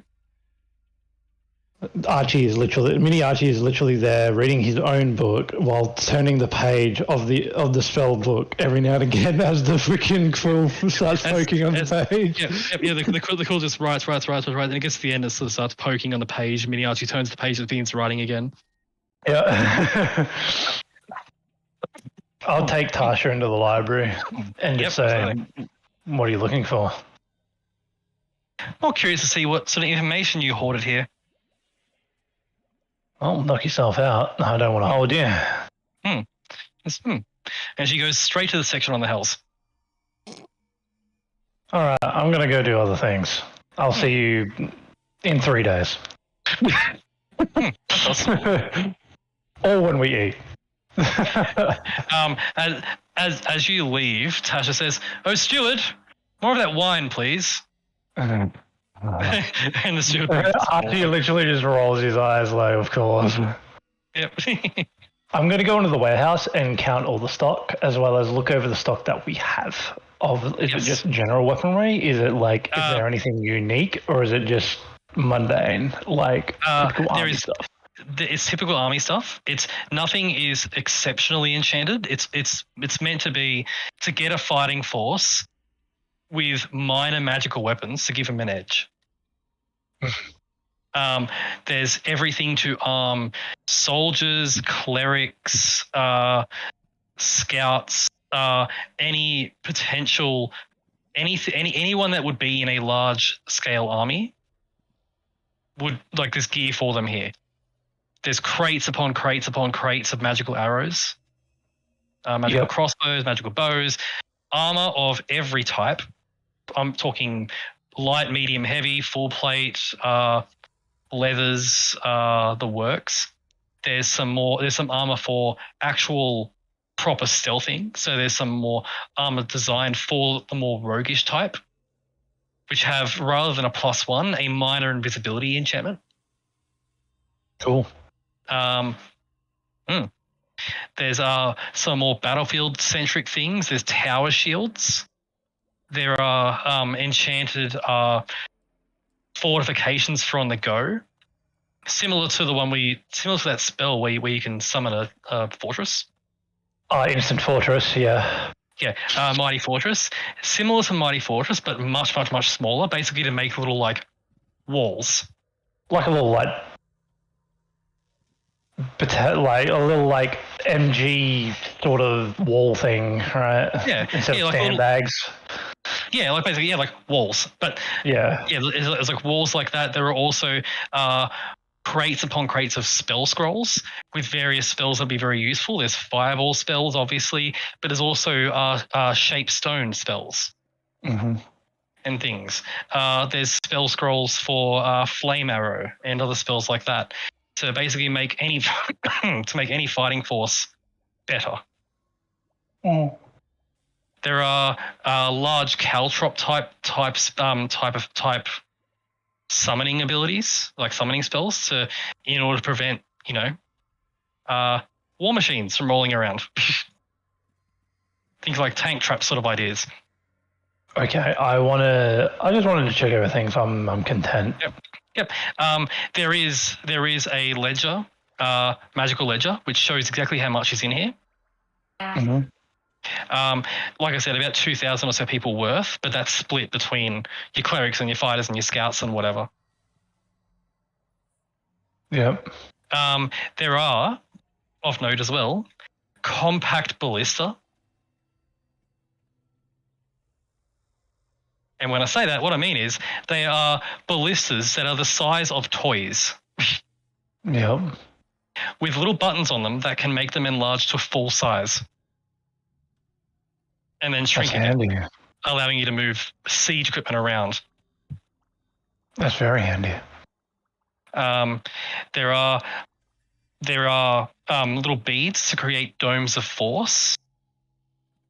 You believe to be probably an emergency use. Like if you're in a battlefield and someone casts like Meteor Swarm, you could pop these little domes and protect yourself from it. Yep. This is more designed for a full-on conflict for the most part. That's fun. Again, it's again, you're pretty sure that William's army is definitely bigger than 2,000. Yeah. But they are definitely, you believe, not going to be as well equipped given this armory. I mean, I account for like 600 people into Dragon on my own, so we're good. Yeah. I put a beat on. I account for 600 people in a Dragon. Yeah. Mm-hmm. Do you know what's funny? William Dark's the same. Archie, in the cleric section, there's like a healer section. Yep. There's spell scrolls for clerics containing various healing spells, like healing word, whatever that spell is that maximizes healing. You know the one. Yeah, I know which one you're talking about. Yeah, I can't think of it off my head. Yeah, but like there are like that spells in there. There's healing spells, healing aura spells. There's crate upon crate upon crate upon crate of regular healing potions. There are antidote potions. There are enchanted manacles for taking prisoners. You also find one crate, Archie, which does get your interest. It's just one crate with probably about a dozen or so inside. Little magical belts designed to go around someone's neck. I don't know if I should say weird execution or weird kink. Upon investigating them, Archie, because you're very adept at magic, you know what these do. If you were to put one of these belts around an enemy spellcaster's neck, it casts a silent spell on the caster. Oh, that's dope. Basically, you can take a prisoner of a mage, and they can't cast any more spells. Cast silence directly on their voice box. On them in particular, so they can't make any noise, they can't speak, and in particular, it requires an audible word being spoken and an audible command word to unlock it, which means they cannot unlock it. Rip. Just ask it to open forehead. But yeah, so yeah, it's all there. It's all kept in a magical ledger, which keeps track. And you notice, Archie, if you hold the ledger's like a little tablet. If you remove, say, a sword from a box, the ledger updates immediately. Very good. So you know exactly what's in this place at all times.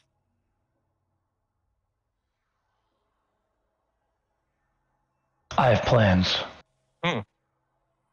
Basically, I need to deal with my own plans first. But basically, to put it simply, anything that you can imagine wanting to equip an army with magical gear that's not too powerful, it's here. Yep. You're pretty sure that you have more gear. You have more gear than most likely William Dark has.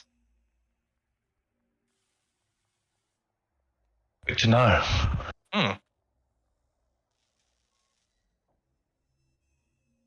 And also, every bit of gear has Archie's signature on it.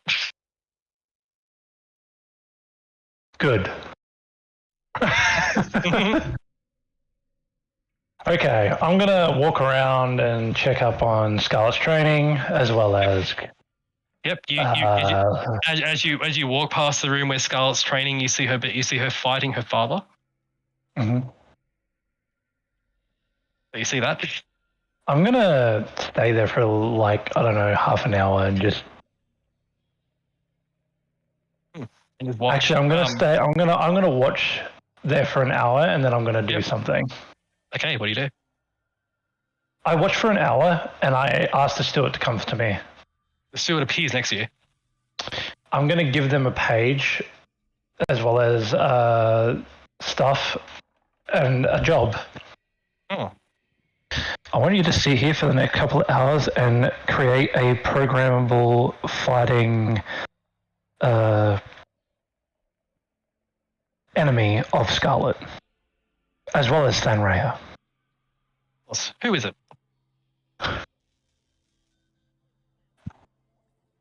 And let me know when you're done, because I have a plan. Of course. Is there any enemy you want it to be, or just anything? I want them to be Scarlet and Thanraya. Oh, you want to program themselves? Oh. Yes, I do. The steward says, of course, I've been monitoring their fighting styles and can accommodate this. Very good. Let me know when they're done. Will do. Okay. That man is showing. As the steward. What better way to improve your own fighting style than fighting against yourself and finding your own weaknesses? That's true. That's what I'm thinking. And the thing is, Scarlet is learning stuff from her father, but the thing is, her fighting style is ever changing. But the thing is, getting all the knowledge of her fighting against her father and then fighting against herself, she'll be up against the strongest person that she fought. Her. Because the AI will know everything that she's thinking, so she would have to adapt on the fly. Yep. In particular, Archie, as you watch Scarlet fighting, there are sensors in the back of the room that are watching and sensing. Yeah. And adapting whatever Scarlet's fighting to make it slightly stronger. You recognize this technology immediately as well. This is the same technology that was in the robots in the Netherese city.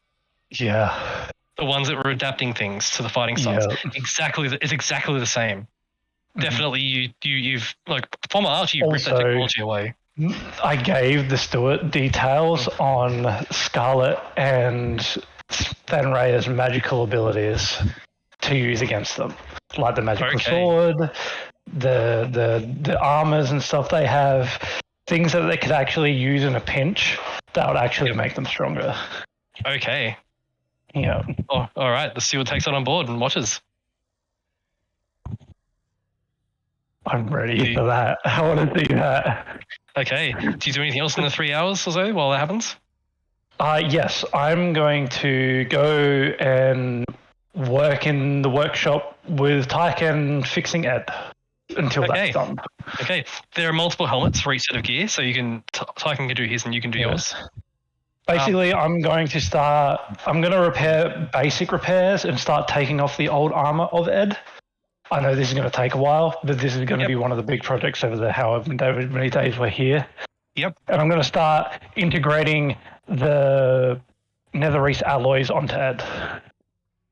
Oh, which ones? The ones you found in the plasteel that we found. Plasteel thing. Oh, yeah, cool. Yeah, cool. I'm going to start turning him into a Gundam. Okay. Okay. As you start melding that onto Ed, do you do anything with the core that you found, I must ask? Not yet, because I want to spend a lot of time researching it first to really determine what I'm going to do with it, because it seems like a double-edged sword at the moment and I don't know enough about it. And I'll probably find more research on it in the library later, but I'm more working on the things that I want to do now. I will say as well, just so you know, there is an item research facility in this facility as well. I'll put the think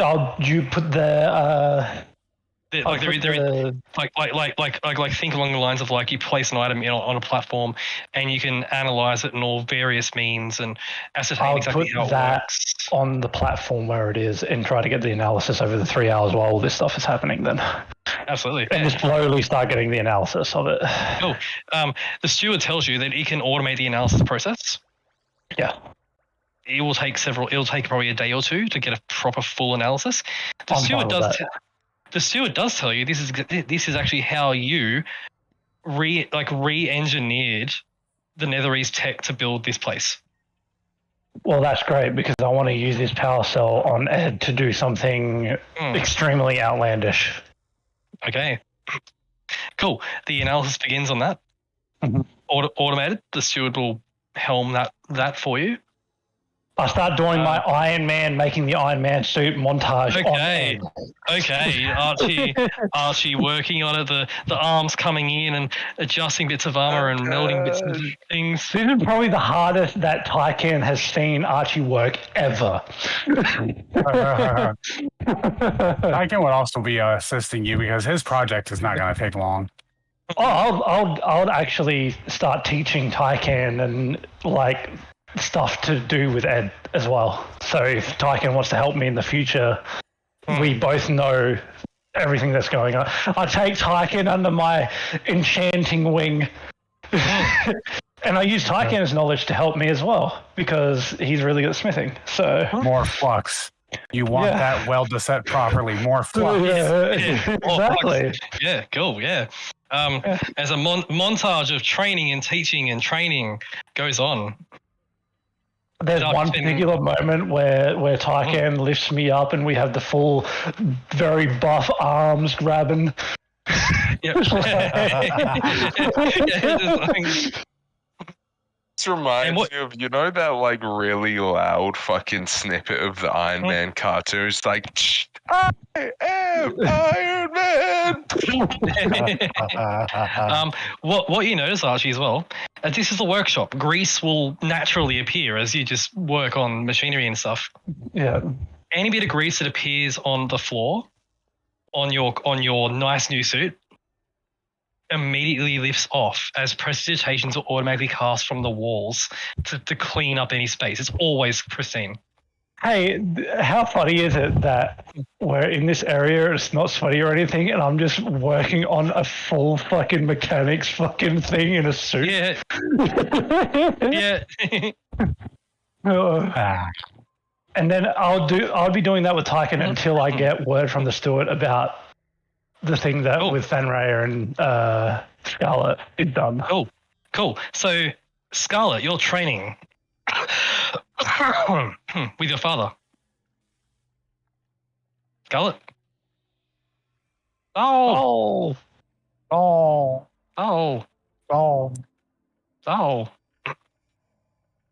Yeah, Saul's not there. Come back. Fenrir, you're training with these dragons. Mm. When suddenly the illusion stops. And the steward appears. And says, apologies for interrupting your training. I just look at him.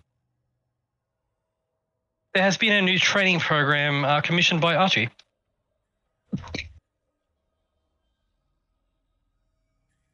Would you like to start it now? It is believed that this would give you a greater challenge. Sure. The dragon, which was paused before you, disappears, and appearing before you is you. And next to the you that appears is another Kalaya.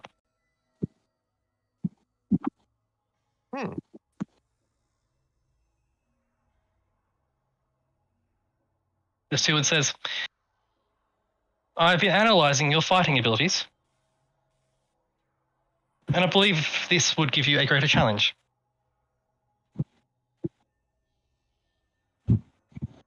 Would you like to begin? So it's a 1v2? Oh, I thought you and Kalaya were in there as well. No, it was just me. Oh, it's just you. Okay, there's no Kalaya then. Just you up here. The steward says, "Would you like to begin?" Yeah, I guess so. With that, the steward disappears, and the other version of you immediately bamfs out wings, points their weapon at you, and casts Eldritch Blast.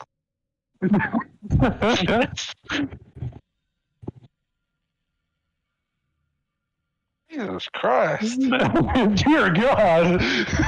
That is like me.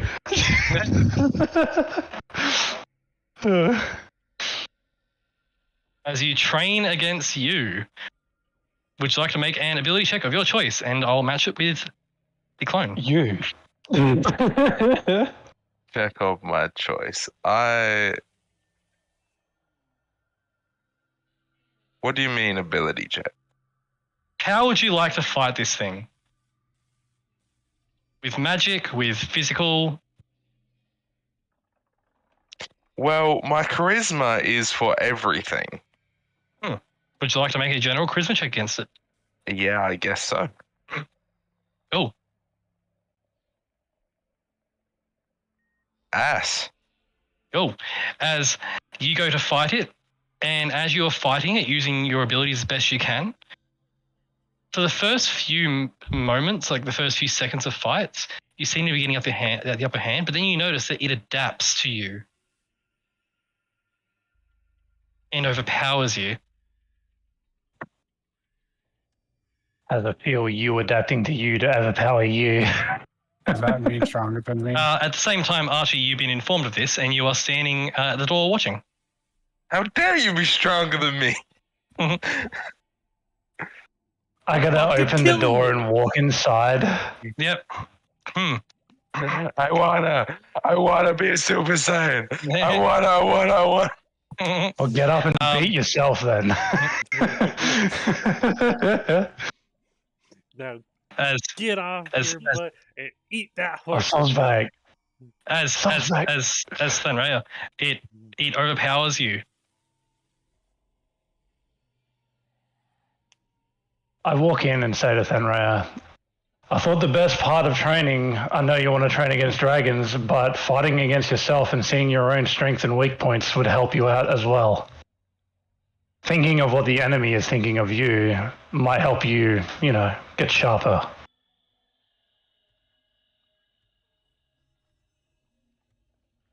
I'm going to be doing the same with Scarlet. Yeah. I could even get Kalara in here if you wish, and you could fight together. As Archie's saying that, the clone of Thenrea steps back a few feet, waiting for you to get to your feet, Thenrea, to go again. I get back to my feet then. As you get back to your feet, the clone of Thenrea casts Shadow of Moyle.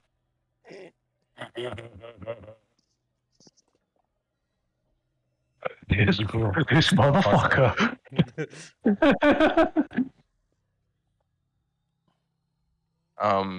I have. We both have. What is it? Where is it? Devil Sight. So that wouldn't work. It still will do the 2d8 damage if you hit it. I mean, that is true. Still does damage. You have a point. It still does the damage, yeah. It still has its wings out. It does Shadow of Moyle. I counterspell. It counterspells your counterspell and then activates Fast Step. I counterspell the counterspell. Wait, how does it have more than 2 spell slots?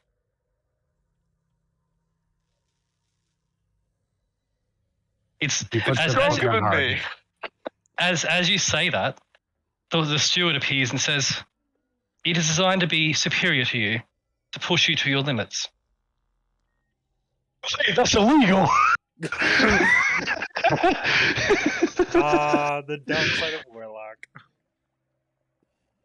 Who said I was going to play by the rules, Thenrea?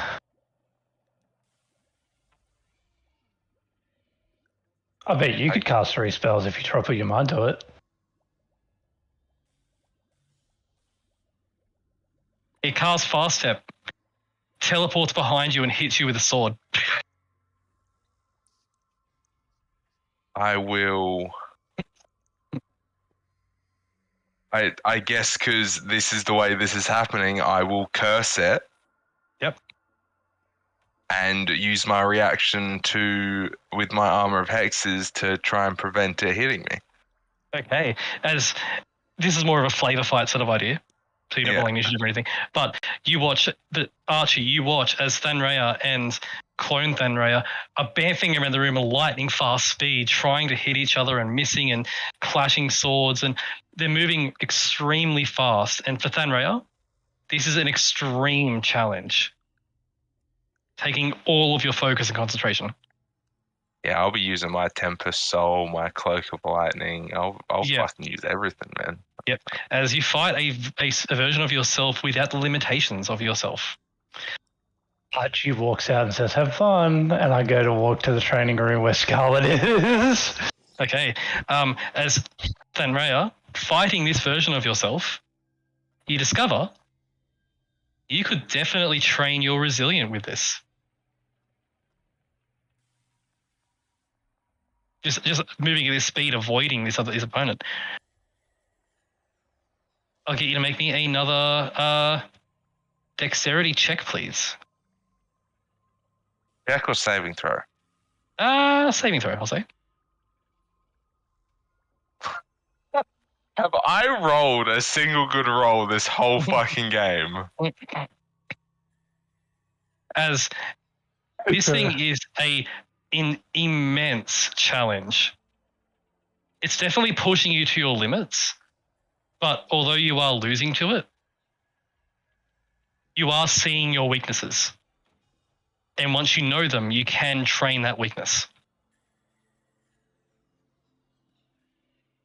While that is a fail on the check, it is low. Like your training here is lowering the DC for future checks. I refuse to believe that I have a limit. It's pushing you hard, and every time you try to find a new strategy to get past his clone's defenses, it adapts. I'm an Aasimar. I'm not bound by human limitations. Yes, so is this AI who is not bound to Aasimar or normal limitations. That is true. Yeah. So for you, Josh, while that is a fail on the check, yeah, the DC in future is now lower because of how intense the training is. Nice. Just you know. In the meantime, as you're training there, Scarlet, you're training against your father. When suddenly the illusion of your father freezes in place.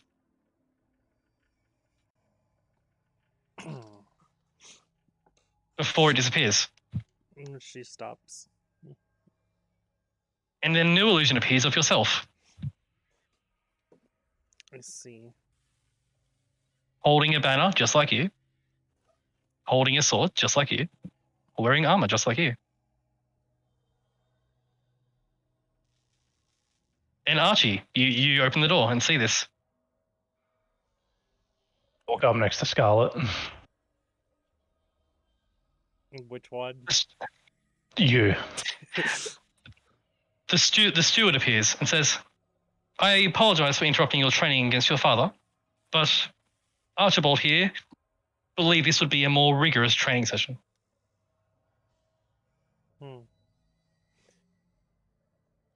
I was watching your training before and I saw you starting to adapt to your father's movements with what limited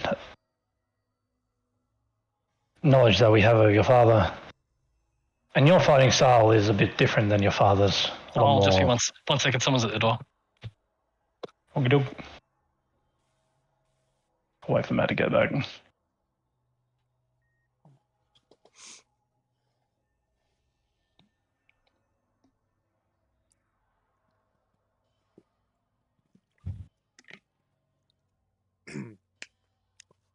Funny thing about this this combat, most of her abilities requires another person.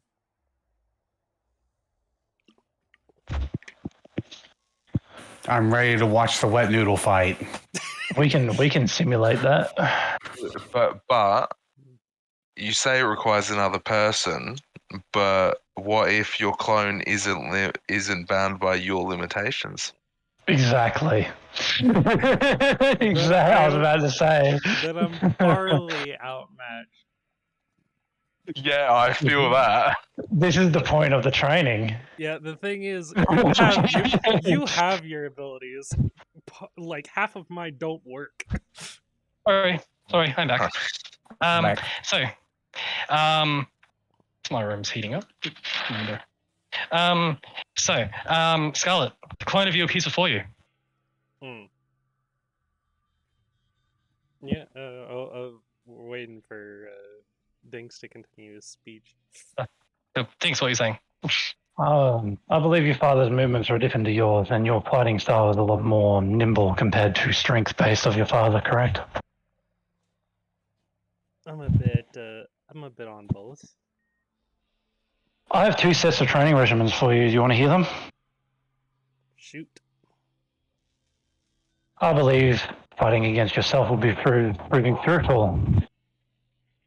Openings against yourself, finding your own openings and strengthening your own defenses as well as your own attacks against yourself and learning more about yourself would prove fruitful. But I do understand that you're of a defender team fighter as well. And this is why I had a second regime set up for you too. I didn't tell the steward yet, but I was thinking that you would fight yourself first for a bit. There was a reason why I got the data on you and Fenrir. This doesn't just have to be a one-on-one battle. Let's do it. Oh, yes. Can you simulate two Fenrirs here? One that would work with our Scarlet here, and one that would work with the other AI? Sorry, just to clarify out of game, you want two Fenrirs? Two AI Fenrirs, one that works with Scarlet, with our team-based combat. Yep. In-house fights, and then one that's working with the AI Scarlet against normal Scarlet and AI Fenrir. Yeah, I like to think that Tycoon is going to watch us having an L break. Yeah, we were discussing things while you were gone, and this is what he came up with because my main ability doesn't work without another person. Oh, yeah. So suddenly, flash, there are two Fenrirs in the room. One standing next to you, Scarlet, and one standing next to the other Scarlet.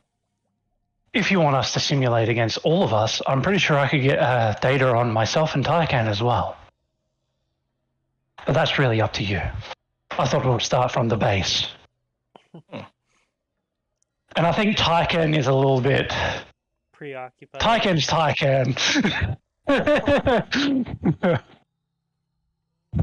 I don't need training, only him. But also, I don't think you need me flinging AI spells at you while you're in the middle of melee combat. And I think you'd like someone you could actually reach. Yes. So I thought we start from the basics in the melee combat and learning yourselves before going to the full-blown... We have a lot of stuff on our hands. Also, I'm not short. You guys are just tall. Stop it. The steward speaks up and says, the steward says, I have adapted the training program to go beyond your physical limits, Scarlet. 3 programs. You will become the best hero. Good. These versions, these illusory constructs here, are not bound by your physical limitations. It is my belief that you will be pushed to your very limits by fighting them. Good. Do you want to take the test against yourself first, or do you want it a 2v2? We'll start with 1-on-1, and then we'll scale it up. Well, if you want to scale it up, you know who to talk to. The steward will allow you to choose what you want. And I will say at this point, the steward can sometimes float around, but if you call him, he'll just appear next to you. He just teleports around where he needs to be. I am going to watch Scarlet, like I did Fenrir, for the next 30 minutes to an hour, train against themselves and try to learn myself about stuff too, to make things even harder. Cool. So Tycoon is just going to watch while he has a bit of a I'm drinking some alcohol break. Yeah, cool. Some nice northern mead is brought to you, Tycoon. Yeah.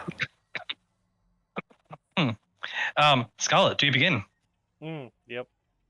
Cool. As you begin, the clone of you brings its sword to bear, its banner to bear, and it runs at you. Okay. Magic missile it immediately.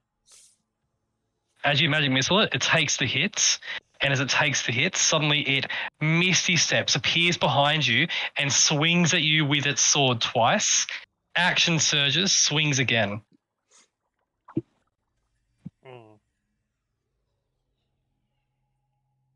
How do you respond?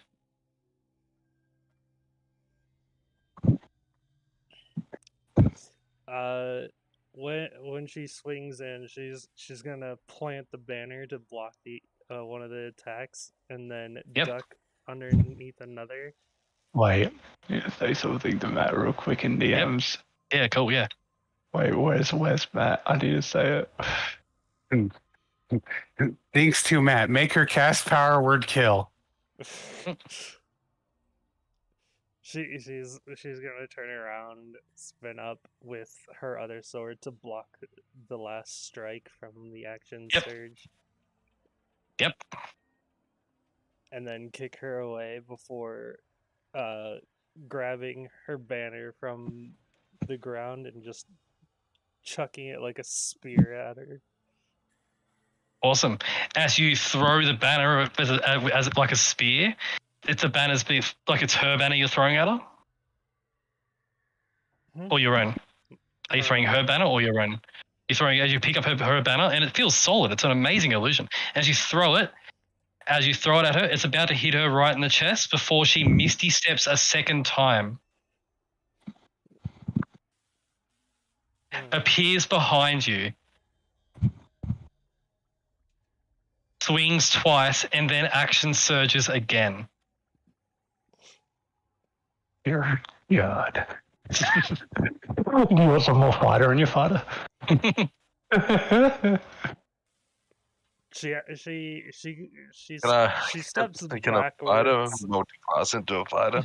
She steps backwards where the swing goes in front of her and just headbutts her backward. Awesome. As you go to headbutt her, she's going to use a warding maneuver to reduce to make you dodge, to make you miss, spending a reaction.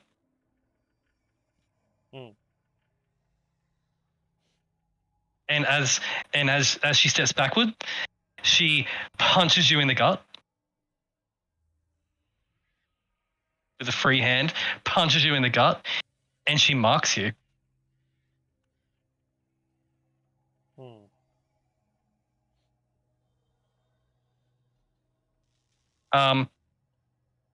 As this martial dance goes on, Scarlet, you now know why the steward says surpassing your physical limits, as she just continues to action surge all the time.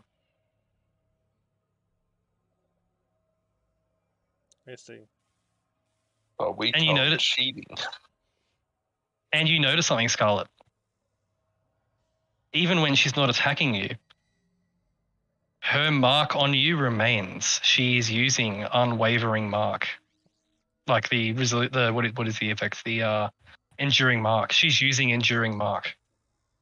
Yeah, the thing I'm training to get.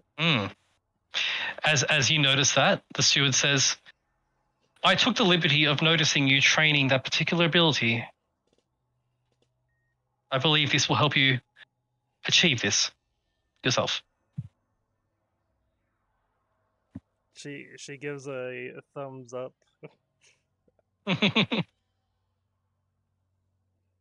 also programmed this version of you with a few abilities from other martials that I've had the chance to study. And he's saying this as lean over to Archie and say, "I hope you didn't use any of mine."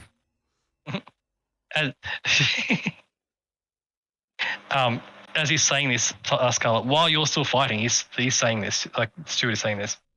You watch as this version of Scarlet does something freaky on you.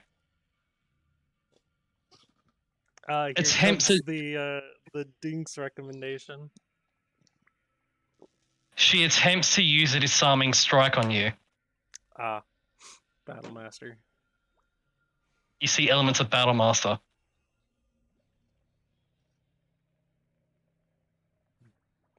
You see this version of Scarlet misty steps away from you as your attacks begin to get too much, and then points a finger at you and casts Fireball.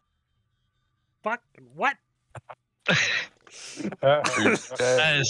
not power word kill, but I'll take it. As Archie would recognize, this is a fighting style from an Eldritch Knight. This version of Scarlet is using basically every fighter ability in the book. Ah, yes. Put some more fighter in your fighter. She's gonna roll to the side and Yeah. I hand over some popcorn to Tycan. I go heck a gigantic handful. she's gonna Missy step forward and thwack her across the face with the side of the pole. Oh, she will use.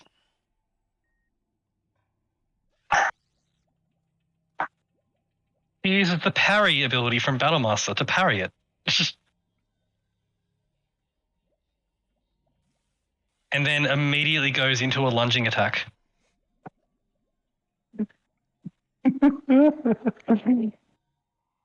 Bro, you're facing the least in the fighters.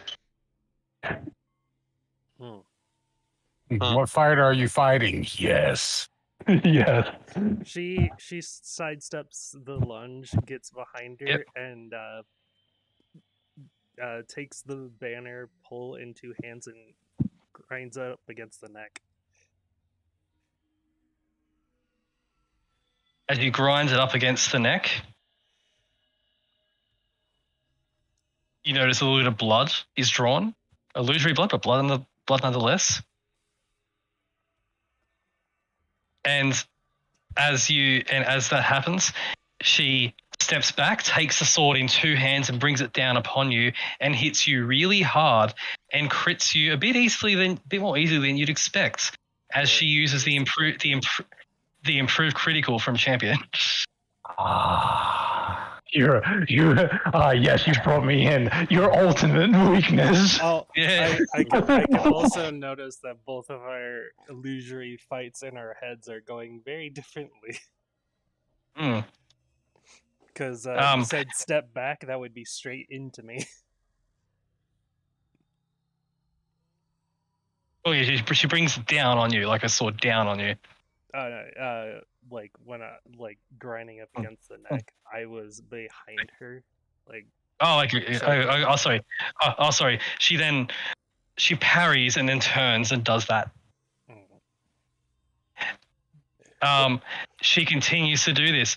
This fight goes on for more than 20 minutes of just brutally going on. Every time you go after her, she adapts. She starts using more spells. You notice she uses the shield spell a few times.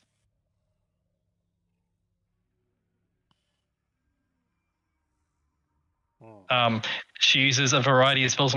Basically, she's using all the abilities you can imagine, from Battlemaster, Eldritch Knight, the Samurai, and Champion. This is far, far beyond the challenge your father was giving you. Yeah, because this is me, but with all the other fighters in it. All the other fighters. This is basically for out again point of view. This is like all of the fighting data that Archie's safe house has accumulated being put into one thing to push you to your absolute limits. And as you're fighting this thing, Scarlet, it is an extremely hard fight. Now, I should point out, it cannot kill you. It's an illusion. It can damage you severely, but it can't kill you. It is pushing you to your very limits. And as you're watching this fight, Archie in particular, as you're watching this fight, this is intense to watch. They're being pushed to the absolute brink. Good. But there's something in the back of your mind as you're watching this, Archie. Mm-hmm. You have no doubt that William Dark is pushing himself just as hard right now. Mm-hmm.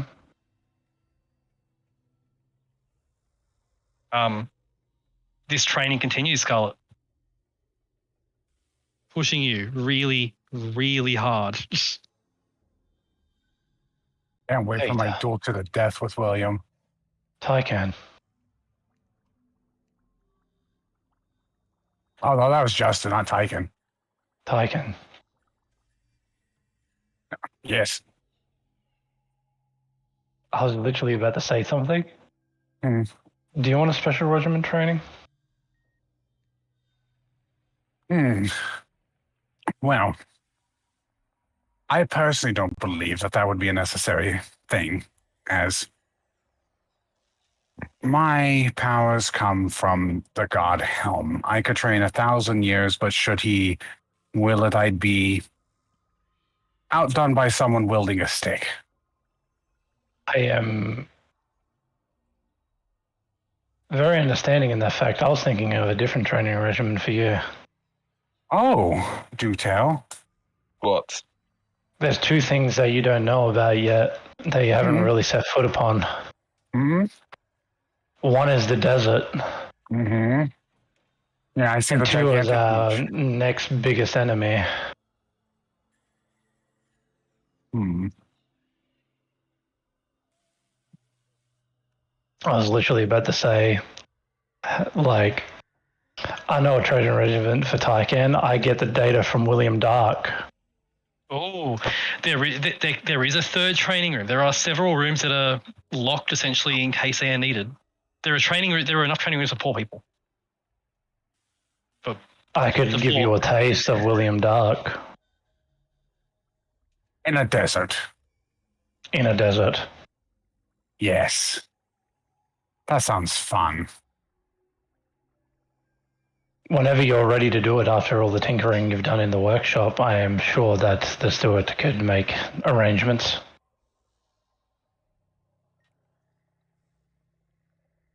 I wouldn't mind it. Well, I would say as soon as I'm done, but no, I'll probably want to sleep then. After I wake up from being done. Very well. All right. The training goes on the rest of the day. At the end of the day, Scarlet and Thunraya. Scarlet and Thunraya. Yeah. Nope. You're absolutely exhausted. Yeah, Do you know what I want? halfway More. through the training, she would have swapped to team based. Okay, cool. Swapping to team base. Same deal. The Thunraya you fight doesn't care about its spell slots. Yeah. But it also opens up the door to you being able to use your warding maneuver ability more often. And things. The clone of you also does it, but it becomes more of a team-based, intense battle. Magic being cast on both sides. Counter spells being hurled everywhere. This training, Scarlet, puts all the training your father put to you, like even before, to shame. It is an absolutely grueling workout, and you're just happy, I imagine, that you have a bed to go to afterwards. Yeah. She goes into exhaustion. She goes a little longer. Yep, go. As you go a little longer, pushing yourself as hard as you can until every muscle in your body is burning. There's only one time in your life that you've ever pushed yourself any harder than you have now, and that's in the Battle of Waterdeep.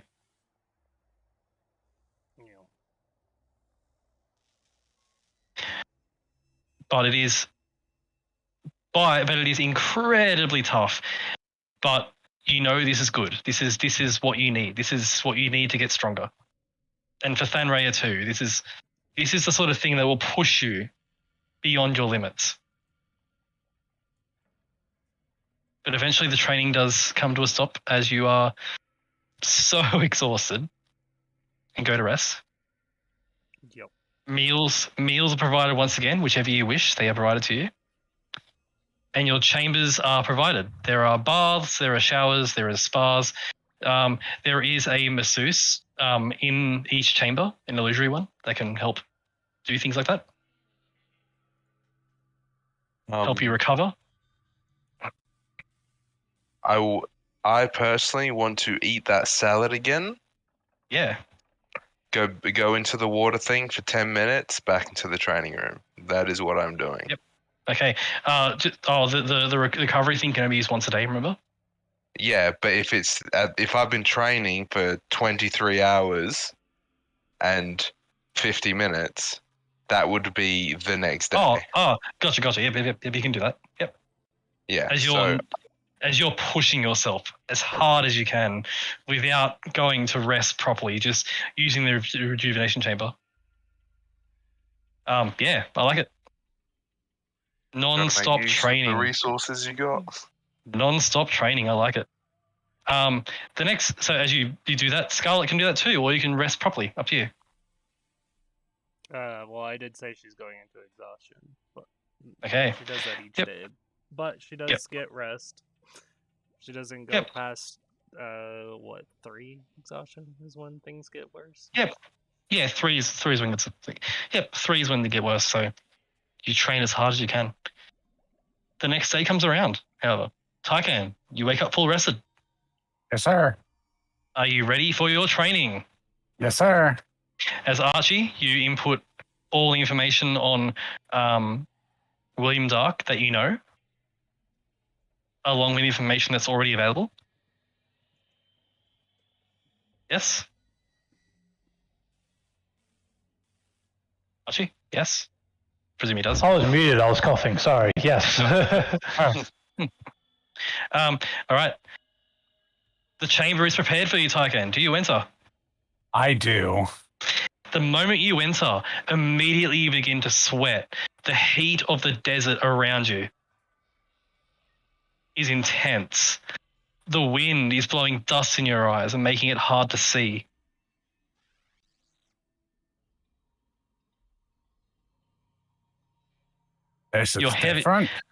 Your heavy armor is now a lot more of a burden in the desert heat. And there's a flash, and before you, standing in black armor, black as night, with spikes on it, skulls adorning all over it, a black helmet with curved horns on top and glowing red eyes, holding a 5-headed flail, each head of the flail for a different chromatic dragon. There is William Dark. I was like heresy. You mean absolute zeal in each god that they follow. I've never seen a more fucking, what's the word, freaking like Deus Vult-esque combat than these two are about to have. Yeah. Have you ever seen religious beliefs clash before?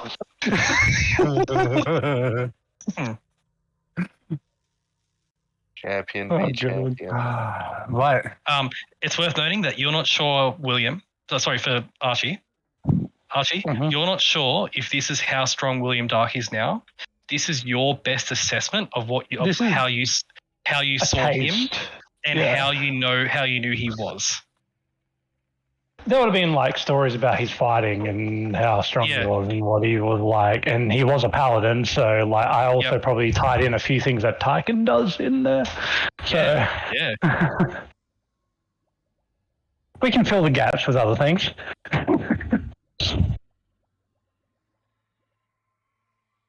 Yep. So, Tykan, there is William Dark standing before you, the desert wind blowing dust in your face. What do you do? I can withdraw his sword, ready his mask, and channel divinity. Okay. And consumption. Okay. You watch as William Dark does the same. He channels his divinity, which focuses entirely into his weapon.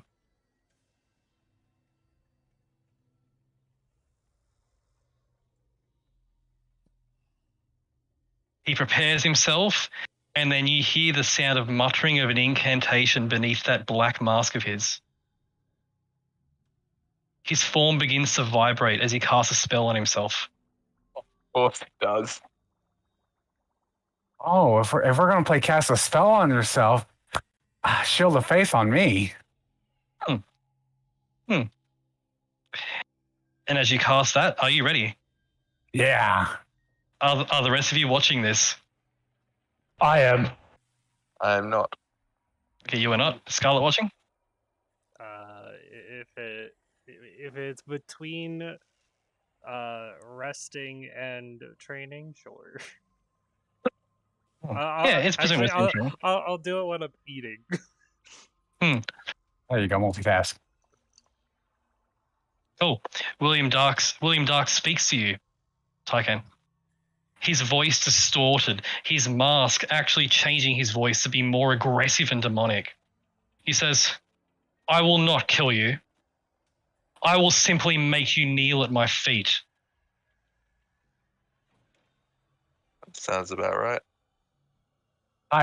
He'll humor this and say, I'll make your death swift and your burial to your god.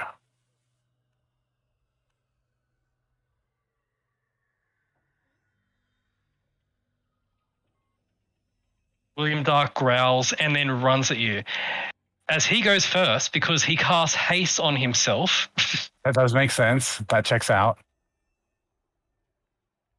And moves at you with unnatural speed. His movement speed is 80 feet. Haha. And he comes at you and swings his flail with full might. And as his flail hits you, Tycan, you feel the impact of 5 flail heads hitting you, each one doing elemental damage of their own. And into it, he channels a 5th level Divine Smite. I'm resistant. And it does fire damage. Oh, that's fun.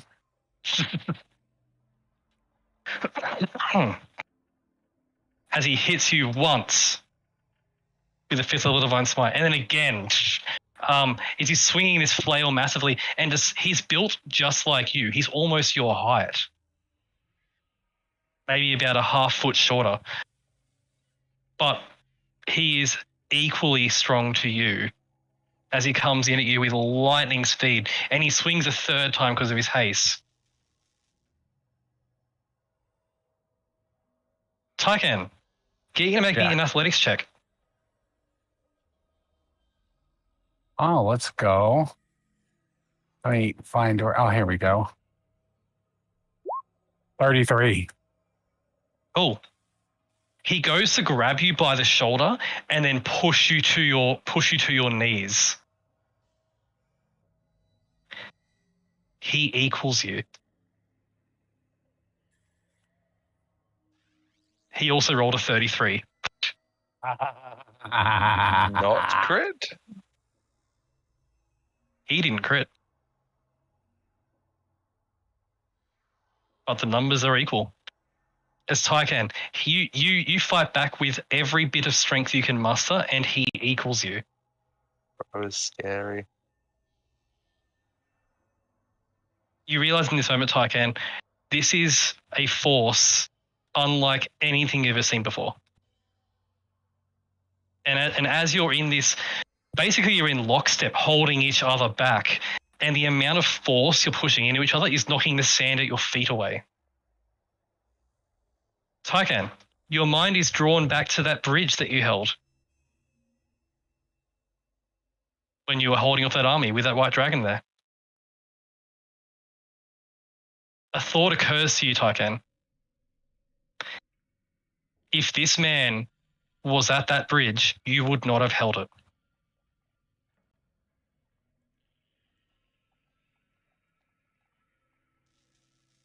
It's only in his grip that you realize this, that just how dangerous William Dark is.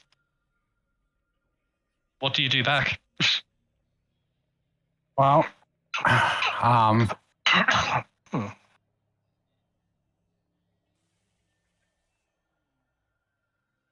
I would definitely do the 2 attacks. 3rd level smite on both, expending a charge on both to do max damage. Okay.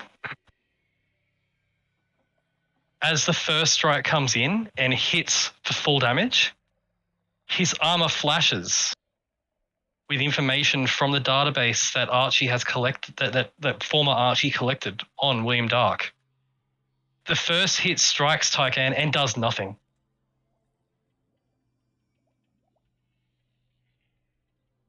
A momentary bubble of force appears around where you hit on his armor and completely nullifies the crit.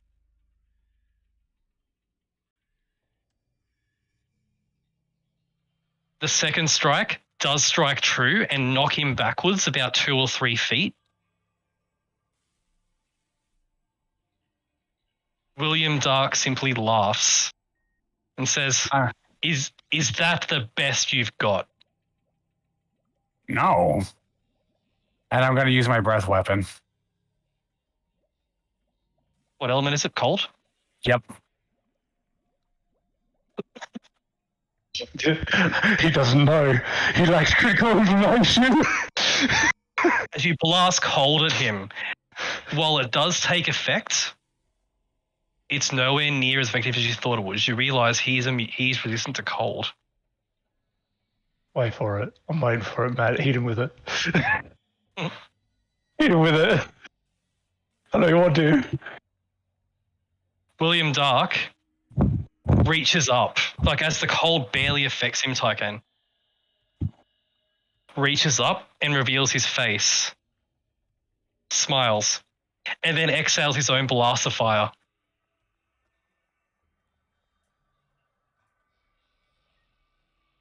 In a 30-foot cone all over you. That's a touche right there. So Uno reverse I've ever saw one.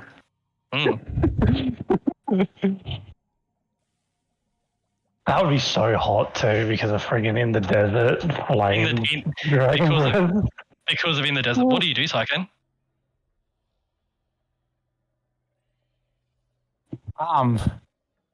The only thing that Tycan knows, he stands his ground with the radiant consumption still going, and he fights till he drops. He watches, and I'm going to say it now, Tycan. He beats you.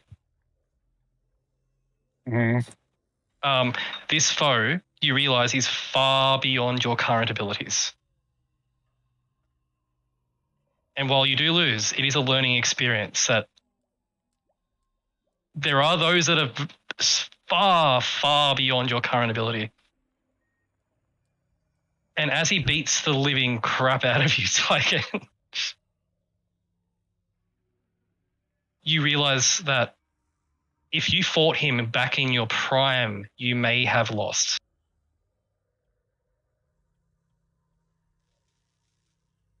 There is a reason he was chosen to be brought back. Yeah, there was a reason why I was chose too. It would discard that thought real fast. I'm just saying that, like, you know, you realize how much of an opponent this guy is. Oh yeah, I get. As he pummels you and beats you, and he like, you guys watch as the fight quickly becomes one-sided, as Tycan is pushed to his limit and pushed to the ground.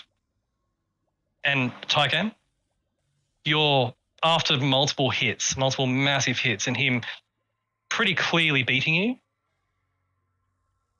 you're pushed to the ground. You're bloodied, but not. You can't be killed, but you can be injured in this thing. William, you watch as William stands over you as you're sort of on your back in the desert, bloodied and beaten. William says, like, William puts his flail at his hip, clips it into place, and pulls up a dagger and says, I told you you would kneel. You are beneath me. You do not need your hands to kneel. And he grabs your hand, is about to put the dagger to your hand and cut your hand off before the illusion stops and pauses in place.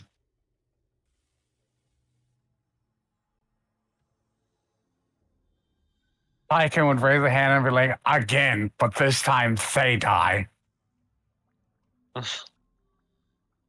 The steward appears and says, I apologize, but I am not able to tone down this based on the amount of based on what is in the database.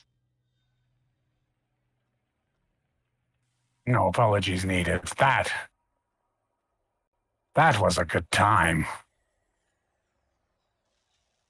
Oh man, he's really zealous. And really up himself. I take a freaking handful of my popcorn. I open the door. How'd you like that, Tygan? And Scarlet, you were watching this while you were reading. You just watched as Tygan got summarily beaten within a few moments. Get ready to receive some Holy Spirit. If she knows William Dark, then should probably understand that would probably happen. Yep. You heard about what he did to your father's men and to your father. This is entirely in keeping with that.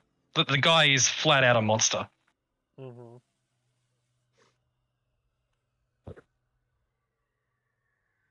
The illusion of William Dark fades.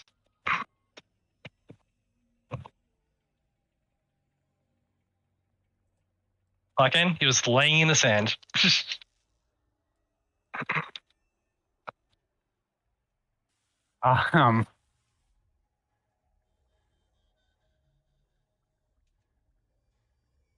Honestly,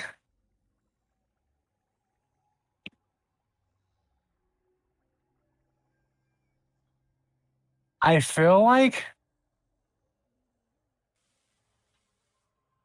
Taika would probably get up and start forcing himself to walk through the desert in his current condition. Yeah, for sure. This is how he did the cold. The illusory nature of the room allows you to move and not have to stop. In actuality, you're walking around in circles, but yeah, the illusion shifts to make you think you're walking in a straight line. Yeah. Like as you put. Go ahead. Oh, you go. I'm like full on. He'd just like look at the steward and be like, "Sorry, I'm about to get a lot of blood on a lot of things." The steward says, "It is quite all right. The system cleans itself automatically."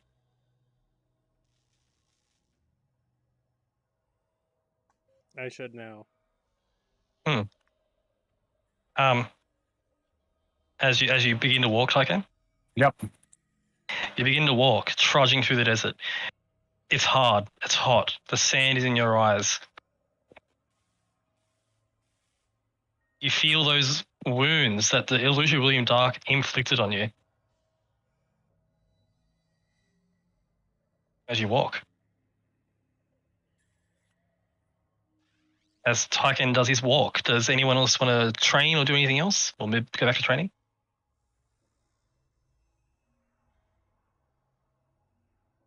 I'm still doing mine, so... After Scarlet finishes her food during her food break, she goes back to training, most likely. Okay. Go back to training as well. I'll get Thanraya to make another dexterity save for the next day.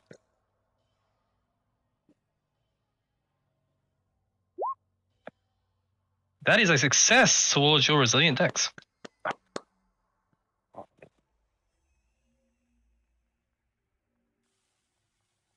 As you go back into training against yourself, Thanraya. Scarlet, you go back into training for you as well? Yep. Cool. Get you to make me another con check, please.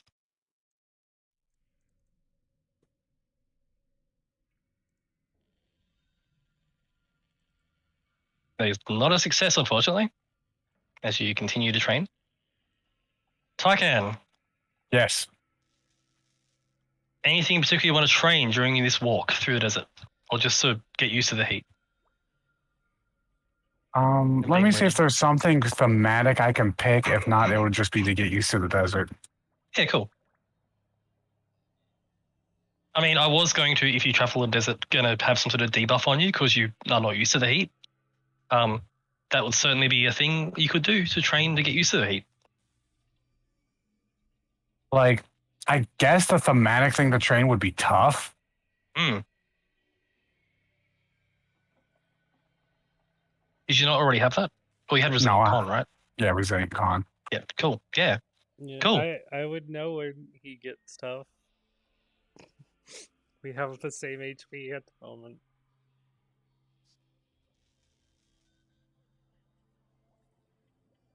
Hey. Cool. Tygan. Yeah.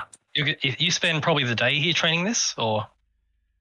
I mean, since he's done, honestly, since he's done with the smithing, he would legitimately spend more than likely every waking moment doing jogs for hours, if at all possible, in the desert. If he collapses and starts having a heat stroke, boom, 5 points lay on hands, he's back up. Yep, cool. As you do this, as you spend more than 24 hours in this chamber, Tycan. Mm-hmm. And it isn't just a desert. There are points during this walk / traveling / running / jogging, sandstorms come along. Sandstorms full of dust and hot wind and lightning come ripping through, making it even harder. You end up having to make shelters in the desert out of whatever sand and debris you can get. Yeah. Similar to how you would have learned to survive in the north, just instead of snow, it's with sand. I'll get you to make me, Tycan, a con save at disadvantage. All right. Con save at disadvantage. I can find my character sheet. Oh, wrong thing. It's over there. Hey, yo. Oh. Hey, yo. There is a success. I'm taking. You have survived heat stroke. Congratulations. And you get heat stroke several times. I will say at the end of like the first 24 hours or so, you burned out probably half of your lay on hands just by getting rid of the heat stroke. Tycan at the end of the day is like, oh, I don't feel so good. I think I've got 3 different types of skin cancer.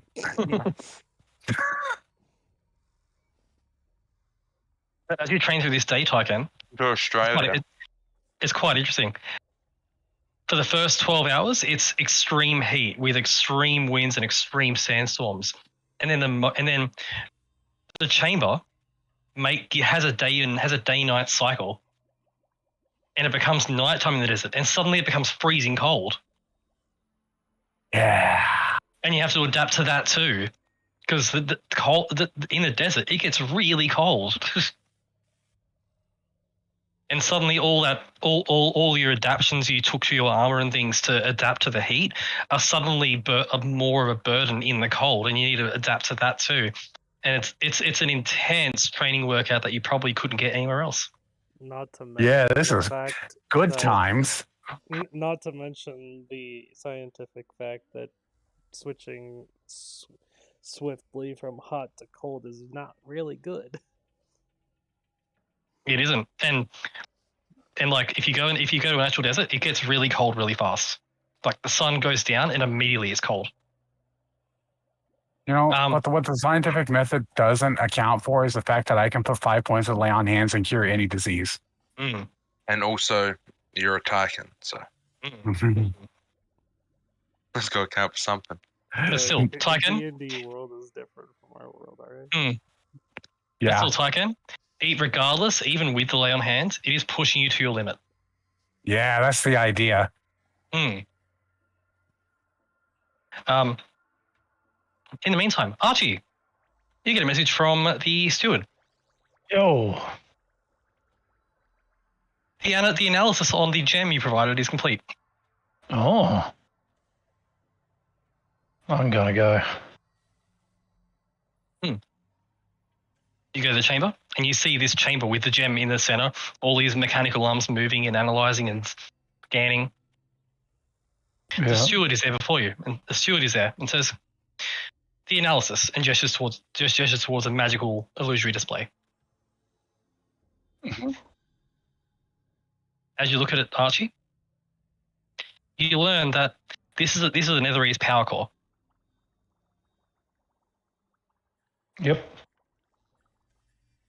you look closer, and the analysis shows it isn't just a power source made of magical energy put into a space, but it is a compact weave of its own design.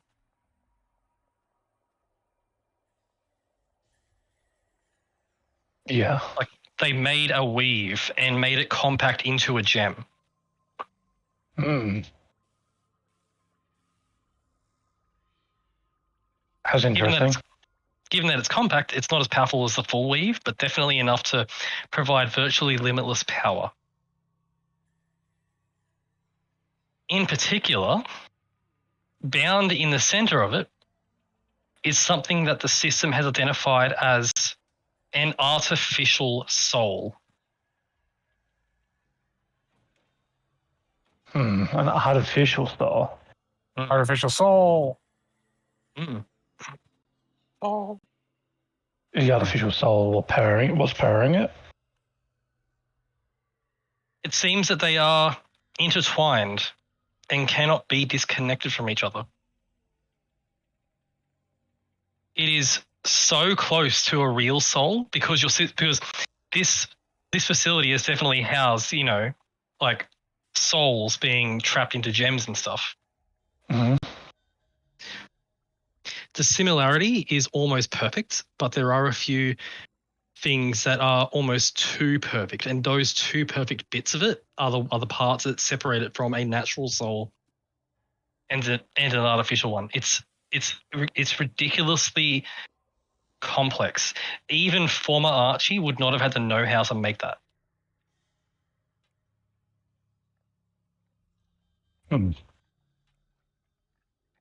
The soul, you notice, is thinking.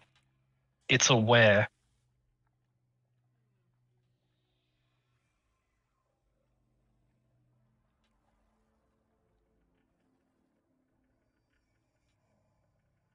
It's aware. Like, just to clarify, this is the soul you took from that construct, right? The one that killed the little girl? Yeah. It's aware. Not of its surroundings. It has no means to see that. But it is thinking. Yeah.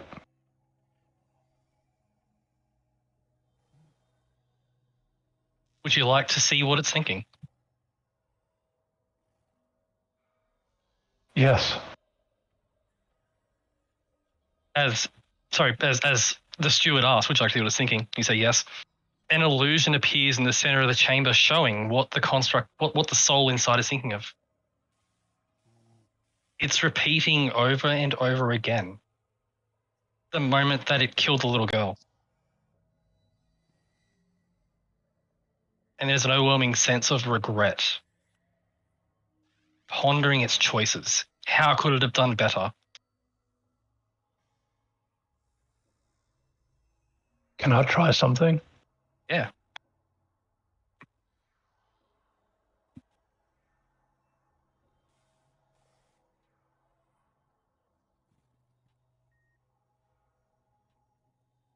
I want to cast a spell on it.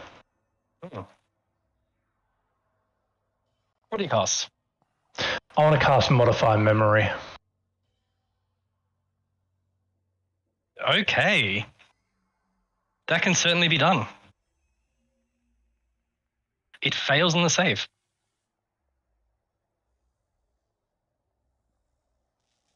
I want to erase that whole altercation of what happened to the child.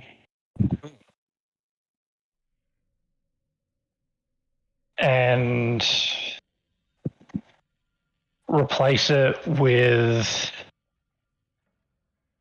it just shutting itself down before everything happened. It just it was a spontaneous shutdown. It didn't realize it happened. It just happened. Like when the server got blown up. Okay.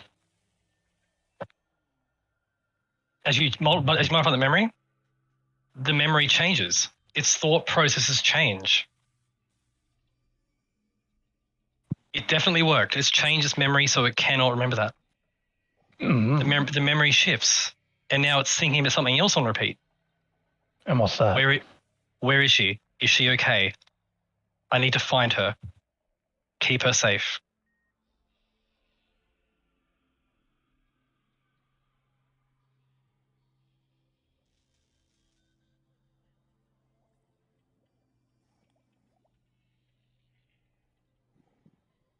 Oh man, I have a wicked thing that I can do right now. But you get a sense that its every purpose, like all of its purposes, were around protecting that child. And with memory removed, it's now entirely focused on keeping the child safe.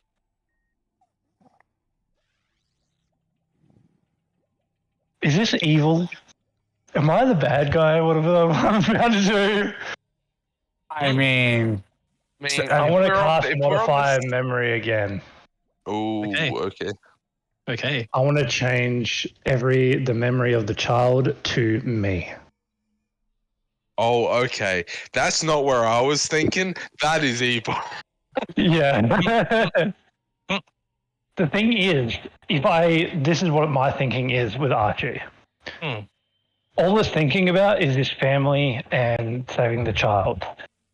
But the child is already dead and all the Netheries are already gone, right? You could potentially find all the memories it has of the child and create an illusion, a realistic illusion of the child. The thing is, I want to use this core in Ed to protect Faerun. That's okay, yeah. And the thing is, if I change its memories to want to protect me, you, Scarlet, or Tycan, its programming will reformat to wanting to protect us, right? Can I this is just obviously this is just out of game talk, right? If Ed gets to the point where he's basically like the God's player, right? And he, for some reason, feels like he cannot protect us and then decides to go the same route by killing us. Wait, I have a better idea. How will that work out? I have a better idea. How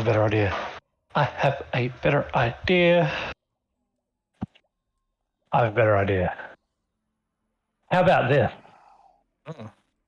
I've erased the memory of him killing the child. Yeah.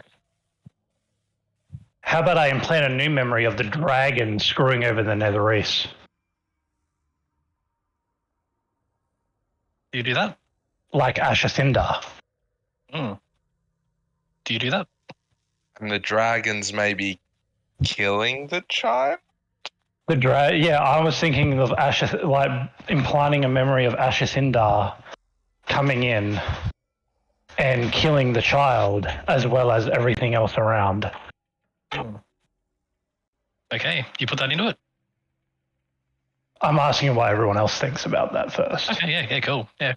Would Ashtatindar have been around? Out of game opinion or in game opinion? Out of game opinion. Out of game opinion, I like it. Yeah. Because Archie is thinking possible, like repercussions.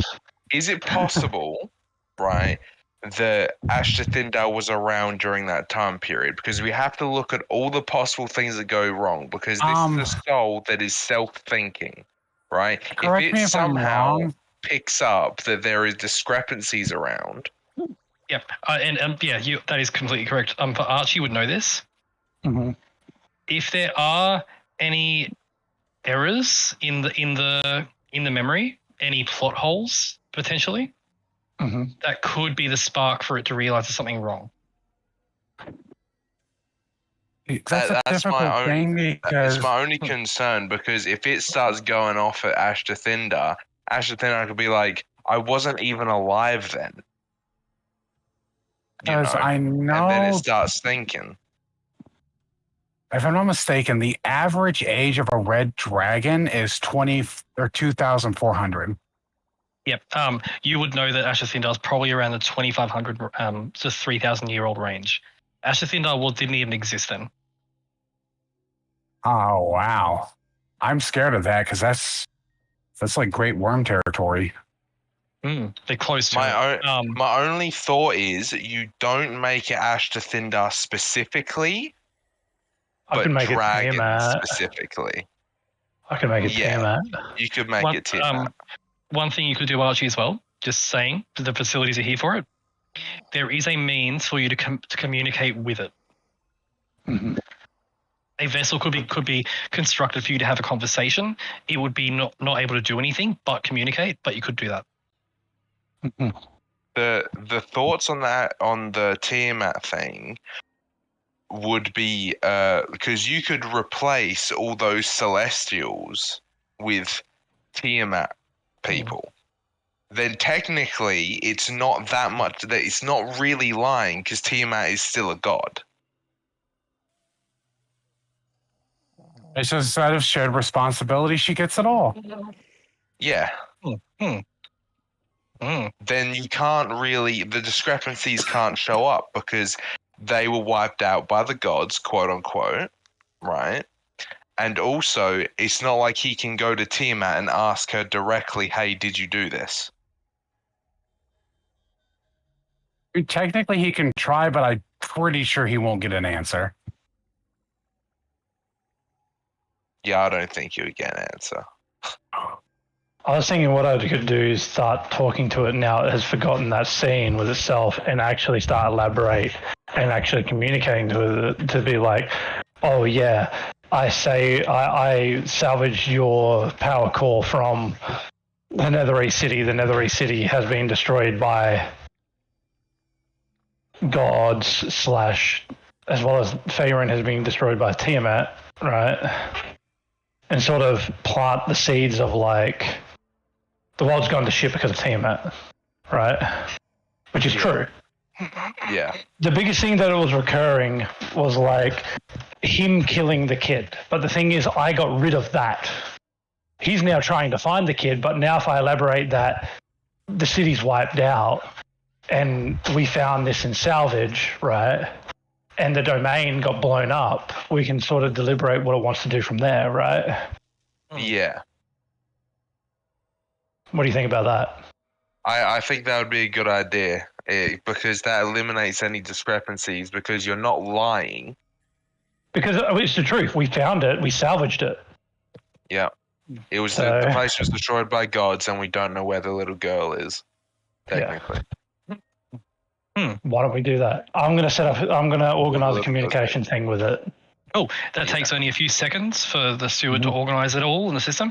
And before you is an illusion of the construct as you remember it. This is how it viewed itself. It's an illusion. It can't move from its vision, but it stands before you. It says, I say in Nether East, hello. Hello. Where is Annabelle? This is going to be a long story. Do you wish to hear it? She went Annabelle. There is no time. I need to find Annabelle. This is the reason why I need to tell you this story. It's about Annabelle and as well as everyone within your city as well as the domain. Is she okay? I need to find her immediately.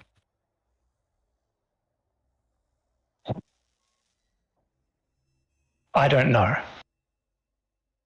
The Nether East City that you were in was ravaged and destroyed by godlike beings. So has Faerun itself. Tiamat has wreaked havoc on Faerun. We searched the Nether East ruins, but it was extremely hard for us to make a lot of gains ourselves because of the domain being destroyed as well as otherworldly beings within itself being running riot, per se. I see. Error. Discrepancy in memory. Which memory is that? My deactivation. The data does not match.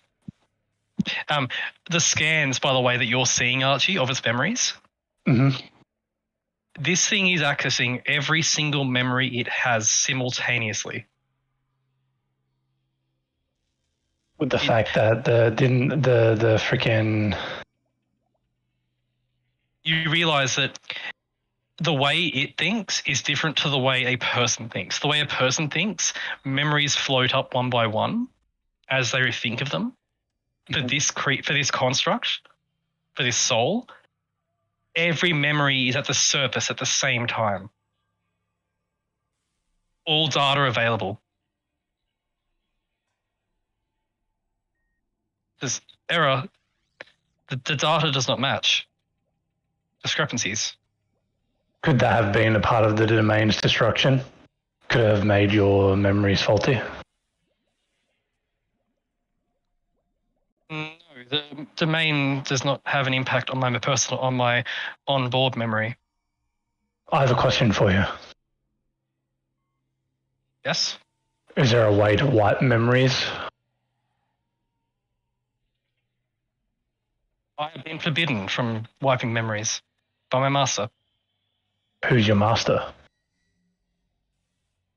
My maker. Who's your maker?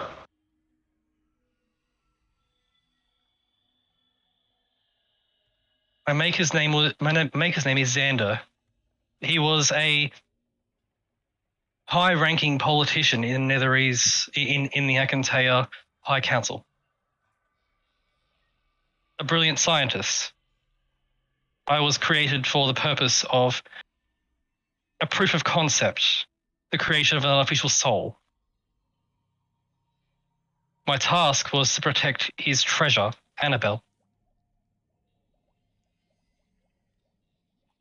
So you were created by this scientist to protect your child.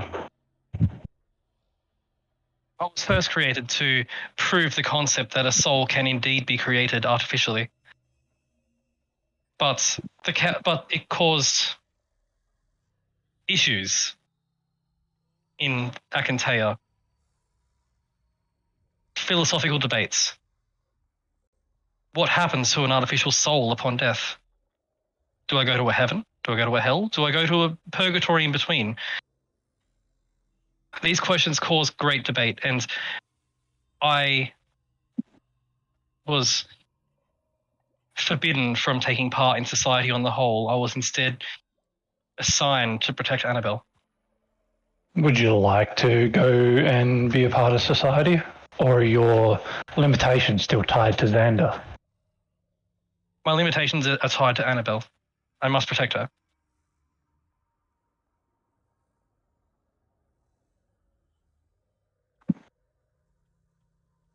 But my memory is faulty, it seems. What would happen if something happened to Annabelle?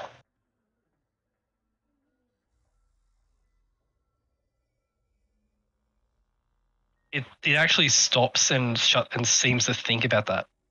And says, I do not want to think about that.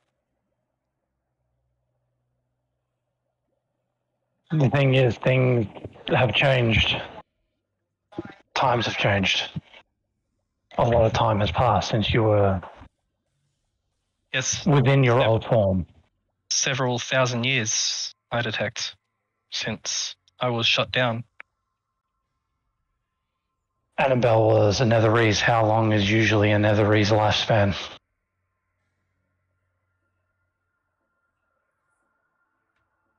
The lifespan of the Netherese depends heavily on their social status. My maker Xander was over 1,000 years old. The Netherese city was destroyed. You were shut down over 2,000 years ago. And that's when the Netherese city was destroyed, right? Just it was 5,000, but I would say 5,000 years ago then. And Annabelle? I believe that she is now within the live stream. Considering what you just said about Xander and social hierarchy, I don't know if she would be able to survive for 5,000 years. We had the Especially means to when the live, Neverese city was destroyed. we had the means to live as long as we desired. And the city was destroyed. Then where is Annabelle?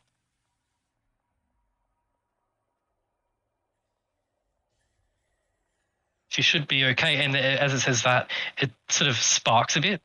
There's a little spark from the gem. It says, error. There's an inconsistency in my data. I will correct it. Wait. Wait? Why must I wait to correct this data? Wouldn't Xander tell you to do otherwise? What would Xander do if you were to correct your data with your own willing? Maybe Xander put this in place. Why would Xander hide in things in my memory? Maybe something happened that he didn't want you to find out. If all the knowledge is not available to me, then I cannot protect Annabelle.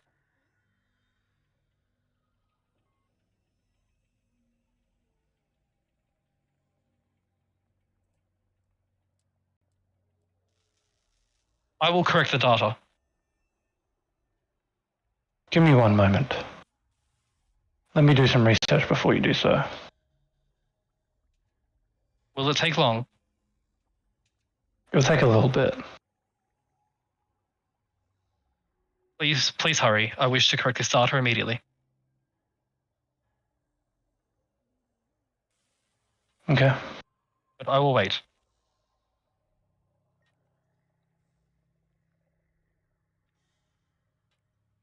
As you have a moment, what do you want to do? Do I have permission to do something bad, everybody? What is this something bad? I want to replace the memories within it to me being Xander. So I can actually tell it to reformat its memories and clear it. That's the good. I think that's a good choice. I think that's the best one. Okay. I would cut off communication with it.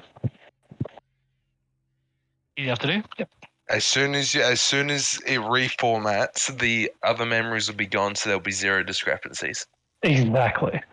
I am going to modify memory. I'm going to try and get Mini Archie in here to help me with it. So we're going to wrap up after this, so you can go to bed if you like. Yeah. And modify. Until the session's over. Okay, that's fine. We'll wrap up pretty soon. Sorry, say I'll again. modify it. Just so you know, Archie, modify memory has a time limit on how long you can change. I know. This is why it's going to be quick. Sorry, say again. I just want to modify the memories of Xander to be me. Look like me. At the beginning. What does it sound like? Okay. I will need you, Archie, to make me an Arcana check, and the DC is very high. You got this, homie. Oh, fuck. Ooh. You have Mini Archie, so technically that's advantage? Fortunately, not for this. Why not? Oh. Remember I said this thing's memories are all there. This is a massive modifier memory. But still, 22 is very high. 22 is very high. As you cast that, you won't know until you communicate with it again, if it's taken full effect. I'll communicate it with it again. The moment you open up communication, there's error, inconsistencies all over.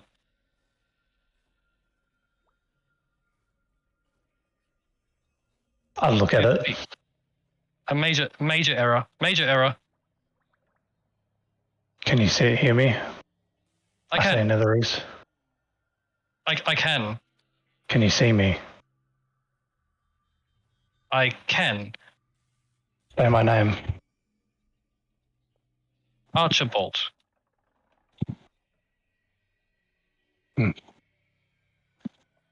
Archibald? Sir Archibald Bartholomew Humphrey. He says the full name.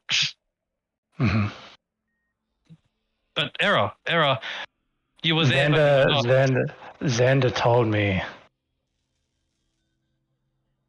to wipe your memory.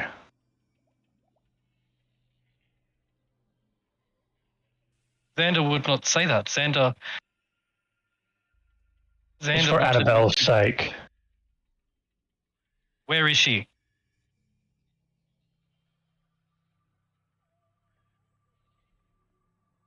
She's this discrepancy in your memories. More discrepancies.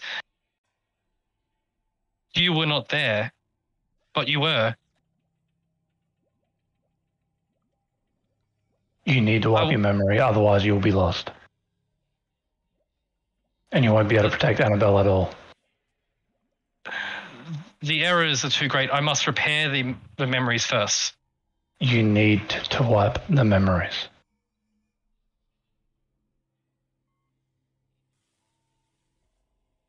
They're multiplying. If you try to repair, they're just going to multiply faster and faster. Make me a persuasion check. Oh, God. You got this, homie. Can I activate a spell before I do it? You can if you like, yeah. I want to activate Borrow Knowledge. Yeah. I lack proficiency in Persuasion. Yep. I have proficiency in Persuasion now. Yep. Oh, yes!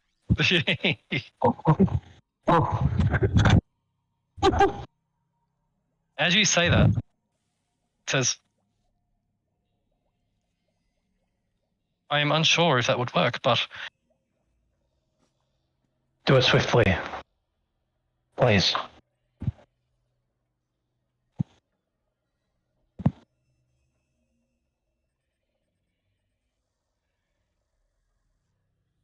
You watch as it seems to think for a second, and you watch as the memories on it begin to be erased one by one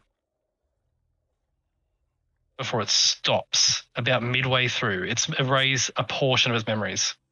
Mm-hmm. Before it stops and says, error. Error? Error. I cannot delete my memories. Not all of them. Why is that? Password required.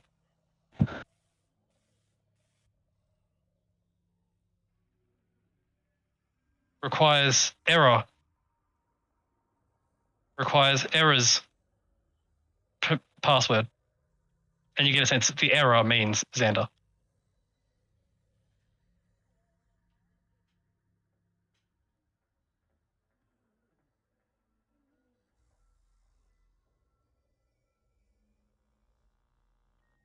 Princess.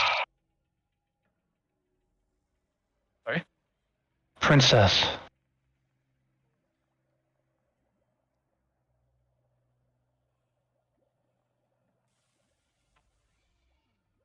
Error. Wrong password.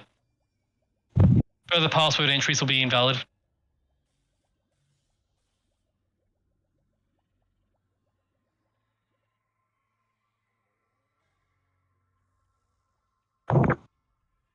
Rolling back changes. And you watch the memories that were deleted are rolled back to being there again. I was thinking Annabelle might be the password, but that was good. It was a good attempt, but that was a good attempt. It rolls back the changes of the deleted things. It sort of undoes it. It can roll back his deleted memories. It began the process and then stopped and then sort of undid it. Kind of like putting them in a recycle bin before actually deleting properly. Is it still on the analysis thing? Of its memories, yeah, you can see. No, is it still on the analysis board with us getting analysis of how things are happening and what's happening within the battery? Yes, you can. Do we get any records of what had just happened when it started deleting its memories? Yes, flagging memories for deletion and preparing them for deletion. Mm-hmm. And shifting them to a recycle bin of sorts, ready to delete en masse. And it sort of got to a point and stopped.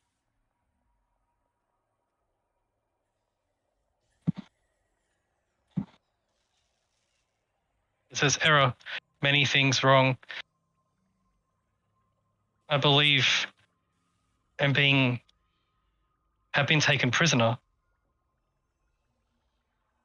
Prisoner? I cannot give up secrets of Annabelle. Secrets of Annabelle? You're attempting to alter my processes, giving a fake password, my faulty memories.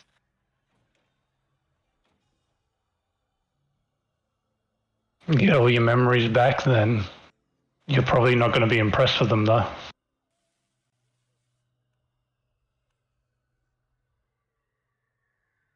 I will accept whatever.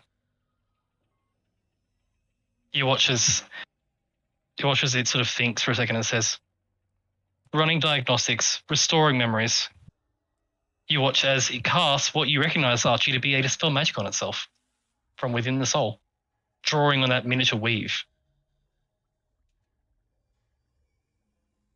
You see the memories of it killing the child come back. And then you see the illusion of the construct standing before you start to cry.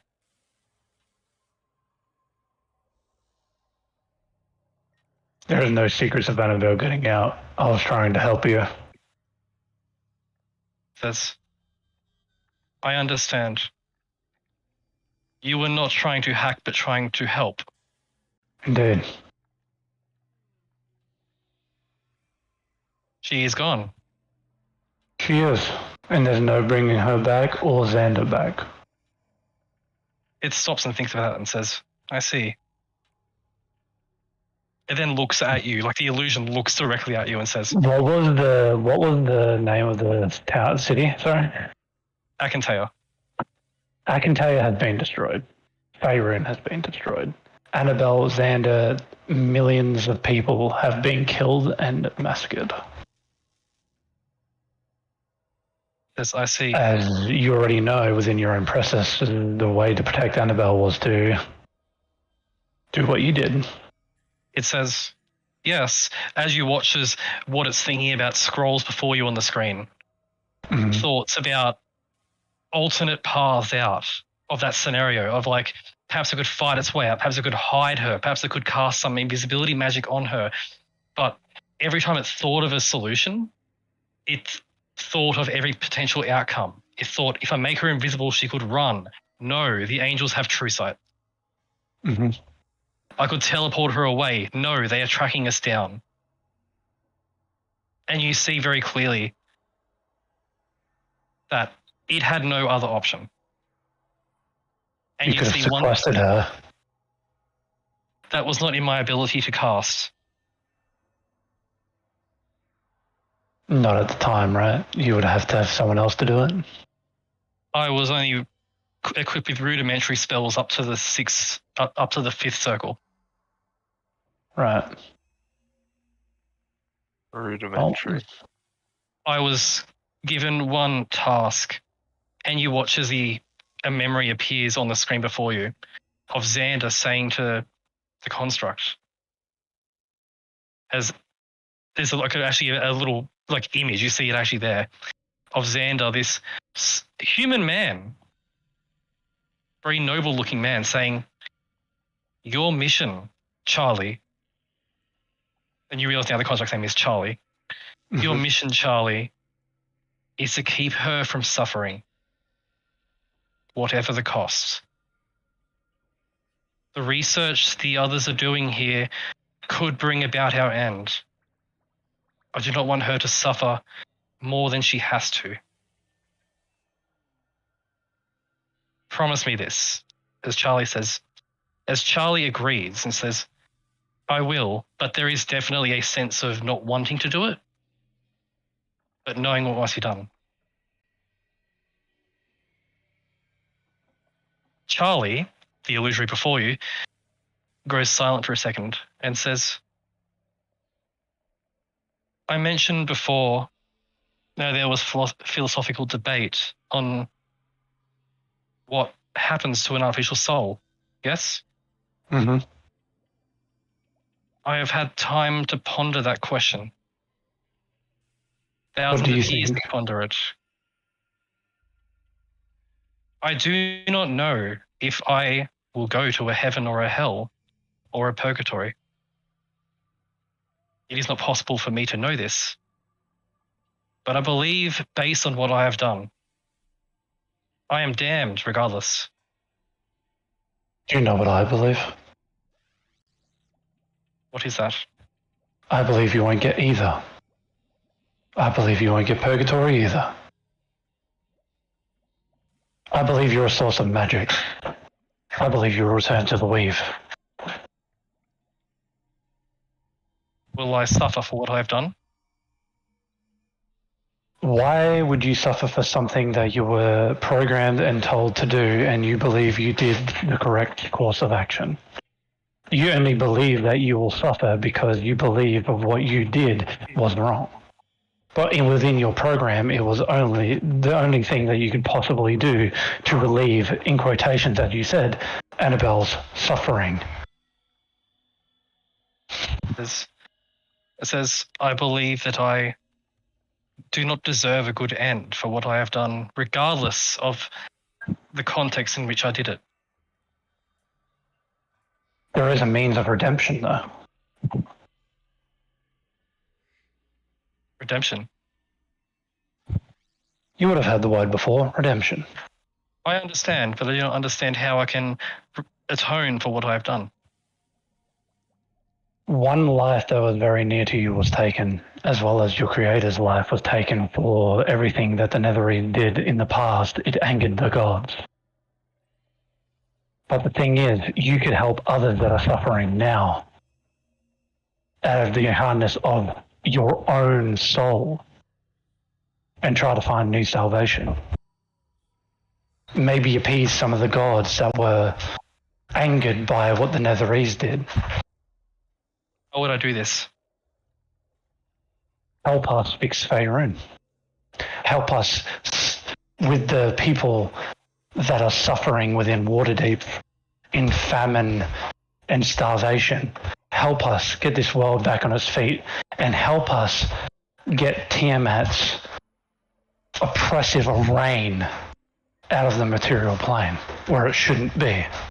That's the era of our world right now. And it's not as easy as just fixing a memory to get it back. Millions have died. Your people, my people, all people. Everyone's suffering. It thinks about this, and you see the thoughts that are being displayed to you on the screen as well, of weighing this up, thinking about the potential pros and cons. Mourning Annabelle before it comes to one word on the screen, yes. Before it says, how can I help?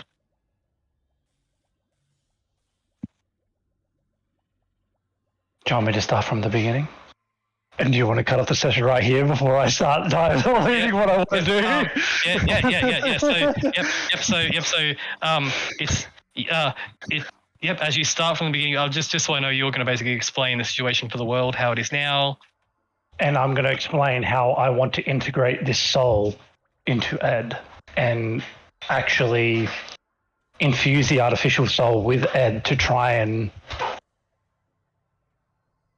make the Netherese constructs actually think again.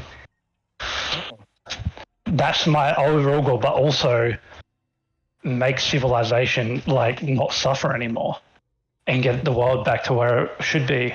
And with this, our world will be saved, but also in the live stream, you might be able to meet Annabelle again and appease Annabelle's soul. Oh. It is all on board, and as you explain the world and its current situation, it shows you memories of how it was integrated into its former body, and it gives you ways. It shows you ways you did not know of how to integrate it into Ed. I would like to ask something here, because I believe Archie would know this. This is why I'm just bringing it up. Yep. Annabelle's bones and body are still in the city. Is there any way for Archie and his infinite wisdom of this fucking facility to bring her back? I know one way, and I was thinking of it. There is one way I can do it. One. Wish? And it's not my wish. You would have to be like a god level wish. But you have a cloning thing that you just touched. That's the clone spell. That's the clone spell. That's the clone spell, and it was integrated with me. But the thing is, if I can get a part of Annabelle, like their bones. The thing is, true resurrection is only up to 500 years, right? But doesn't Wish ignore those kind of Wish goes around that. Wish will ignore that. So you'd wish cast through resurrection. I would have to like god level wish cast true. It will take a god level wish. Yeah. Take a god level wish, and just so you know, the reason you guys didn't have memories upon coming back was because they used a lesser god wish. Yeah. To circumvent the 200-year thing. To circumvent the 100-year thing. So you would need a high-level god wish, such as the one that was used to bring back William Dark, to bring back Annabelle fully. Well, in that case, we have to consult the most powerful deity in the realms, Chauntea. But the thing is, if we do the thing that we're trying to do to appease the gods now, we might be able to get that wish. Potentially. That's something that we can think about in the future. But I was thinking about that too. I was like, if I could bring Annabelle back, I might be able to change this stuff. But the thing is, if I do get Annabelle back, what's Annabelle going to be like too? Right? This is one of the things I'm thinking about, right? Out of game, I think it's a good idea, but in game, I would be thinking that, just Thanray's thought process, the way she is, right?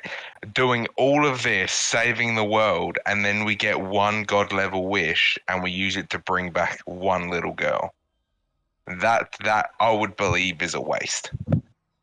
This is why I was thinking the whole cloning / regeneration thing or whatever, using her bones in DNA, might be a better solution.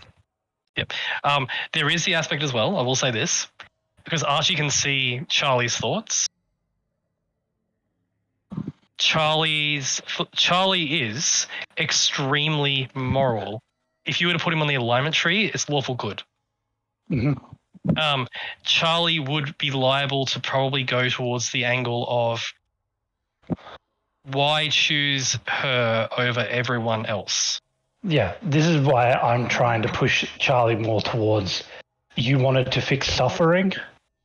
There's millions of others suffering right now, you know. Charlie is 100% on board with that. Yeah. 100% on board. He's all in. Redemption and like do you know what I want to do? I want to push Charlie towards redemption as well as religion. Because the thing is, if I push Charlie towards religion, like that's actually a really good idea, because this is just my train of thought. Can gods give souls? But the thing is, gods can use their power to create very vast things, but also Charlie wants redemption and doesn't know where their soul will go after they die. But if I push them towards religion, their soul will go to the god. It sounds like a question for Kelemvor.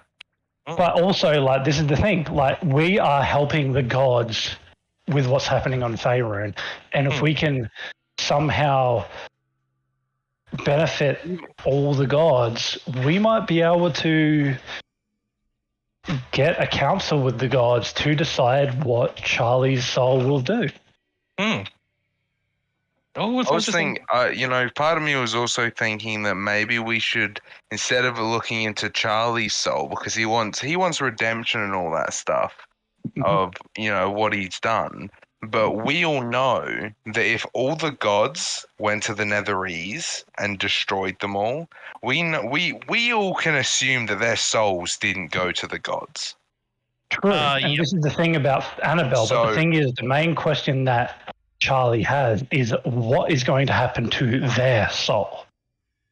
Yes, but we could at least try to get Annabelle's soul out of whatever shit it's in. Well, knowing what I So, know about what I will say, because back when you met Charlie first in Akantea, Tycan did converse with Helm at the time, if you recall. Mm-hmm. And Helm did say that the souls of the Netherese that were killed during the battle, the ones that were killed by the angels and stuff, they were sent straight to hell. Every single one of them. Mean that, knowing what I know, I don't think there's any getting her soul back. Because I'm pretty sure she wasn't killed by an angel. She wasn't killed by an angel. She was killed by Charlie. That's true. Yeah. She was spared that fate. And here's the deal. Do you know what the real kicker in this is? We might, this is like endgame theory crafting. We might get a council with the gods, with Charlie, and it's like, Annabelle's soul is wherever it is, and you can decide to let it go for a better place if you choose to go to the dark place type deal, right? For what you did with the crime that Charlie killed Annabelle. And within Charlie's program, Charlie would be like, yes, I want to protect Annabelle. You know what I mean? Yeah. So, and that's Charlie's choice, right? We have to take into account all the good that he's potentially going to do. That's the thing. From that's now up to the end game. This is the redemption and pushing towards the gods. Is like maybe with all the good that Charlie does. For some reason, when you talk about council with the gods, right? All I imagine is, in Final Fantasy 15 when Noxus talks to Bahamut. Yeah. I could just imagine the gods just standing there in their fucking massive glory, just fucking looking down at us. This reminds me of the first or second campaign of maps where we actually had a council with the gods. And they were all on their pedestals in front of us, all gargantuan, and we were just standing there as midget humans. That reminds me. You could totally have, if you got Charlie into Ed, he could probably take levels if he'd learned from Tycan, if Tycan accepted him back. This is my goal. As Redemption Paladin. That's exactly what I want. I want to put Charlie and Ed and name him Charlie Edwards or some shit. Right? He would then technically be a Warforged with bonuses, right? Basically, yeah. Basically, yeah. That's pretty much what I was thinking. I was like, if I put Charlie into Ed, he would pretty much become just a big Warforged, right? Yeah. Because it is and then we push Charlie down with Tycan into becoming a protective redemption paladin. Because this is perfect for Tycan, because Tycan is a paladin of devotion, right? And someone so devoted to Helm can teach another paladin to be good and to pray and to help, and this. So exciting! And we have a redemption paladin of Helm as well. We have a redemption paladin of Helm, Warforged, in the party, and we can work that out with Matt. Oh, I'm so excited! I think this is a really good game plan. This is so cool, though. We can create. This is literally create your own DMPC. Yeah. That was my intention. That was my intention for Charlie. That was. Yeah. Well, at least he'll hit more than our end. I will never forget Elren. Who's Charlie? Anyway, Charlie's Charlie's the robot. artificial soul. That was the robot that killed Annabelle in the Nether East City that we got the power core on. Right. And we're pushing him down the path of redemption. And this is what I'm going to be doing for the next 2 to 3 days, is figuring out how to integrate that cell into Ed. I'd be more concerned about convincing Tarkan to be okay with it, because he did, basically kill him. I just turned this off, but I just pushed this off button. This is the thing. Very this is the firmly. thing about. I'm going to have a chat to Tycan next session, but this is the thing that I'm thinking with Tycan is, what better way for this soul to redeem themselves than going to the very angry paladin's god and asking for redemption? The god of justice, right? Kinda. Protection, will mostly. Yeah, I will say, Archie, I will say, as you're discussing that with Charlie about redemption and stuff, every single thought is that moment, that last moment with Annabelle, and how to do right by it. Yep. It's his driving focus. Like, that's it. Like, that's all he's on about. The Helm is a god, the Watcher, the Vigilant one, that is the domain of light, twilight, law, planning, protection, and strength. It is a guardian protector / protection. It's the protector god. This would absolutely fit with Charlie, I think. So he failed to protect, Mm-hmm. and So he now takes he's the trying oath. to redeem it. And he Yeah. takes the oath of redemption to do so. Exactly. Yeah, this is good. This is like absolutely perfect in fucking having Tycan in the group. This is Yeah. like so good. What's interesting, I'll say out of game as well. You know, Valiant, Yeah. Yeah. he's Oath of Redemption too. Yeah, but he's a filthy traitor. No, he's getting you. Doesn't know better. But here's the thing, right? He's an Oath of Redemption because he's a tiefling. That's it. Yeah. Wow, that's racist. No. Like he's redeeming. He Valiant believes wholeheartedly that his blood is a curse, and he needs to redeem himself for that. That's fair. That's his He's whole thing. racist. He's racist against himself. Yeah, literally. Oh no. My blood is bad because I have demon blood. Yeah, he believes he is. That might be why he wants to suck Tyken's dick so much, because you're part celestial. Jealous. I just need a little bit. Give you a little bit of sip. Anyway, I know Sol wants to get off, so thank you for play. You go to bed, Sol. Thank you for play, Sol. Hope you had fun. Do Thank have you to for get on that on DMs. myself. Thank you for play. Next Sol. week, yes, maybe. Hopefully yes. I'll say otherwise, but it should be fun. And hopefully by then I'll have a new computer. Can I have it? Yo. Can I have New it, Sol? computer? Y'all have a good one. It was Later, fun. Seb. It'll be, Bye. See ya. it'll be an Thank you for upgrade play. from what I currently have, but I got it from a friend. Can I have it? No, This Can I have it? friend didn't happen to be from a parking lot, was it? no, Okay. Can I have it? no.